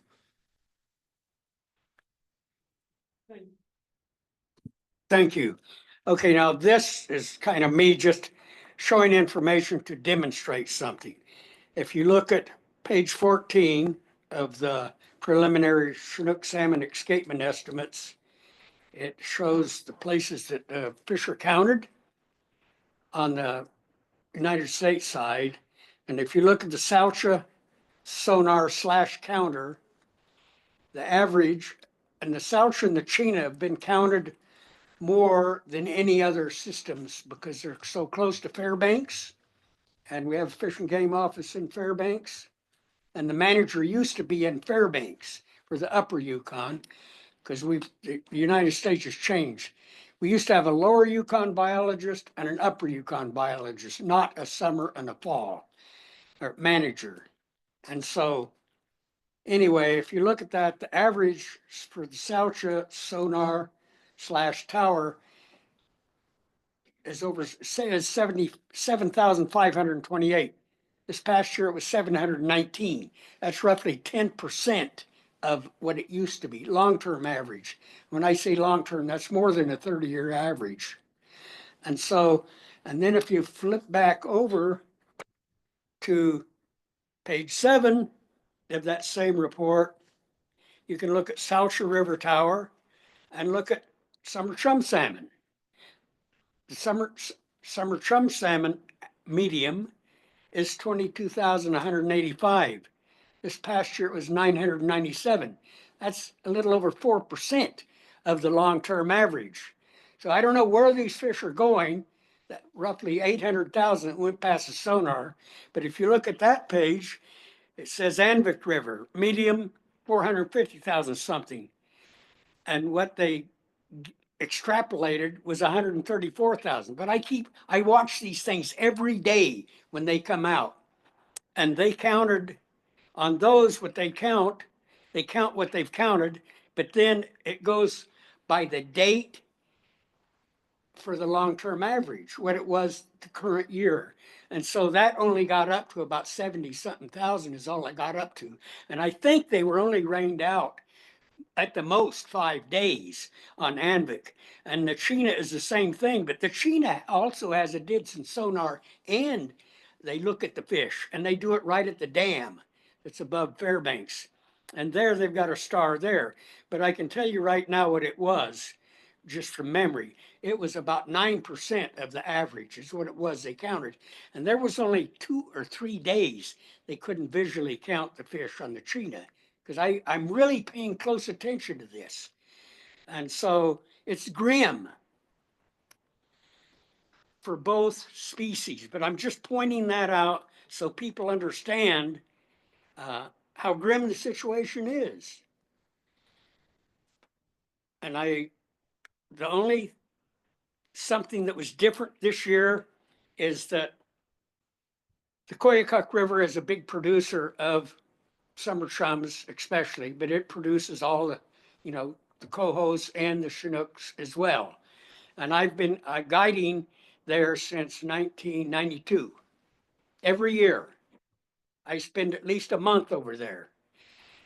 And the water this past year on the Hooslia River, where I have my main camp, was higher than it was in 1993, or no, 1994, when the Koyukuk River came up so high, it washed the whole village of Hughes down the river. It was gone.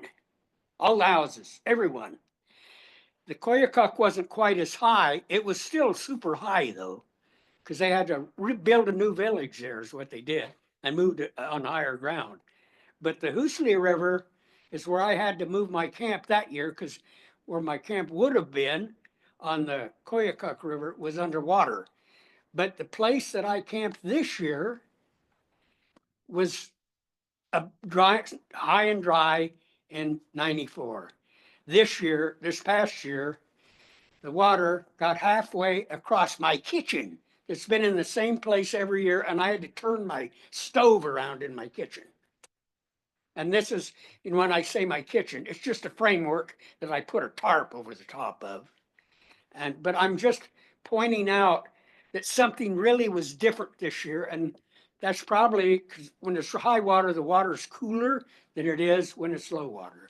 So I think that's because ichthyophonus and all the studies that have been done so far, but they've been done on mostly trout instead of salmon because it's easier to experiment on them. In that same lab that's going to be doing this work down in Seattle on this one project that we got briefed on, said that the ichthyophonus advances super fast with just a little bit of a temperature rise. So that might be helpful. Well, I know that had to be helpful for the Chinook salmon that may have had ichthyophonus coming up the river. Thank you. Thank you, Virgil. Next, Elizabeth, then Rhonda. Thanks.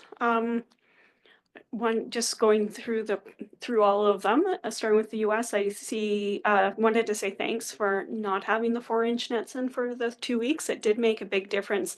We saw that harvest went down, but the actual run of Chinook went up.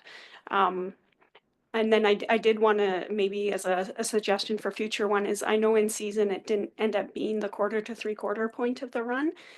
So at Eagle it was, I think the nets were allowed back in around 45% of the run, and that might be a good option in the future to maybe adjust that in season if needed. And luckily the treaty does actually say shall do in season management, so there's some strong wording around there as well. And while this did decrease Chinook, I did want to acknowledge as well that it didn't allow much opportunity for summer chum. And so just encouraging again to have another capture gear type that's not a net and maybe more efficient than dip net so people can take advantage of that opportunity when it does exist. And the other harvest that we're missing from the presentation is just the ocean harvest. And I know we've already discussed this, but it would be great to have that available because it is part of the requirement in the treaty as well, but also because it would increase the harvest and it would be above the 5% of the spawning, likely if we included that. Even though harvest has decreased substantially, it's still not nothing, and I think we could do a better job to bring it down. And then Huey, I had a question for you.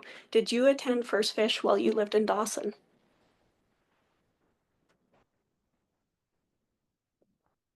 As a youth or as an adult? As a youth. Yes, I did one camp. Yeah. It's a little bit intensive. It's a great event and it's a great camp. When you're younger and you're spending 4 or 5 days out in a camp, it is a special time. But I only attended one, I believe. Yes. Yeah, thank you, Huey. I just brought it up because I was a teacher at the school when he was in high school in Dawson. And I know that I was down there with a few kids at some points, but also because of what Olivia said earlier today, but if she'd been reached a little sooner, she might have been one of those sonar techs. And I wonder how much influence that could have had on Huey's decision in life later. So I just wanted to point It definitely, yeah, it had an influence. I still really love that camp, and it is still operational to this day, helping connect the TH youth with the salmon still, even if it's not Yukon River salmon and it's Taku River salmon, they still have a connection to the salmon, which is beautiful. Rhonda, go ahead. Yeah, so I'd like to thank the Canadian side for having that extra portion of your presentation go to one of those projects. That was really interesting to hear. A lot of the times we hear the same presentations about 3 times before we actually get to the public meeting. So when we're kind of zoning out over here, that's why, because we've heard it 3 times. It was really refreshing to kind of get new information at the end of, you know, a really long week. That was good. And I really appreciated on the Canadian presentation that there was like a range of numbers listed and it wasn't like an exact number because, you know, like when we put down 8,472, that makes people believe that there is a level of precision to the fish counting that there really isn't, that doesn't exist. That's an estimate and there's a confidence interval. And thank you very much for that. And you know, I also wanted to touch on a piece of what she asked about the cultural camp permits and the funerary permits. Beaver had a culture camp last summer, and I reached out and I asked questions like, how can you get a culture camp permit or an educational permit? Because it's in this agreement, right? That we have this mechanism apparently where the state of Alaska is going to protect our cultural and educational traditional rights to fish for our culture camps. And I got met with a whole lot of nothing and a lot of like, there's a lot of behind the scenes talk, there's a lot of this and that. And I'm like, oh, okay. So there's really no mechanism actually. I'm not sure how it is for other places, but that was my actual experience butting up against that. And I believe that I said this at the beginning of this 7-year agreement was I had a lot of mistrust that they would protect and ensure our cultural rights. And it just seems to be bearing out more and more and on and on. I really appreciate the funerary permits that we were able to get. We've had a few really hard losses in our villages in the recent years. And, you know, these were fishermen who spent their whole lives on that river. And to have their potlatch with no salmon, that was a real disservice.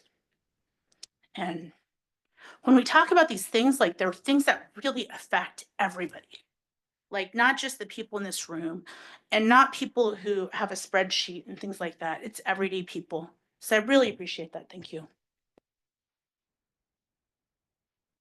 Next we'll go to Stanley and then I believe we'll move into our afternoon break. Well, since everyone's picking on Huey, you know, so just a Bring it question. on, Stanley. Were you having fun at the music festival while the beaver was chewing on your sonar cable? How'd you know it was Music Fest when that happened? It was definitely a rude awakening after a fun music fest, yes.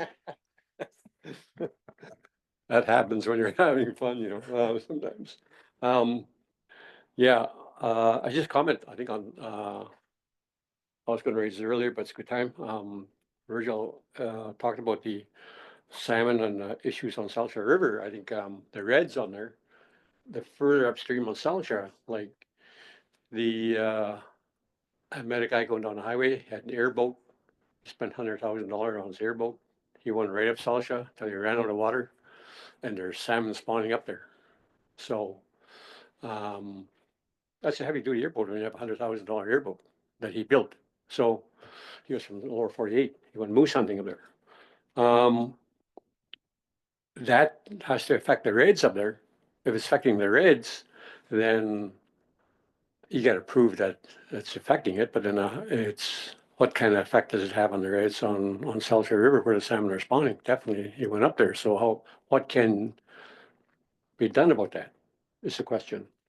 By way of regulation, if he can go up there, but if there's disruption of the reds and have negative effect on that, how do you deal with that? Although they have all the ability to go up there whenever they want. It's not the fact that you stop them, how do you protect those reds, you know, for the salmon? That's just a question I have. The other one is the on the Porcupine River, you had your first, the photo here, which is, the bank, like, just talking about erosions, you can see that erosion, that eroded about 15 feet in the last 20 years or so, that bank right there. So it's not caused by the camp there, it's just caused by the river going by and just taking out the soil right underneath the bank there. And there's ways to remediate that and have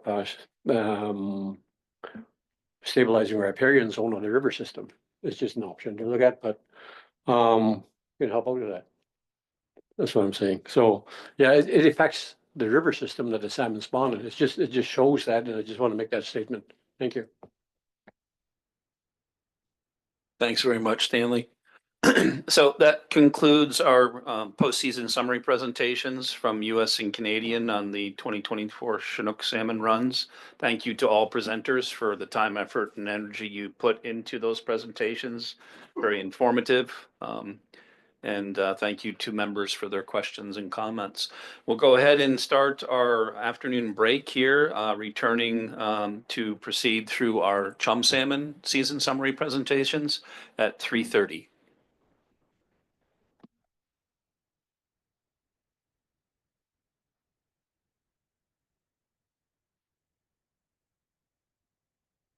Okay, folks, we're going to go ahead and get started with the remainder of our afternoon session. We are going to reorganize the presentations here a little bit, that instead of having the US and Canadian presentations broken out between main stem and Canadian, we'll see both the main stem and, porcupine.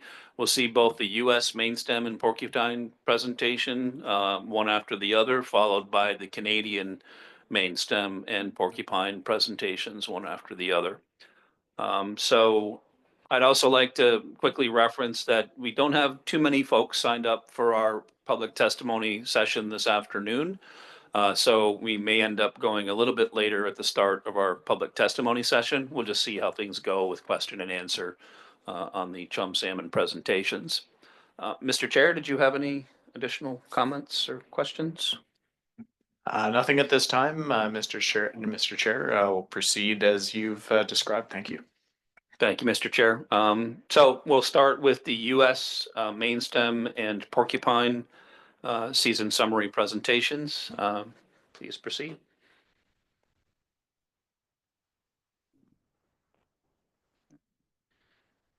Good afternoon. My name is Matt Olson, and I'm currently the acting Yukon area fall season manager. And I'll provide a summary of the 2024 fall chum salmon outlook and management. All right, next slide, please. In the spring, we had a drainage-wide forecast of 369,000 fall chum salmon. And our preseason drainage-wide projection done in July, based on the summer to fall chum relationship, was about 377,000 fish. And this preseason drainage-wide projection is what we use to base initial fall season management actions on until we switch to in-season drainage-wide projections based on assessment projects. The coho salmon outlook was for a below average run this season. Next slide, please. The Alaskan escapement goals include the drainage-wide goal, the T-Drindrick River, and then the Delta River. And then Canadian treaty objectives include the fishing branch and Main Canada. At the beginning of the fall season, the preseason projection was within the drainage-wide goal of 300,000 to 600,000 fish. Noting during this time, the summer chum salmon had also come in within its respective drainage-wide goal. In mid-July, it's common to have a mix of U.S. summer chum and fall chum present. The Canadian stocks, which typically arrive in late July, were not expected to meet treaty objectives. And the main stem Canada stocks have been weaker than other U.S. stocks in recent years. The U.S. goals, the T-Drindrick and the Delta River, did have the possibility of being met based on the preseason projection, similar to last year. Therefore, a cautious approach to fishing, was warranted. Next slide, please. Harvest during the fall season is guided by the Yukon River Fall Chum Salmon Management Plan. And according to the plan for 2024, if we remained in the yellow zone, we could potentially allow subsistence fishing. However, there was an expectation of subsistence restrictions to meet Canadian goals. So closures were expected for all other fisheries, i.e. commercial, personal use, and sport. And then in-season assessment information is used to determine the run size that will be applied to this plan. Next slide, please. This is a graph of the chum salmon genetics applied to the sonar passage near Pilot Station during the fall season. Summer chum are shown in the peach color and fall chum is shown in blue. We continued selective gear openings for U.S. summer chum salmon in the early portion of fall season, knowing summer chum make up the majority of that early run, and the Canadian component of fall chum salmon is minimal during this time. Subsistence fishing was closed after this to determine the fall chum salmon run strength, shown in blue on the chart. Next slide, please. This graph shows how the fall chum salmon run progressed throughout the season. The blue line is the pilot sonar counts of fall chum based on genetics, and the dashed black line is the projection needed to meet the lower end of the drainage-wide goal. The historical median is shown in the solid black line. A few weeks into the season, the in-season projection was for a run of about 200,000 fall chum salmon, well below that preseason projection, which led to closures for the remainder of the season. Restrictions were relaxed beginning October 1st in the lower river, with dates following the chum and coho salmon migration upriver. And these closures were maintained in important spawning locations through the end of December. Next slide, please.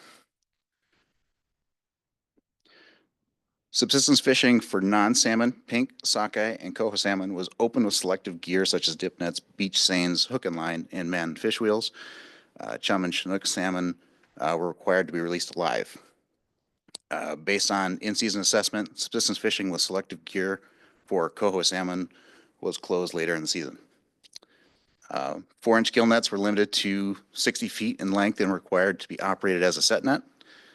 And fishing time of those 4-inch gill nets was reduced starting on August 26th, as the fall chum and coho salmon runs appeared to be very weak, and it was reduced to Fridays through Sundays through September. Subsistence salmon fishing restrictions were relaxed starting October 1st in lower Yukon and progressed upriver or to upriver districts based on migration timing. Next slide, please. The resulting subsistence harvest of fall chum salmon in the entire Yukon River drainage was very low. This graph shows the annual harvest from 2000 to 2024 compared to the 10-year average of 2010 to 2019 before the salmon decline. This was the 5th year in a row of low subsistence harvest due to poor salmon returns and the resulting restrictions and closures. The 2024 preliminary harvest was about 3,618 fish, and normally that subsistence harvest would be about 80,000 fall chum salmon.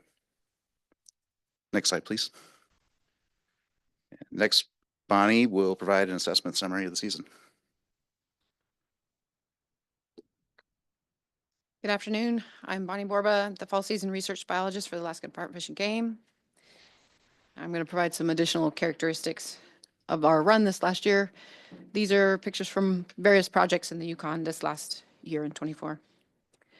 Next slide, please. So the left side of this chart is a summary of the chum salmon age and sex data collected from the Lower Yukon test fishery. The average is represented by the dark bar on the left side, and 2024 is the light bar on the right side of each pair of data. Most age classes were below average, and only the age 5 was above average. Proportions of females was the 3rd lowest on record. The right side chart compares the length of the chum salmon, similar to the other charts, where the dark bar is the average and the lighter bar is 2024. Chum salmon's length was well below average again this year. Next slide, please. The groupings in this map are the genetic stocks that we commonly refer to. The border US, which is the Trojingic, Shingic, Drongic, and it's in the upper left oval. Fishing Branch River stock, which are unique, but we are unable to sample in proportion to the run, is located in the smallest oval. Main stem Yukon River into the upper Canada is in the large lower right circle. And the fall component of the Tanana River stocks, which also has a summer component that overlaps, is in the lower left oval. Next slide, please. This chart is the genetics groupings in the order that the stocks typically enter the river, with the border US entering slightly earlier than the Canadian main stem stocks, and the Tanana River stocks entering last as they build throughout the season. The left side dark colored bar in each pair of data is the average, and the right side is the 2024. The results for 2024 included the border US was near average. The total Canada, which is the main stem and the Porcupine River, was well below average, and the Tanana stock was well above average. Next slide, please. This is a performance color-coded table of the fall chum salmon escapement goals. It includes the median escapement and the preliminary 2024 data. The drainage-wide goal was not achieved, and the Trojingic did not make its goal as it did in 2023. The Shingic River has no goal. However, this year it was the second lowest escapement on a record of 42 years that it was operated. The Delta River ended up being within the goal range in early November. And as expected, neither of the Canadian goals were achieved. Next slide, please. This is a chart showing fall chum salmon drainage-wide escapements in the dark bars and the estimated harvest in the light portion of the bars. Together, they approximate the estimated total run size each year. And the solid lines represent the drainage-wide escapement goal range. And the 2024 drainage-wide run size was the second lowest on record. Next slide, please. Okay. Switching to coho assessment, this chart depicts the estimated run size index for coho salmon with an estimated escapement on the bottom portion of the bars, along with the estimated of harvest on the top portion of bars. The run index for 2024 was below average and the third lowest on record. The preliminary 2024 harvest was estimated to be 1,730 coho salmon, and the harvest values are included on each year, but they're pretty small. It's hard to see them since 2020 when we've had low harvest. Next slide, please. Yep. We'd like to thank these groups that contribute to our assessment of the end management during the fall season. And next slide, we'll leave you with our contacts if you had any questions at a later date. And then we're going to switch to the porcupine next presentation.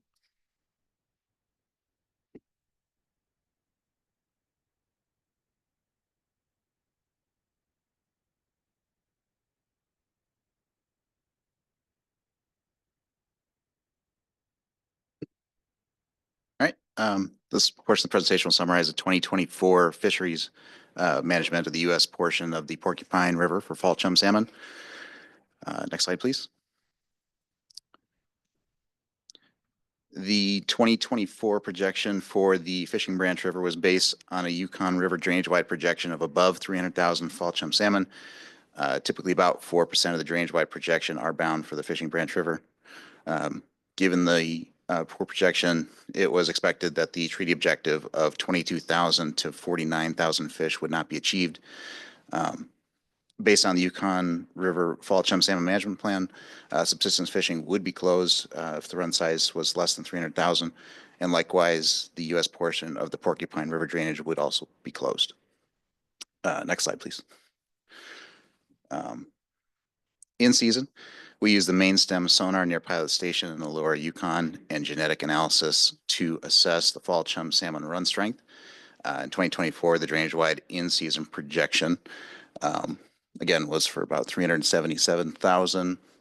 The in-season estimate of Fishing Branch stocks was for about 15,000, and unfortunately, the drainage-wide ended up being about the second lowest run size in the last 51 years. We also use two projects in the upper Yukon River to guide management actions in the Porcupine River. These include the Porcupine River Sonar, which counted 8,799 fall chum salmon, and the Fishing Branch River Weir, which counted 5,933, making up about 4% of the Yukon drainage fall chum salmon run. Next slide, please. In 2024, all fishing was closed for fall chum salmon in the U.S. Porcupine River drainage. Subsistence non-salmon fishing was open with 4-inch set gill nets limited to 60 feet in length until that August 26th date that we mentioned before, when the use of gill nets was further restricted to Fridays through Sundays for the remainder of the season. Other non-salmon gear required the release of fall chum and Chinook salmon.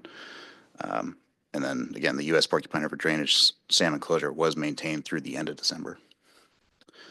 Next slide, please. Yep. And again, we would like to thank these groups that contributed to assessment and management during the fall season.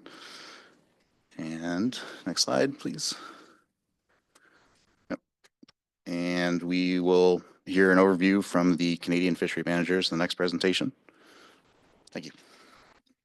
Thank you, Matt and Bonnie. While we're transitioning to the Canadian main stem and porcupine presentations, I do want to note that I neglected to address the review of 2024 Yukon River Panel management recommendations, so I'll address that quickly. The panel did not have any specific management recommendations for chum salmon in the 2024 season, but certainly did recognize that based on the expected forecast of very low returns, that there would be closures of chum salmon directed fishing in both Alaska and Canada for the 2024 season. So my apologies for not addressing that earlier. If you folks are ready, please feel free to proceed.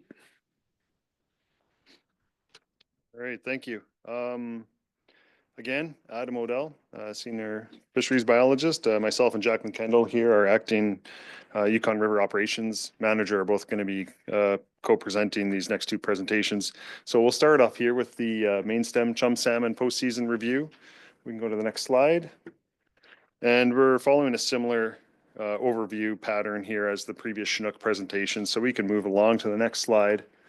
And now when we look at our main stem chum salmon assessment in Canada, there's a lot of similarities between Chinook. Obviously, there's preseason forecast developed while the fish are in the ocean, and then we do look at in-river numbers as they reach pilot station sonar near the mouth of the river, and as well at Eagle, the Eagle sonar station just before they reach the border. But once they're into Canada, our focus is really on two aerial surveys that are conducted on their terminal grounds, one along the mid-main stem Yukon River area around Carmacks and the other in the Kluane River. Next slide, please.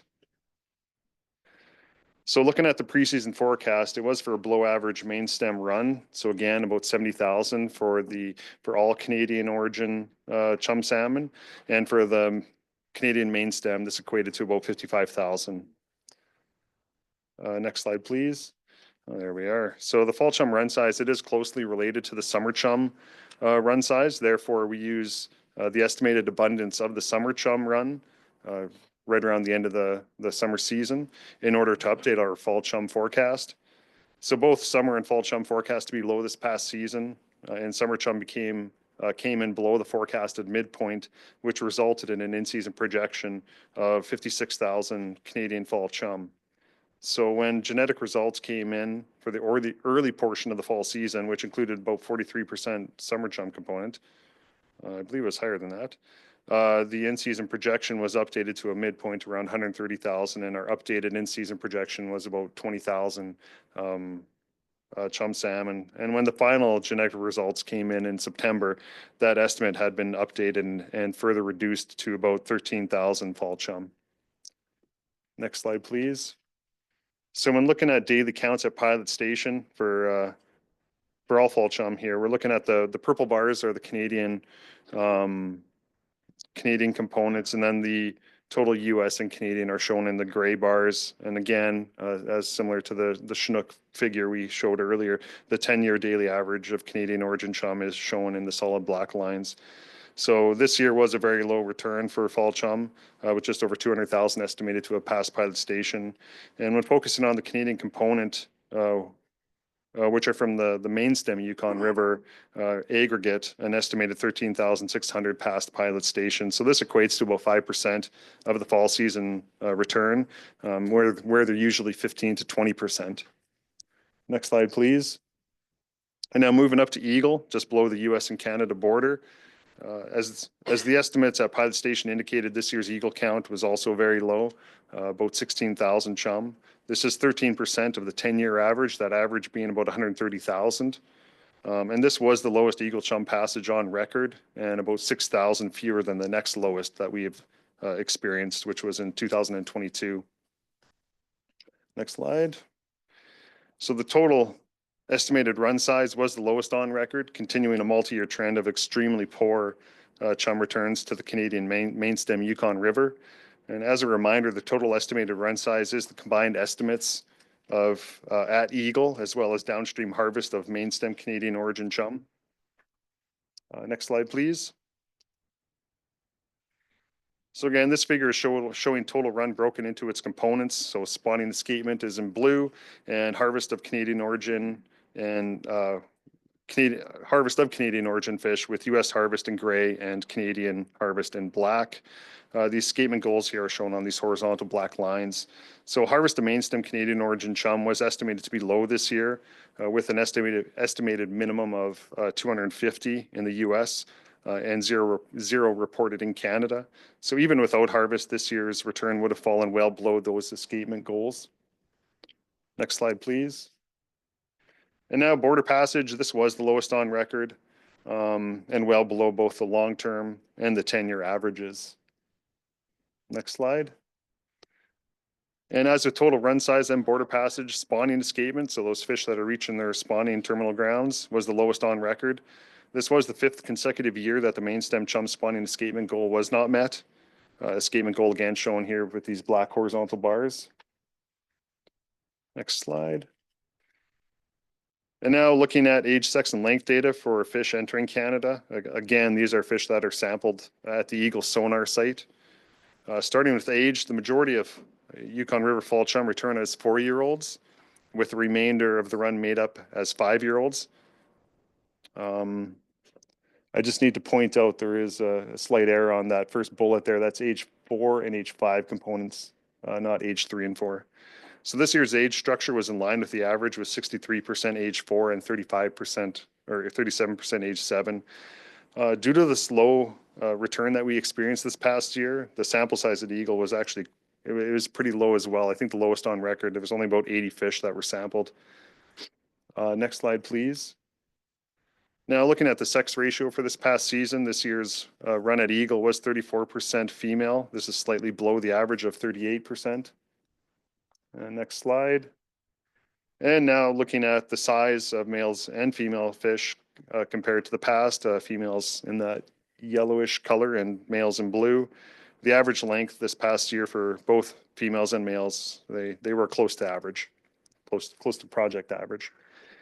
And now just a quick summary of the Canadian assessment projects for chum salmon this past season.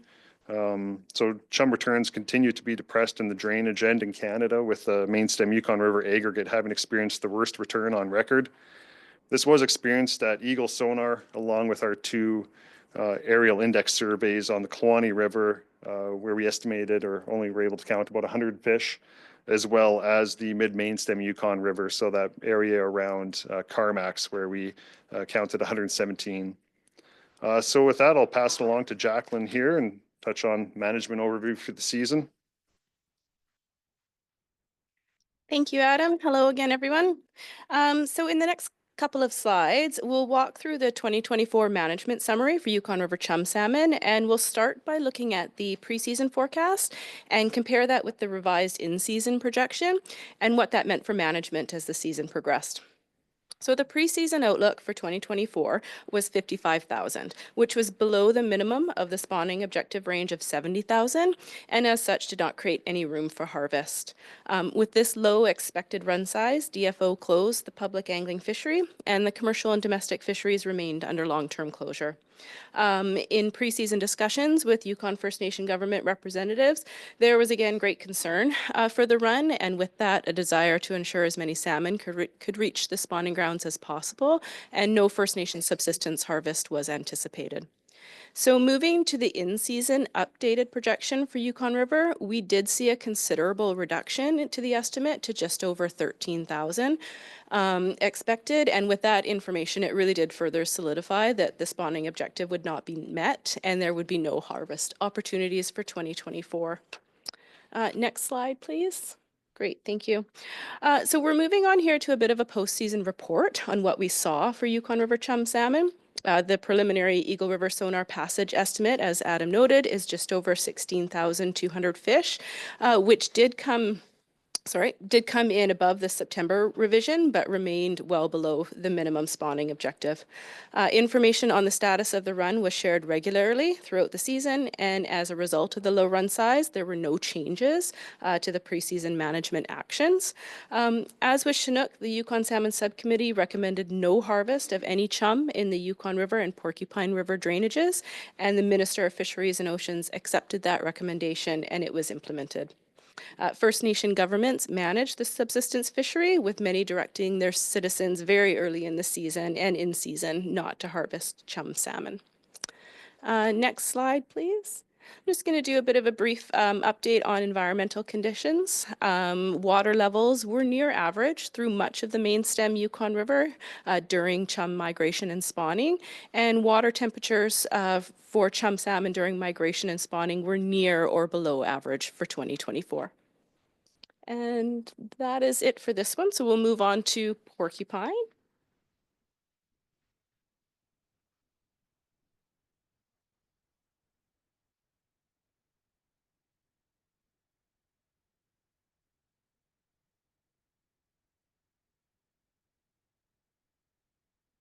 Okay, yeah, we'll roll right into the Porcupine River chum salmon postseason review. It's going to look quite similar to the previous presentation, obviously with some big differences. We can move along here. Yeah, we can skip here too. It's going to follow a similar pattern to how we laid out the previous presentation. And now looking at the assessment sites that we utilize for the porcupine system and chum salmon, it's a lot of similarities until they reach Fort Yukon, where these fish obviously veer off onto the Porcupine River and go into Canada. So, I mean, oh, there we go. I was going to say your timing is really good at, going with the flow, but yeah, anyway. So once the salmon are in Canada and the Porcupine River, we do have two assessment sites. Again, the Porcupine River sonar site, which is just downstream of Old Crow, and then further upstream on the Fishing Branch River tributary, which is the main spawning area of chum salmon in the Porcupine and the Canadian Porcupine River. Now, next slide. Thanks. So the preseason forecast again was for a below average Fishing Branch chum return. We had 70,000 projected Canadian Yukon River chum, but then this equated to 15,000 Fishing Branch chum. Next slide. And again, as I just discussed in the previous presentation, there is that relationship between summer and fall chum, which does provide some in-season insight into that fall chum salmon return. So in season, the update, the in season, the update was updated again to 15,000.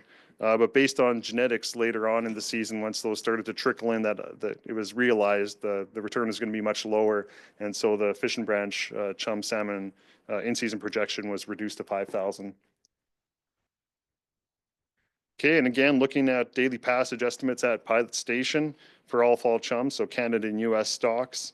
Now, this figure is showing Canadian chum passage at Pilot, again, similar to what we saw previously in purple, and then all stocks in gray, and that 10-year average again in the black line. So like main stem Canadian origin chum, porcupine chum can be identified using genetics. It's a little more challenging, as Bonnie was suggesting, just given the low numbers that are there relative to the drainage wide, but it does provide a very crude estimate at least. And if we look at the next slide, this does give maybe an indication of timing.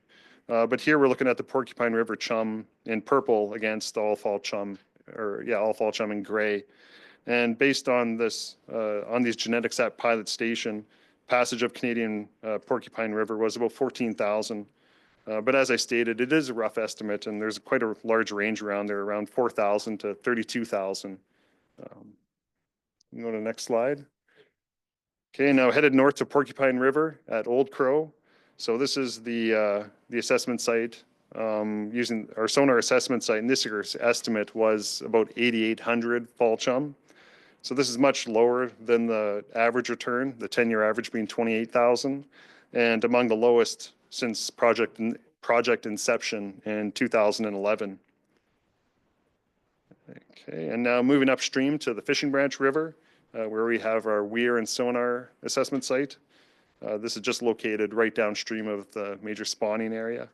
An estimated 5,900 chum salmon passed this site this year, and this is well below the recent 10-year average of 15,000. If we go to the next slide, it gives you a bit of a better context to the long-term data set that we do have for this location, which is shown in red here. The long-term average going back to about 1970 is 36,000. Now, next slide, please. And now looking at total run size for Fishing Branch chum, which was 6,000 in 2024. So this equates to a higher return than the last three of the last 4 years, but is still well below both the short term, the 10-year average, and that long-term average. Next slide, please. And again, looking at the total run components broken down further, escapement in blue, U.S. harvest in gray, and Canadian harvest in black. Very low harvest this year, as indicated by these bars, and as seen in the past few years. And this year's harvest was low. Before going, we still would not have met that lower end of the escapement goal. Those escapement goals shown in these horizontal black bars again. And next slide. And as of total run, the spawning escapement was larger, or sorry, again, my notes here. Smaller than last year, but larger than the three previous, but well below the averages and below the intermanagement escapement goal. Next slide, please. And looking at age, sex, length from fish at Fishing Branch. So this slide, it is showing data from chum salmon at Fishing Branch, but unfortunately, this is a late run project, and with delays at the lab, it seems to rarely have the results back in time to present to you at this meeting. So we currently don't have 2024 data. But looking at this figure here, we can see age 3 fish at the bottom in light blue, age 4 in gray above this, and age 5 in the dark blue at the top. There's even a small component of age 6 fish in some of the years at the black. And looking at the 2024 brood years, we anticipate seeing a larger proportion of age 5 fish this year compared to last. And next slide.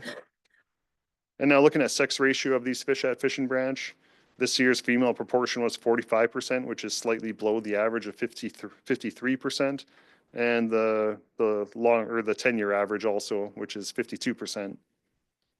Next slide. And finally, looking at length of males and females over time. So males again in blue and females in this yellow color. They were both males and females were below average size this past year and below the 10-year average.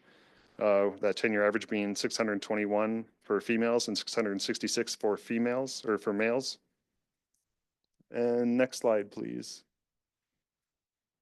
And in summary, the Canadian Porcupine River chum, which include Fishing Branch chum salmon, continue to be below average. And although these returns were much lower than seen last year, they were slightly higher than those experienced in 2020 to 2022. And so with that, I'll hand it off to Jacqueline to touch on management actions for the season. Thank you, Adam. So similar to the main stem presentation, I'm just going to walk through management over the next couple of slides. So the preseason outlook for 2024 Canadian origin Fishing Branch chum was 15,000, which was well below the minimum of the spawning objective range of 22,000, and so did not leave any room for harvest. With this low expected outlook, DFO closed the public angling fishery. And again, early discussions with Yukon First Nations government representatives showed great concern for the run, and First Nation subsistence harvest wasn't anticipated. When we moved into the in-season updated projection, we again saw a reduction to the forecast, and with that information, it really did confirm that spawning objectives would not be met and there would be no harvest opportunity. Next slide, please. Great. So this is a postseason report on what we actually saw. So as Adam indicated, Fishing Branch Weir Passage estimate at this time is just over 5,800 fish, which is below the in-season revised, which is below the minimum of the spawning objective of 22,000. As with Yukon River Chum, information on the status of the run was shared throughout the season. And as a result of the low run size, there were no changes to preseason management actions. Vuntut-Gwitchin First Nation representatives managed the subsistence fishery and provided community-based reports. And they also partnered with DFO on both the porcupine sonar and Fishing Branch Weir assessment projects.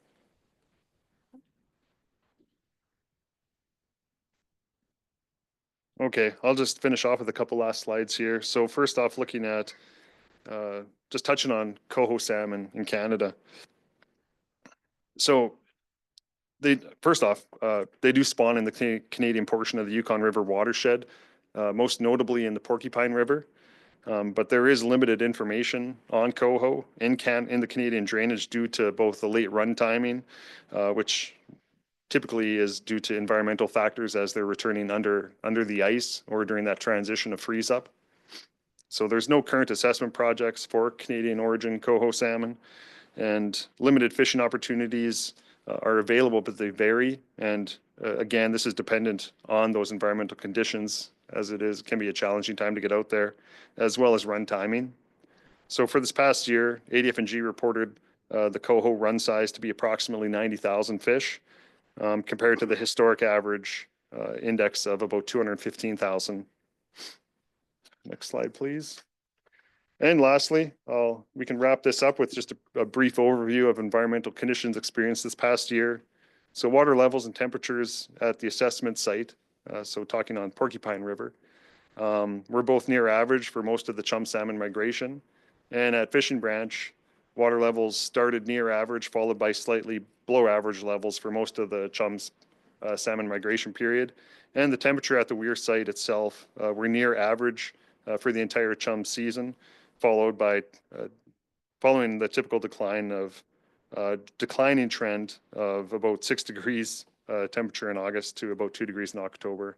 So nothing out of the ordinary in that sense. So with that, we can go to the next slide and wrap up and accept any questions or comments you folks may have. Thank you, Adam and Jacqueline. Much appreciated for your excellent and informative presentations. So we'll go ahead and entertain questions and comments from panel members. Pauline and then Andy. Thank you. I'll ask maybe a few questions, but I think the first question I wanted to ask is, what was the original objective? And, I refresh my memory for me, but why do we go with the 4-inch mesh net size? And then you'll get my line of questioning after that. So can someone tell me why we went with using the reduced mesh size to target? Tell us what was the purpose of that? Yeah, that 4-inch mesh size is more typically used as a non-salmon mesh size for using gill nets. If there were directed chum fishing, we'd more be typically using 6-inch. So ideally using the 4-inch mesh, you reduce your opportunity for incidentally catching chum salmon. Chum salmon and Chinook salmon. So the reduction in size is to target the smaller fish and not the larger fish. Was that the objective? Correct. Okay, yeah. now I'll ask my questions. If I may, real quick, then you can proceed with your question. It's also a much shorter net size, not just 4-inch gills nets, but much shorter. 60 feet. Mhm. Okay, thank you. Thanks for that. Specific to the Yukon River Agreement, there's various sections in the agreement that speaks about chum size, age. So under the specific section, I think it's number 23 around the rebuilding, it talks about typically the salmon is typically considered to be 4 years. And you just identified that in your graph around the fishing branch chum.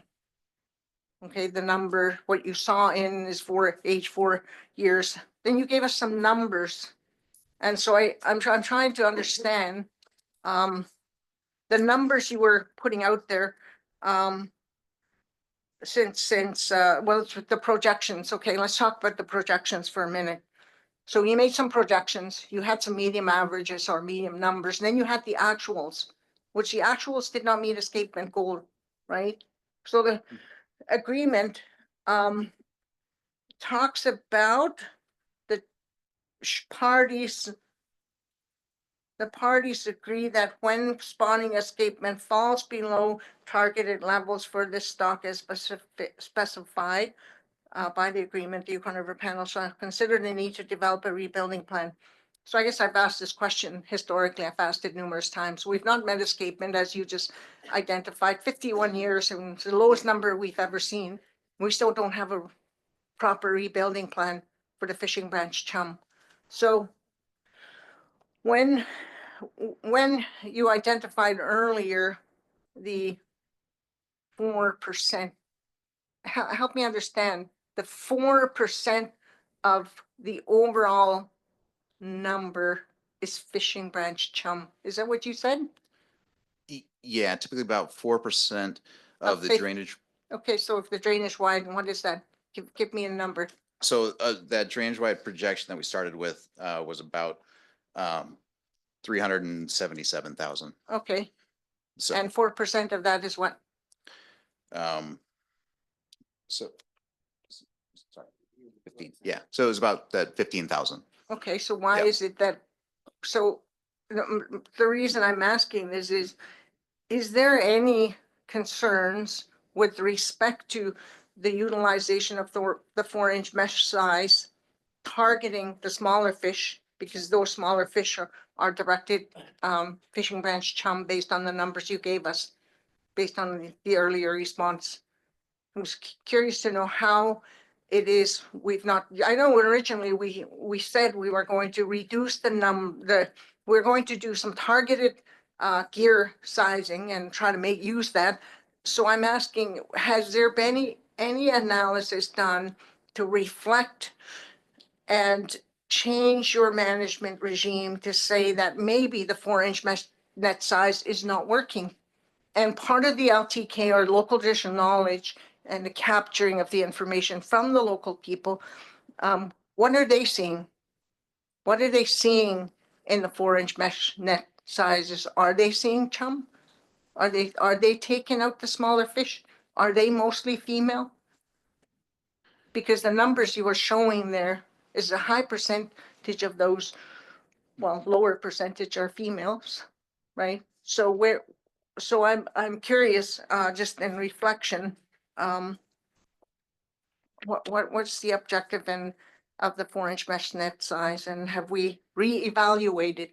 And is there further recommendations from your group there to this panel around possibly analyzing that? Because the agreement speaks about that, it speaks about the Joint Technical Committee providing recommendations to the Yukon River Panel to make alternate adjustments for management regime that would better reflect the requirement or the target of reaching border escapement. So I'm asking the question, have you reevaluated and reconsidered, and what was the outcome of your analysis?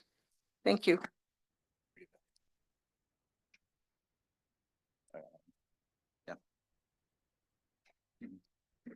The salmon fishing was closed. The 4-inch gears for the whitefish and pike and all that other stuff, the small fish that are coming out, especially in the fall, they run in and out of the creeks before winter.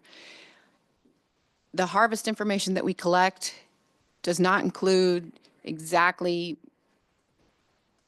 what, we ask them if they're using 4-inch, 6-inch, whatever, a few sizes of meshes. But we don't have that tied to, except for, the harvest information that we get back, that in most of the 4-inch mesh, they're catching more non-salmon than with a few incidental salmon possibly. But we don't have any data to analyze like how much or a number of that. It's just overall, they are catching more non-salmon like they're supposed to. And yes, there may be a few incidental salmon.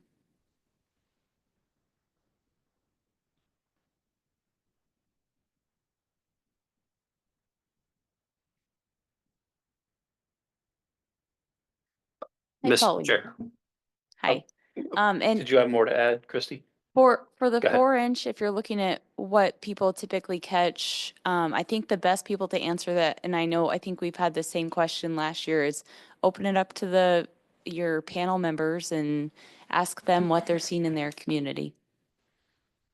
Sorry, Mr. Co-Chair, I have asked them that question.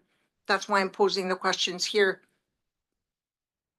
Right, my understanding is they're seeing more smaller female chum in the net because that's what the objective is, because they are smaller and they're not, what you're seeing, the fish coming in are the same size as a whitefish coming in. So they're going to target, it's not specifically targeting one or the other, is what I'm understanding, but maybe others would have more insights, and that's why the traditional knowledge keepers are important, right? And reflection of that, and how do we capture that in scientific analysis and you know, on the ground vision of what they're actually seeing. Ragnar, did you have a comment on that point in question? Sure, Mr. Chairman, so beginning in early September, the use of 4-inch nets, at least in my area, Kotlik, Imanak, Luchnak, and Nunamikwa, is and down the coast, is folks are going out into estuarine streams that flow. You know, there's short little sloughs, tidewater sloughs that drain into the Bering Sea, and what they're targeting is Bering Cisco, and then secondarily, what they're targeting is those I hate to use the brackish water streams out draining through the tundra for humpback and broad whitefish. That's beginning in September. That's the main fish we're targeting. Are those different types of whitefish, Mr. Chairman? Brandy, do you have additional information to provide on this specific topic? Because I do have others that are in line. Go ahead. I don't have the specific questions, but I know who does when we ask about the traditional knowledge, and I would like to defer my mic to Charlie, please.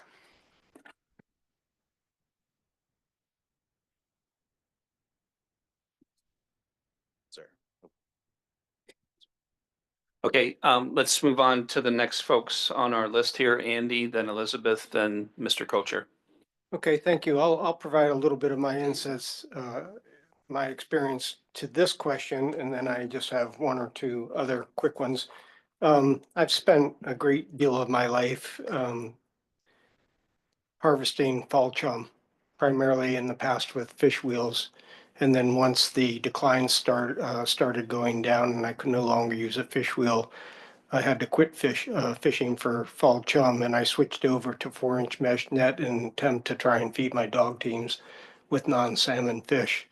So I spent a great deal of time fishing with 4-inch mesh net, and what I determined very quickly is that, and I'm only going to, let me quantify this. One thing about fishing on the Yukon is every region is very different. So my experiences are for my region, and it is very different, and I recognize that for other areas. So you have to take that with a grain of salt with the information I give you. When I fish with 4-inch mesh net in the main stream of the Yukon River, it selects fall chum just like it selects any other fish. It is not a conservation tool in my area at all. And part of the reason for that is, yes, the fish are getting smaller, but primarily they've phenotypically changed to where they have the hook nose and the teeth. And so they don't have to go in and get gilled. They can just go in and spin and they get caught. Most of them are gilled, especially the smaller females, but that's what catches them primarily. You can, however, and I've experimented a lot with this, you can take that 4-inch mesh net, and I only use 30-foot nets because the farther you go out, the more chance you have of catching chum as opposed to non-salmon species. Non-salmon generally run right against the bank. So a 30-foot net will catch those just fine. There's no advantage to going farther out. However, if you do set those 4-inch mesh nets behind islands and out of the trail of the salmon, you can harvest non-salmon species without targeting chum salmon. The very same method works for king salmon in my region. If you get off the main salmon trail, because they do follow a trail, if you stay off of that, you can reduce your chances probably 80 or 90%, maybe even higher. So it can be used as a tool to supplement.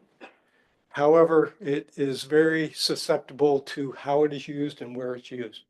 So someone who wants to use it and wants to use it as a conservation tool can be very successful if they're cognizant of those things. If they want to use it to harvest, it's just as effective as a 6-inch mesh. And in fact, now that fish are getting smaller, it's probably more effective than 6-inch mesh. So those are my comments on that. I'll get to my questions now really briefly.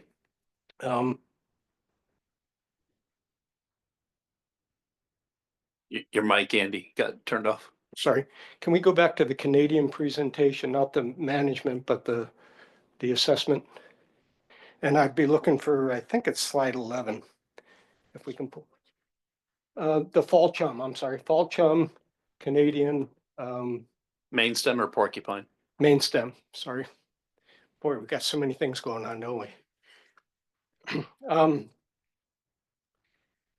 While they're pulling that up, one of the things that I really want to address here at the panel, I'm really concerned about the fall chum runs, and primarily for the fish. They're the lowest ever.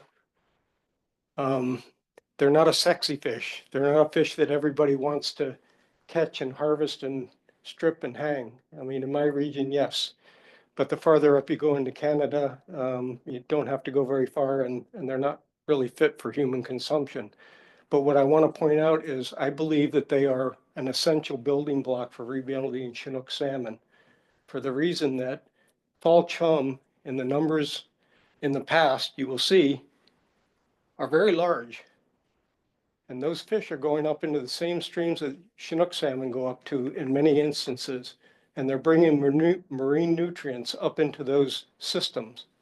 That's vital. And when you lose that volume of marine nutrients, I feel that over time, that's going to make it much harder for those spawning areas to stay healthy and be very productive for Chinook reoccupation. I'm very concerned about that because I think it's one of those things that most people don't think about, because when we focus on Chinook, we focus on Chinook. When we focus on fall chum, we focus on them. But like we've heard everybody say, it's all intertwined. They all work with each other.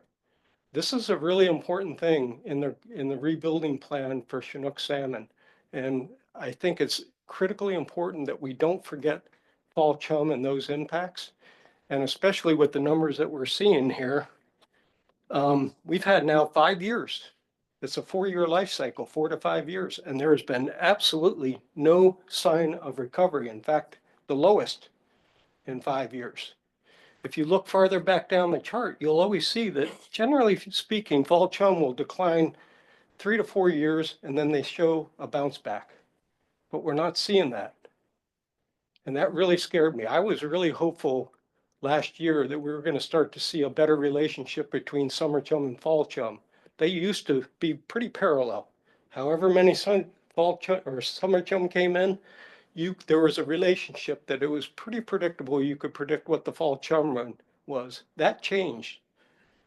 Why it changed, I don't think anybody really understands yet, but that relationship is not tight anymore. So there's something happening in the fall chum somewhere, most likely the marine environment. It could be spawning habitats with climate change, but something's happening to fall chum that we don't really understand.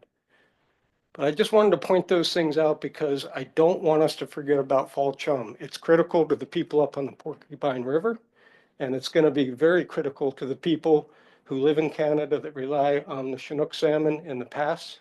Even though you don't eat fall chum, they are probably, in my opinion, one of the most important things we have to pay attention in the rebuilding plan. So I want to make sure that I highlight that and we don't forget that as we move in. There's so many different elements we're going to be talking about. It's going to be one of those things that's very easy to forget. That's all I have, Mr. Co-Chair. Thank you very much. Thank you, Andy. Next we'll go to Elizabeth, then Steve.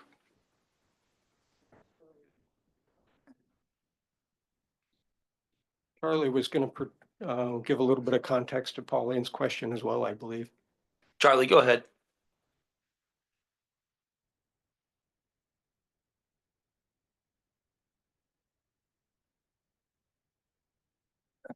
Thank you, Mr. Co-Chair.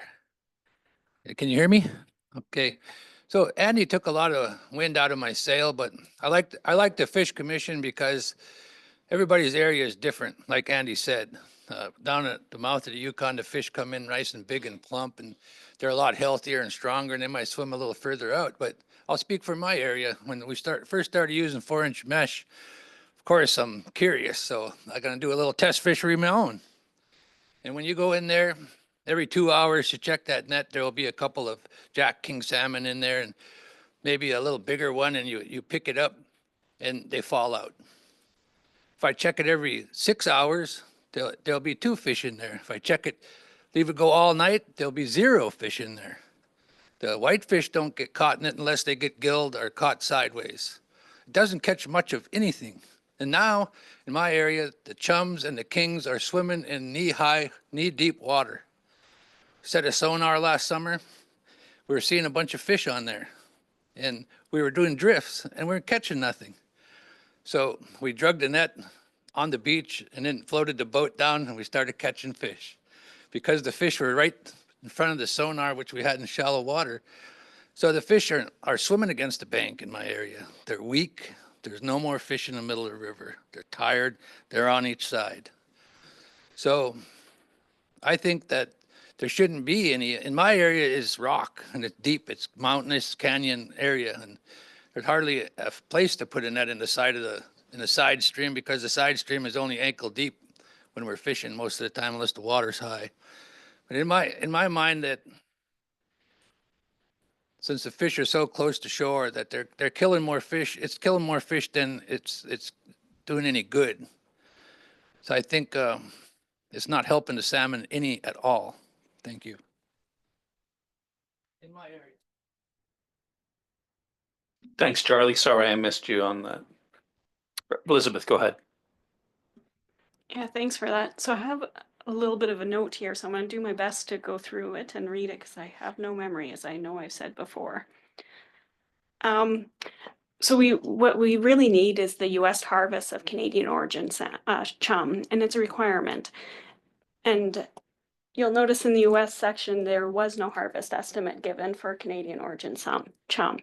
And that's because they don't have a way to estimate it effectively. So we need something, even if it's just a math exercise, looking at the changing proportions as they come up the river. But even better, we need a harvest study like what was done for Chinook. We need to know what's coming out of the river that's Canadian origin, and if they're porcupine or if they're main stem fish. And if a harvest study was done, it would be great to have local community members involved to sample their own harvest. It would be a good stewardship project. It would get people involved. It would help with some of that relationships. And we need to, but if that is done, of course, we have to ensure it doesn't increase harvest. So I might need to wait, and maybe we need to do the math exercise. But I don't want to see Canadians presenting on the U.S. harvest anymore. That's a requirement for the U.S., and the U.S. should be providing that, as well as it really underestimates that harvest substantially. And honestly, with this data, I don't know how we can do a chum spawning goal work, or complete the report card that's included in the JTC report every year, because it is such an underestimate and it is not accurate. And I suspect that's why the U.S. is not reporting on it. It's because it is too inaccurate to meet their standards. And then for the closure we saw for Chinook, it was quite effective, but the closure for chum for Monday to Thursday Monday to Thursdays doesn't seem to be as effective as the 2-week closure that was done for Chinook. So I suggest switching and doing a full closure of no nets in the river for chum. And that was just based off that the harvest went down a little bit, but the run went down even more. And I also wanted to thanks for including coho in the presentation. It really made me happy to see that as our third salmon. So I'm glad to see that that's been incorporated. And I did want to share a quick story about a trip that we did down the Teslin River looking for chum. And at our first attempt, the boats wouldn't start because it was too cold. So we went back like fools and went for a second attempt. And it worked. Our boat started and we went downriver and we found a female carcass. Hannah, sitting behind me, got to take first scales off a fish. She's never done that before. We also got a female of dropping eggs underwater. And it's magical to see the chum actually spawning right there on that video. We also had drone videos. Marina flew the drone and we got drone video of the chum spawning and digging their heads. And all of this trip was inspired by Bert and Dick, who drove all the way from Teslin to come sit here and are here. And because of them and their passion for chum, we went out and we checked on that very small chum stock. In the middle of winter with blizzards, 5 hours in a boat, trying to wipe off your goggles so you could see the river, so we could follow Bert because Bert knows the way. And yes, so if you ever want to go on the river down the Teslin, I recommend Bert. And sitting in front of him is Teddy. And if you ever want to do the section of the river from Minto just past Fort Selkirk down towards Dawson, that's the fellow you want leading your way. And so I just wanted to share that as like a story of how important chum are, even though I don't know when the last time a chum was taken out of the Teslin River down in that area. It has been a very long time, but we still have individuals who care about chum. And Bert took and showed that video to his grandkids. And now we've got more chum people coming up. And I like that because I'm a nerd who likes chum salmon. That was the first salmon I touched out of the Yukon River was a chum, and it has stayed with me. And even though I saw Chinook before, the first one I touched was chum at Eagle Sonar in Bio Island. Maybe that's showing how old I am, but that made a great impression. And then for porcupine, in the last 16 years of the current goal of 22 to 49, I believe it is, we've only met it 30%. That's 5 years we've met that goal. I can't call it a success rate, it's a failure rate. And what we really do need to do is do a rebuilding plan for them. If we want to continue to see those chum, and on the porcupine, chum salmon are the most important salmon. They're the salmon people depend upon. It's not Chinook. Sometimes there's some coho, but it's chum salmon. And we really need a rebuilding plan or something to help them. Otherwise, they will disappear. So thank you. Time, trying to be conscientious of time. I think we might have some more time for additional question or two, given the number of folks signed up for testimony. So we'll go to Mr. Chair. Thank you, Mr. Chair. I appreciate it. And we'll try to be cognizant of time and perhaps build on the question that Canadian panel member Pauline Frost was asking about. So I will apologize to our friends at the Pacific Salmon Commission Secretariat because I will need to jump around on a few presentations. But on the U.S. fall chum salmon main stem presentation, slide number 5.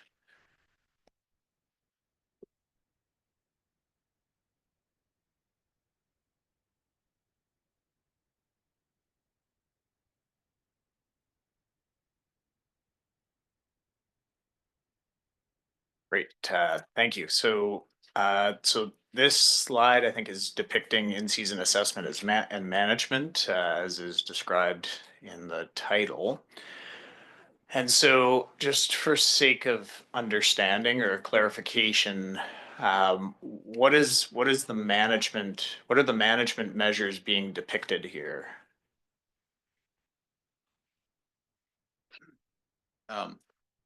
So this is the graph of chum salmon genetics compared to the sonar passage at Pilot Station. So that's what is showing is passage, and where that arrow is pointing is that kind of that transition that we talked about before between the the early portion of the fall season where opportunity for summer chum was open. And when we saw that proportion going way down, we closed chum salmon opportunity to assess the run and reassess whether or not there's going to be, enough fall chum coming in to warrant extra harvest. Okay, so perhaps interpreting and translating. So the arrow is pointing around a particular date on the calendar. I'm guessing, what is that? July 28th, 27th? 26th. 26th, Yep. okay. Mhm. And that is indicating that at that point in time, a particular management action was taken. Mhm. And what was that management action? That was to close chum salmon retention. Okay, so chum salmon retention, and so no management measures with respect to differentiation of gear type permitted? Yeah, so so we had selective year openings for the first 10 days of the fall season, and primarily those were summer chum that were going through those areas at the time. And after that 10 days, then we closed that summer chum opportunity to reassess the genetics of the chum that were coming through after that. Okay, I'm doing my best to interpret what you're saying. So when you say close the summer chum opportunity, does that mean from a management measure perspective, non-retention of chum salmon, or is there a gear type restriction that's applied at that time? So there wasn't a gear difference at the time, but it just closed to retention of summer chum. If I'm making sense. No. Okay. Hey, Chum salmon fishing was Yeah. closed. Yeah. Thank you. Yeah. Okay, thank you for that clarification. Okay. Okay, so then moving on to slide number 8 then. Okay, so this, I think, slide is very self-explanatory. It identifies that the subsistence harvest of fall chum salmon, this is all stocks, was 3,618 fall chum salmon. So is that the total interception or catch retention of fall chum salmon in all fisheries, including assessments? Yeah, that number includes harvest from the test fisheries. Okay, great. Thank you for that. And so how is that number determined?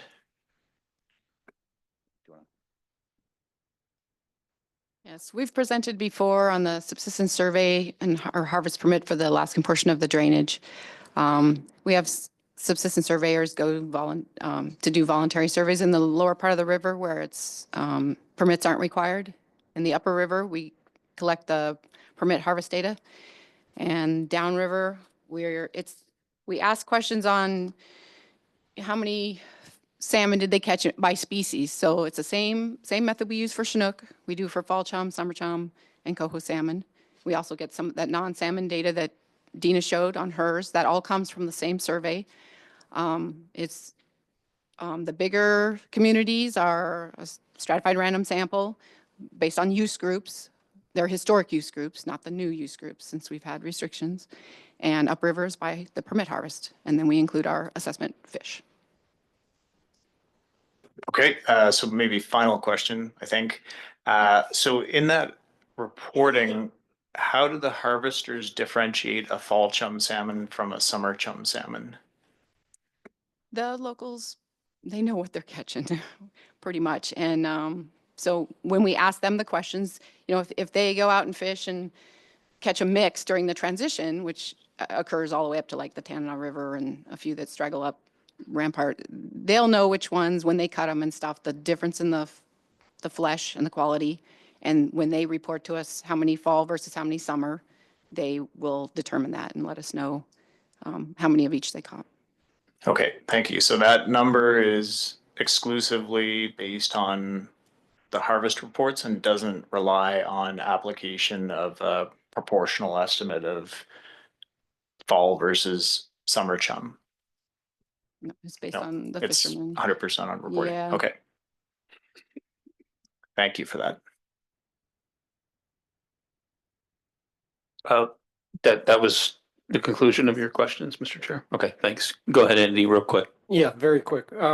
I forgot to mention when I was talking about the fall chum and the marine derived nutrients, I would like to see if at our next panel meeting or as soon as possible, any studies on the deposition of marine derived nutrients and how long they stay in the system. And what I'm getting at is I'm really concerned that over a period of time, we are losing those marine derived nutrients from the fall chum.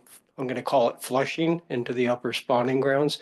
So if there's any work that's been done in Canada or anywhere on how long, once a deposit is there, it will stay if it's not replenished, I think that would be valuable information. So this is something I guess I'm asking the co-chairs to see if we could do a search and see if there's any information that might be presented to us at our next panel meeting or at the soonest possible date. Thank you. Yeah, we can look into that. Boy, it's been a while since I've seen one of those presentations now that I think of it. So I'm not sure how much information there is specific to Yukon in that regard, but we can look into it. So that will conclude our 2024 postseason chum salmon presentations. Thank you, Matt, Bonnie, Jacqueline, Adam. Much appreciated for all your hard work on this and your presentations. Thank you. That concludes our agenda items for today. We will go ahead and move into our public testimony session for this afternoon. I do want to provide a brief update and reminder that for tomorrow, again, we'll have 2 opportunities for public testimony, either online remotely or here in person. And please do sign up by 11 a.m. for the opportunity prior to lunch and by 3:15 p.m. For the afternoon opportunity, similar to this one coming up in that regard. So again, 5 minutes per presenter, and then we'll go into questions or comments from panel members. The first person for this afternoon's public testimony will be Carrie Stevens, who I believe is in person. Carrie Stevens. Yes, we have set up, I guess for anyone's reference, that in-person testimony, please do feel free to come up to the podium here at the front of the room.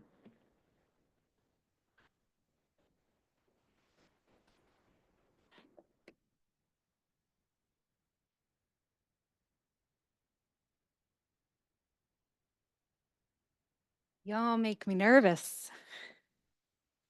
But once I get started, you won't be able to shut me up, so. First, I want to thank the co-chairs, the panel members, the alternates, the advisors. Sitting in your seats is no easy task.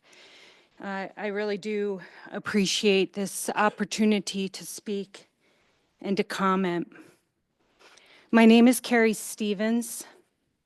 I am here as myself, for me and my family, and for the salmon. I lead for the salmon with love, so I mean no disrespect or offense in my words. My husband and his family are Dinit Hutana. They're people of the canyon. They're born and buried in that place. Today, that sits above the Yukon River Bridge in an area of the Yukon Flats National Wildlife Refuge between 2 places now known as Stevens Village and Beaver. Fish Camp really defines who you are in the family. We are eating a lot of pike, a lot of whitefish, I'm so proud of my 17-year-old. He catches the fish, he debones it, bags it, everything, cleans the table, no questions asked, and that's what we're eating. We're eating a lot of caribou,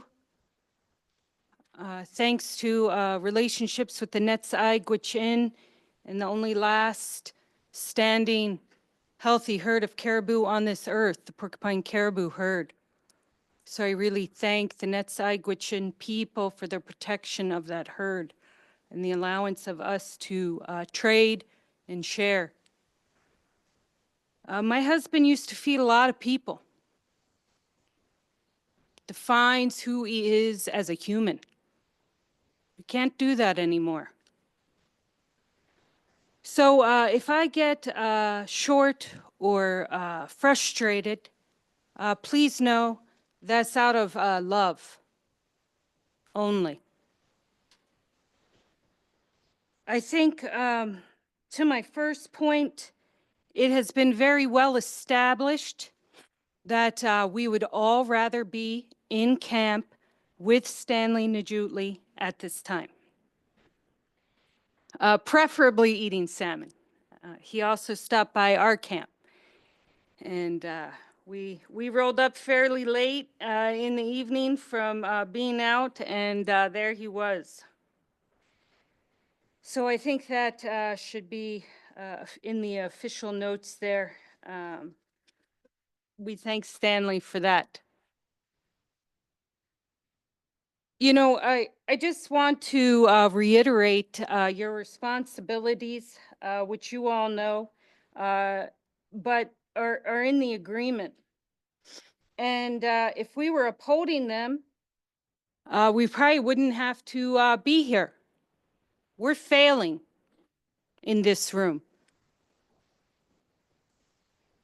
Uphold the subsistence and Aboriginal fisheries priorities. If we were doing that, Pauline would be fishing, Chief Pitka would be fishing,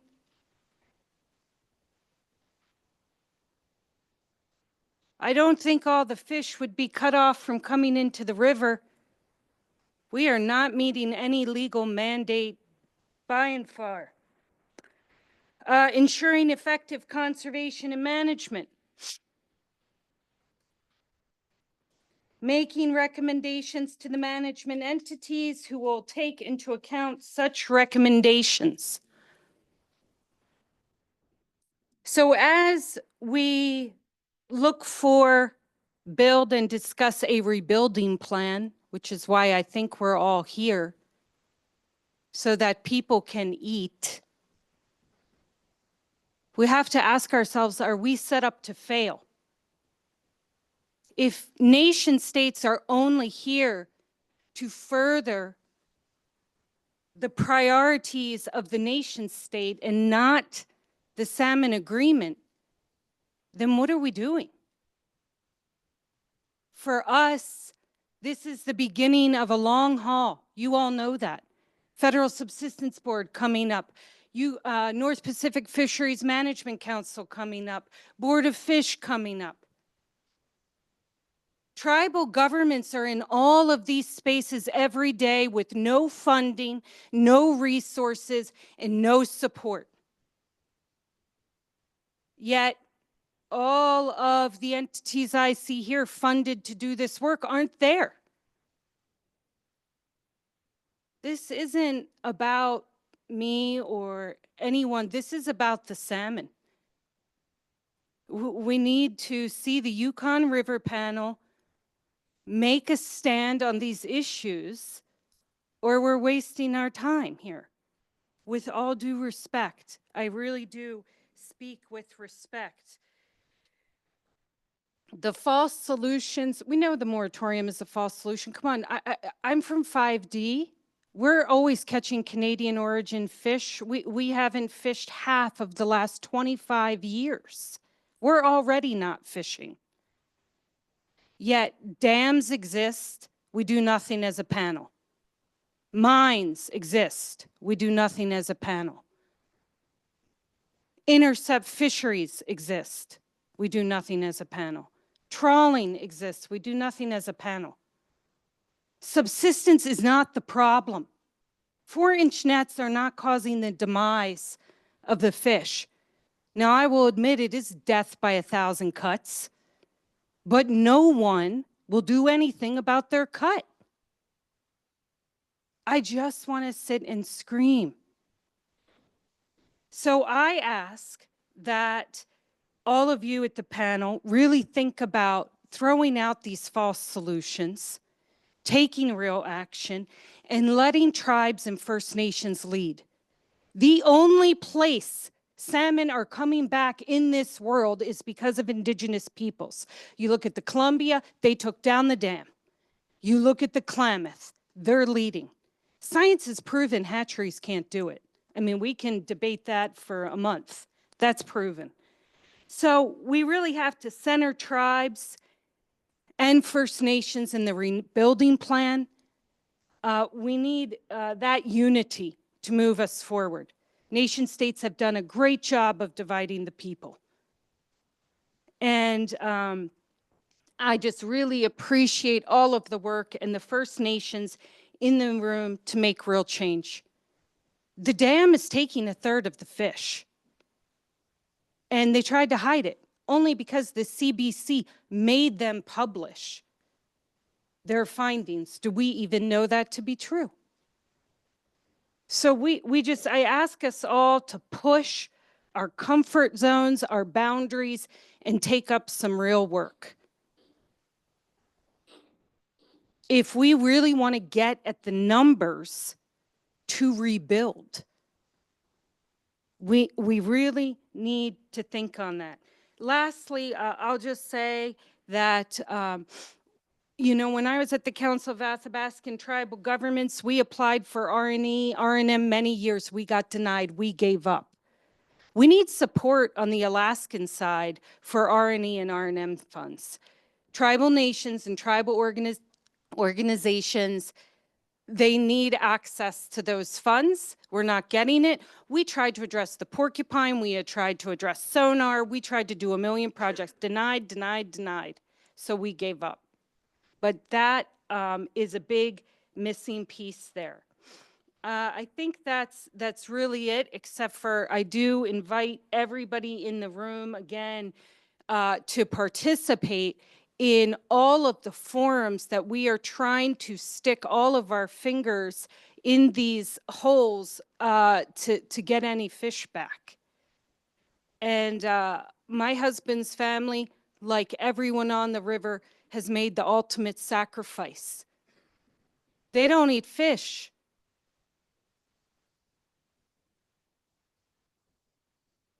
So we have to get serious about rebuilding.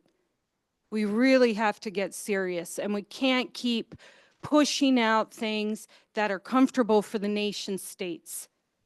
We're starving out our own people for money. It's what we're all looking at. Thank you very much for this opportunity to use my voice. I appreciate it. Anabasi.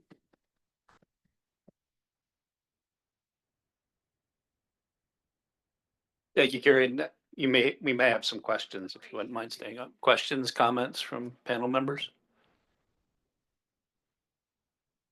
Oh, I stand corrected.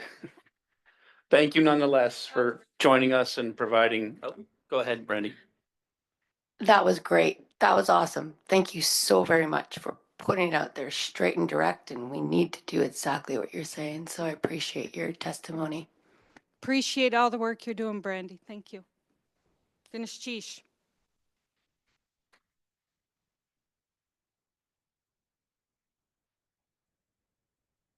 Up next, this is kind of a second call from some of our testifiers from this morning. Charles John from the Yukon River Intertribal Fish Commission. Charles John.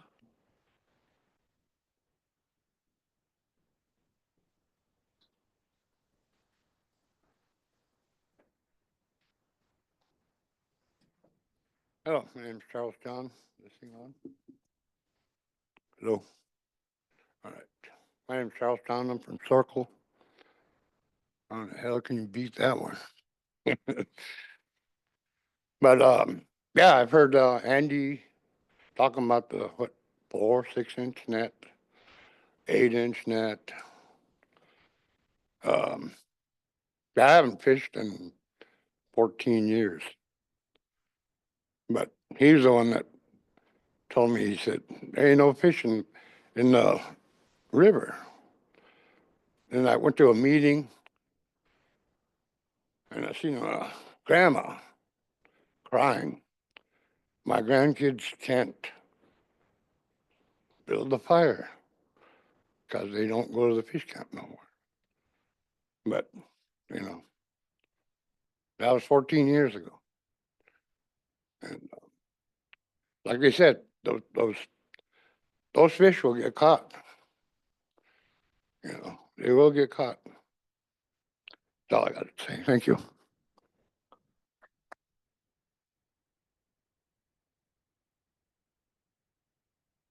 Any questions or comments from panel members? Not seeing any, but thank you, Charles, for joining us here today. It's much appreciated and wonderful to hear from you. Up next, we have Sheila Minnock. Sheila, are you with us today? Sheila Minnock? Does anybody know if she have seen her this afternoon at all? No? Okay. Well, that concludes the list of folks that we had signed up for public testimony today. So I think unbelievably, 5 minutes before our scheduled time, we actually are going to wrap up today's session. A quick reminder that, as I mentioned this morning, the panel will be hosting its reception for this meeting at the 49th State Brewery, which is down off of 3rd Street, starting at 6 o'clock until 9 o'clock. It will be in the downstairs in the barrel room. So when you come into the restaurant, you can just ask folks at the front counter and they'll direct you to the barrel room and kind of take an elevator downstairs. And all members of the public and all of our US and Canadian delegation members are welcome to attend. We should have some good food, good conversation, and look forward to seeing folks there. We will begin tomorrow's session at 9 a.m. in this same room, and we'll look forward to seeing everyone in the morning. Mr. Chair, any final thoughts or comments? No, Mr. Chair, we will look forward to the public reception this evening. Thank you.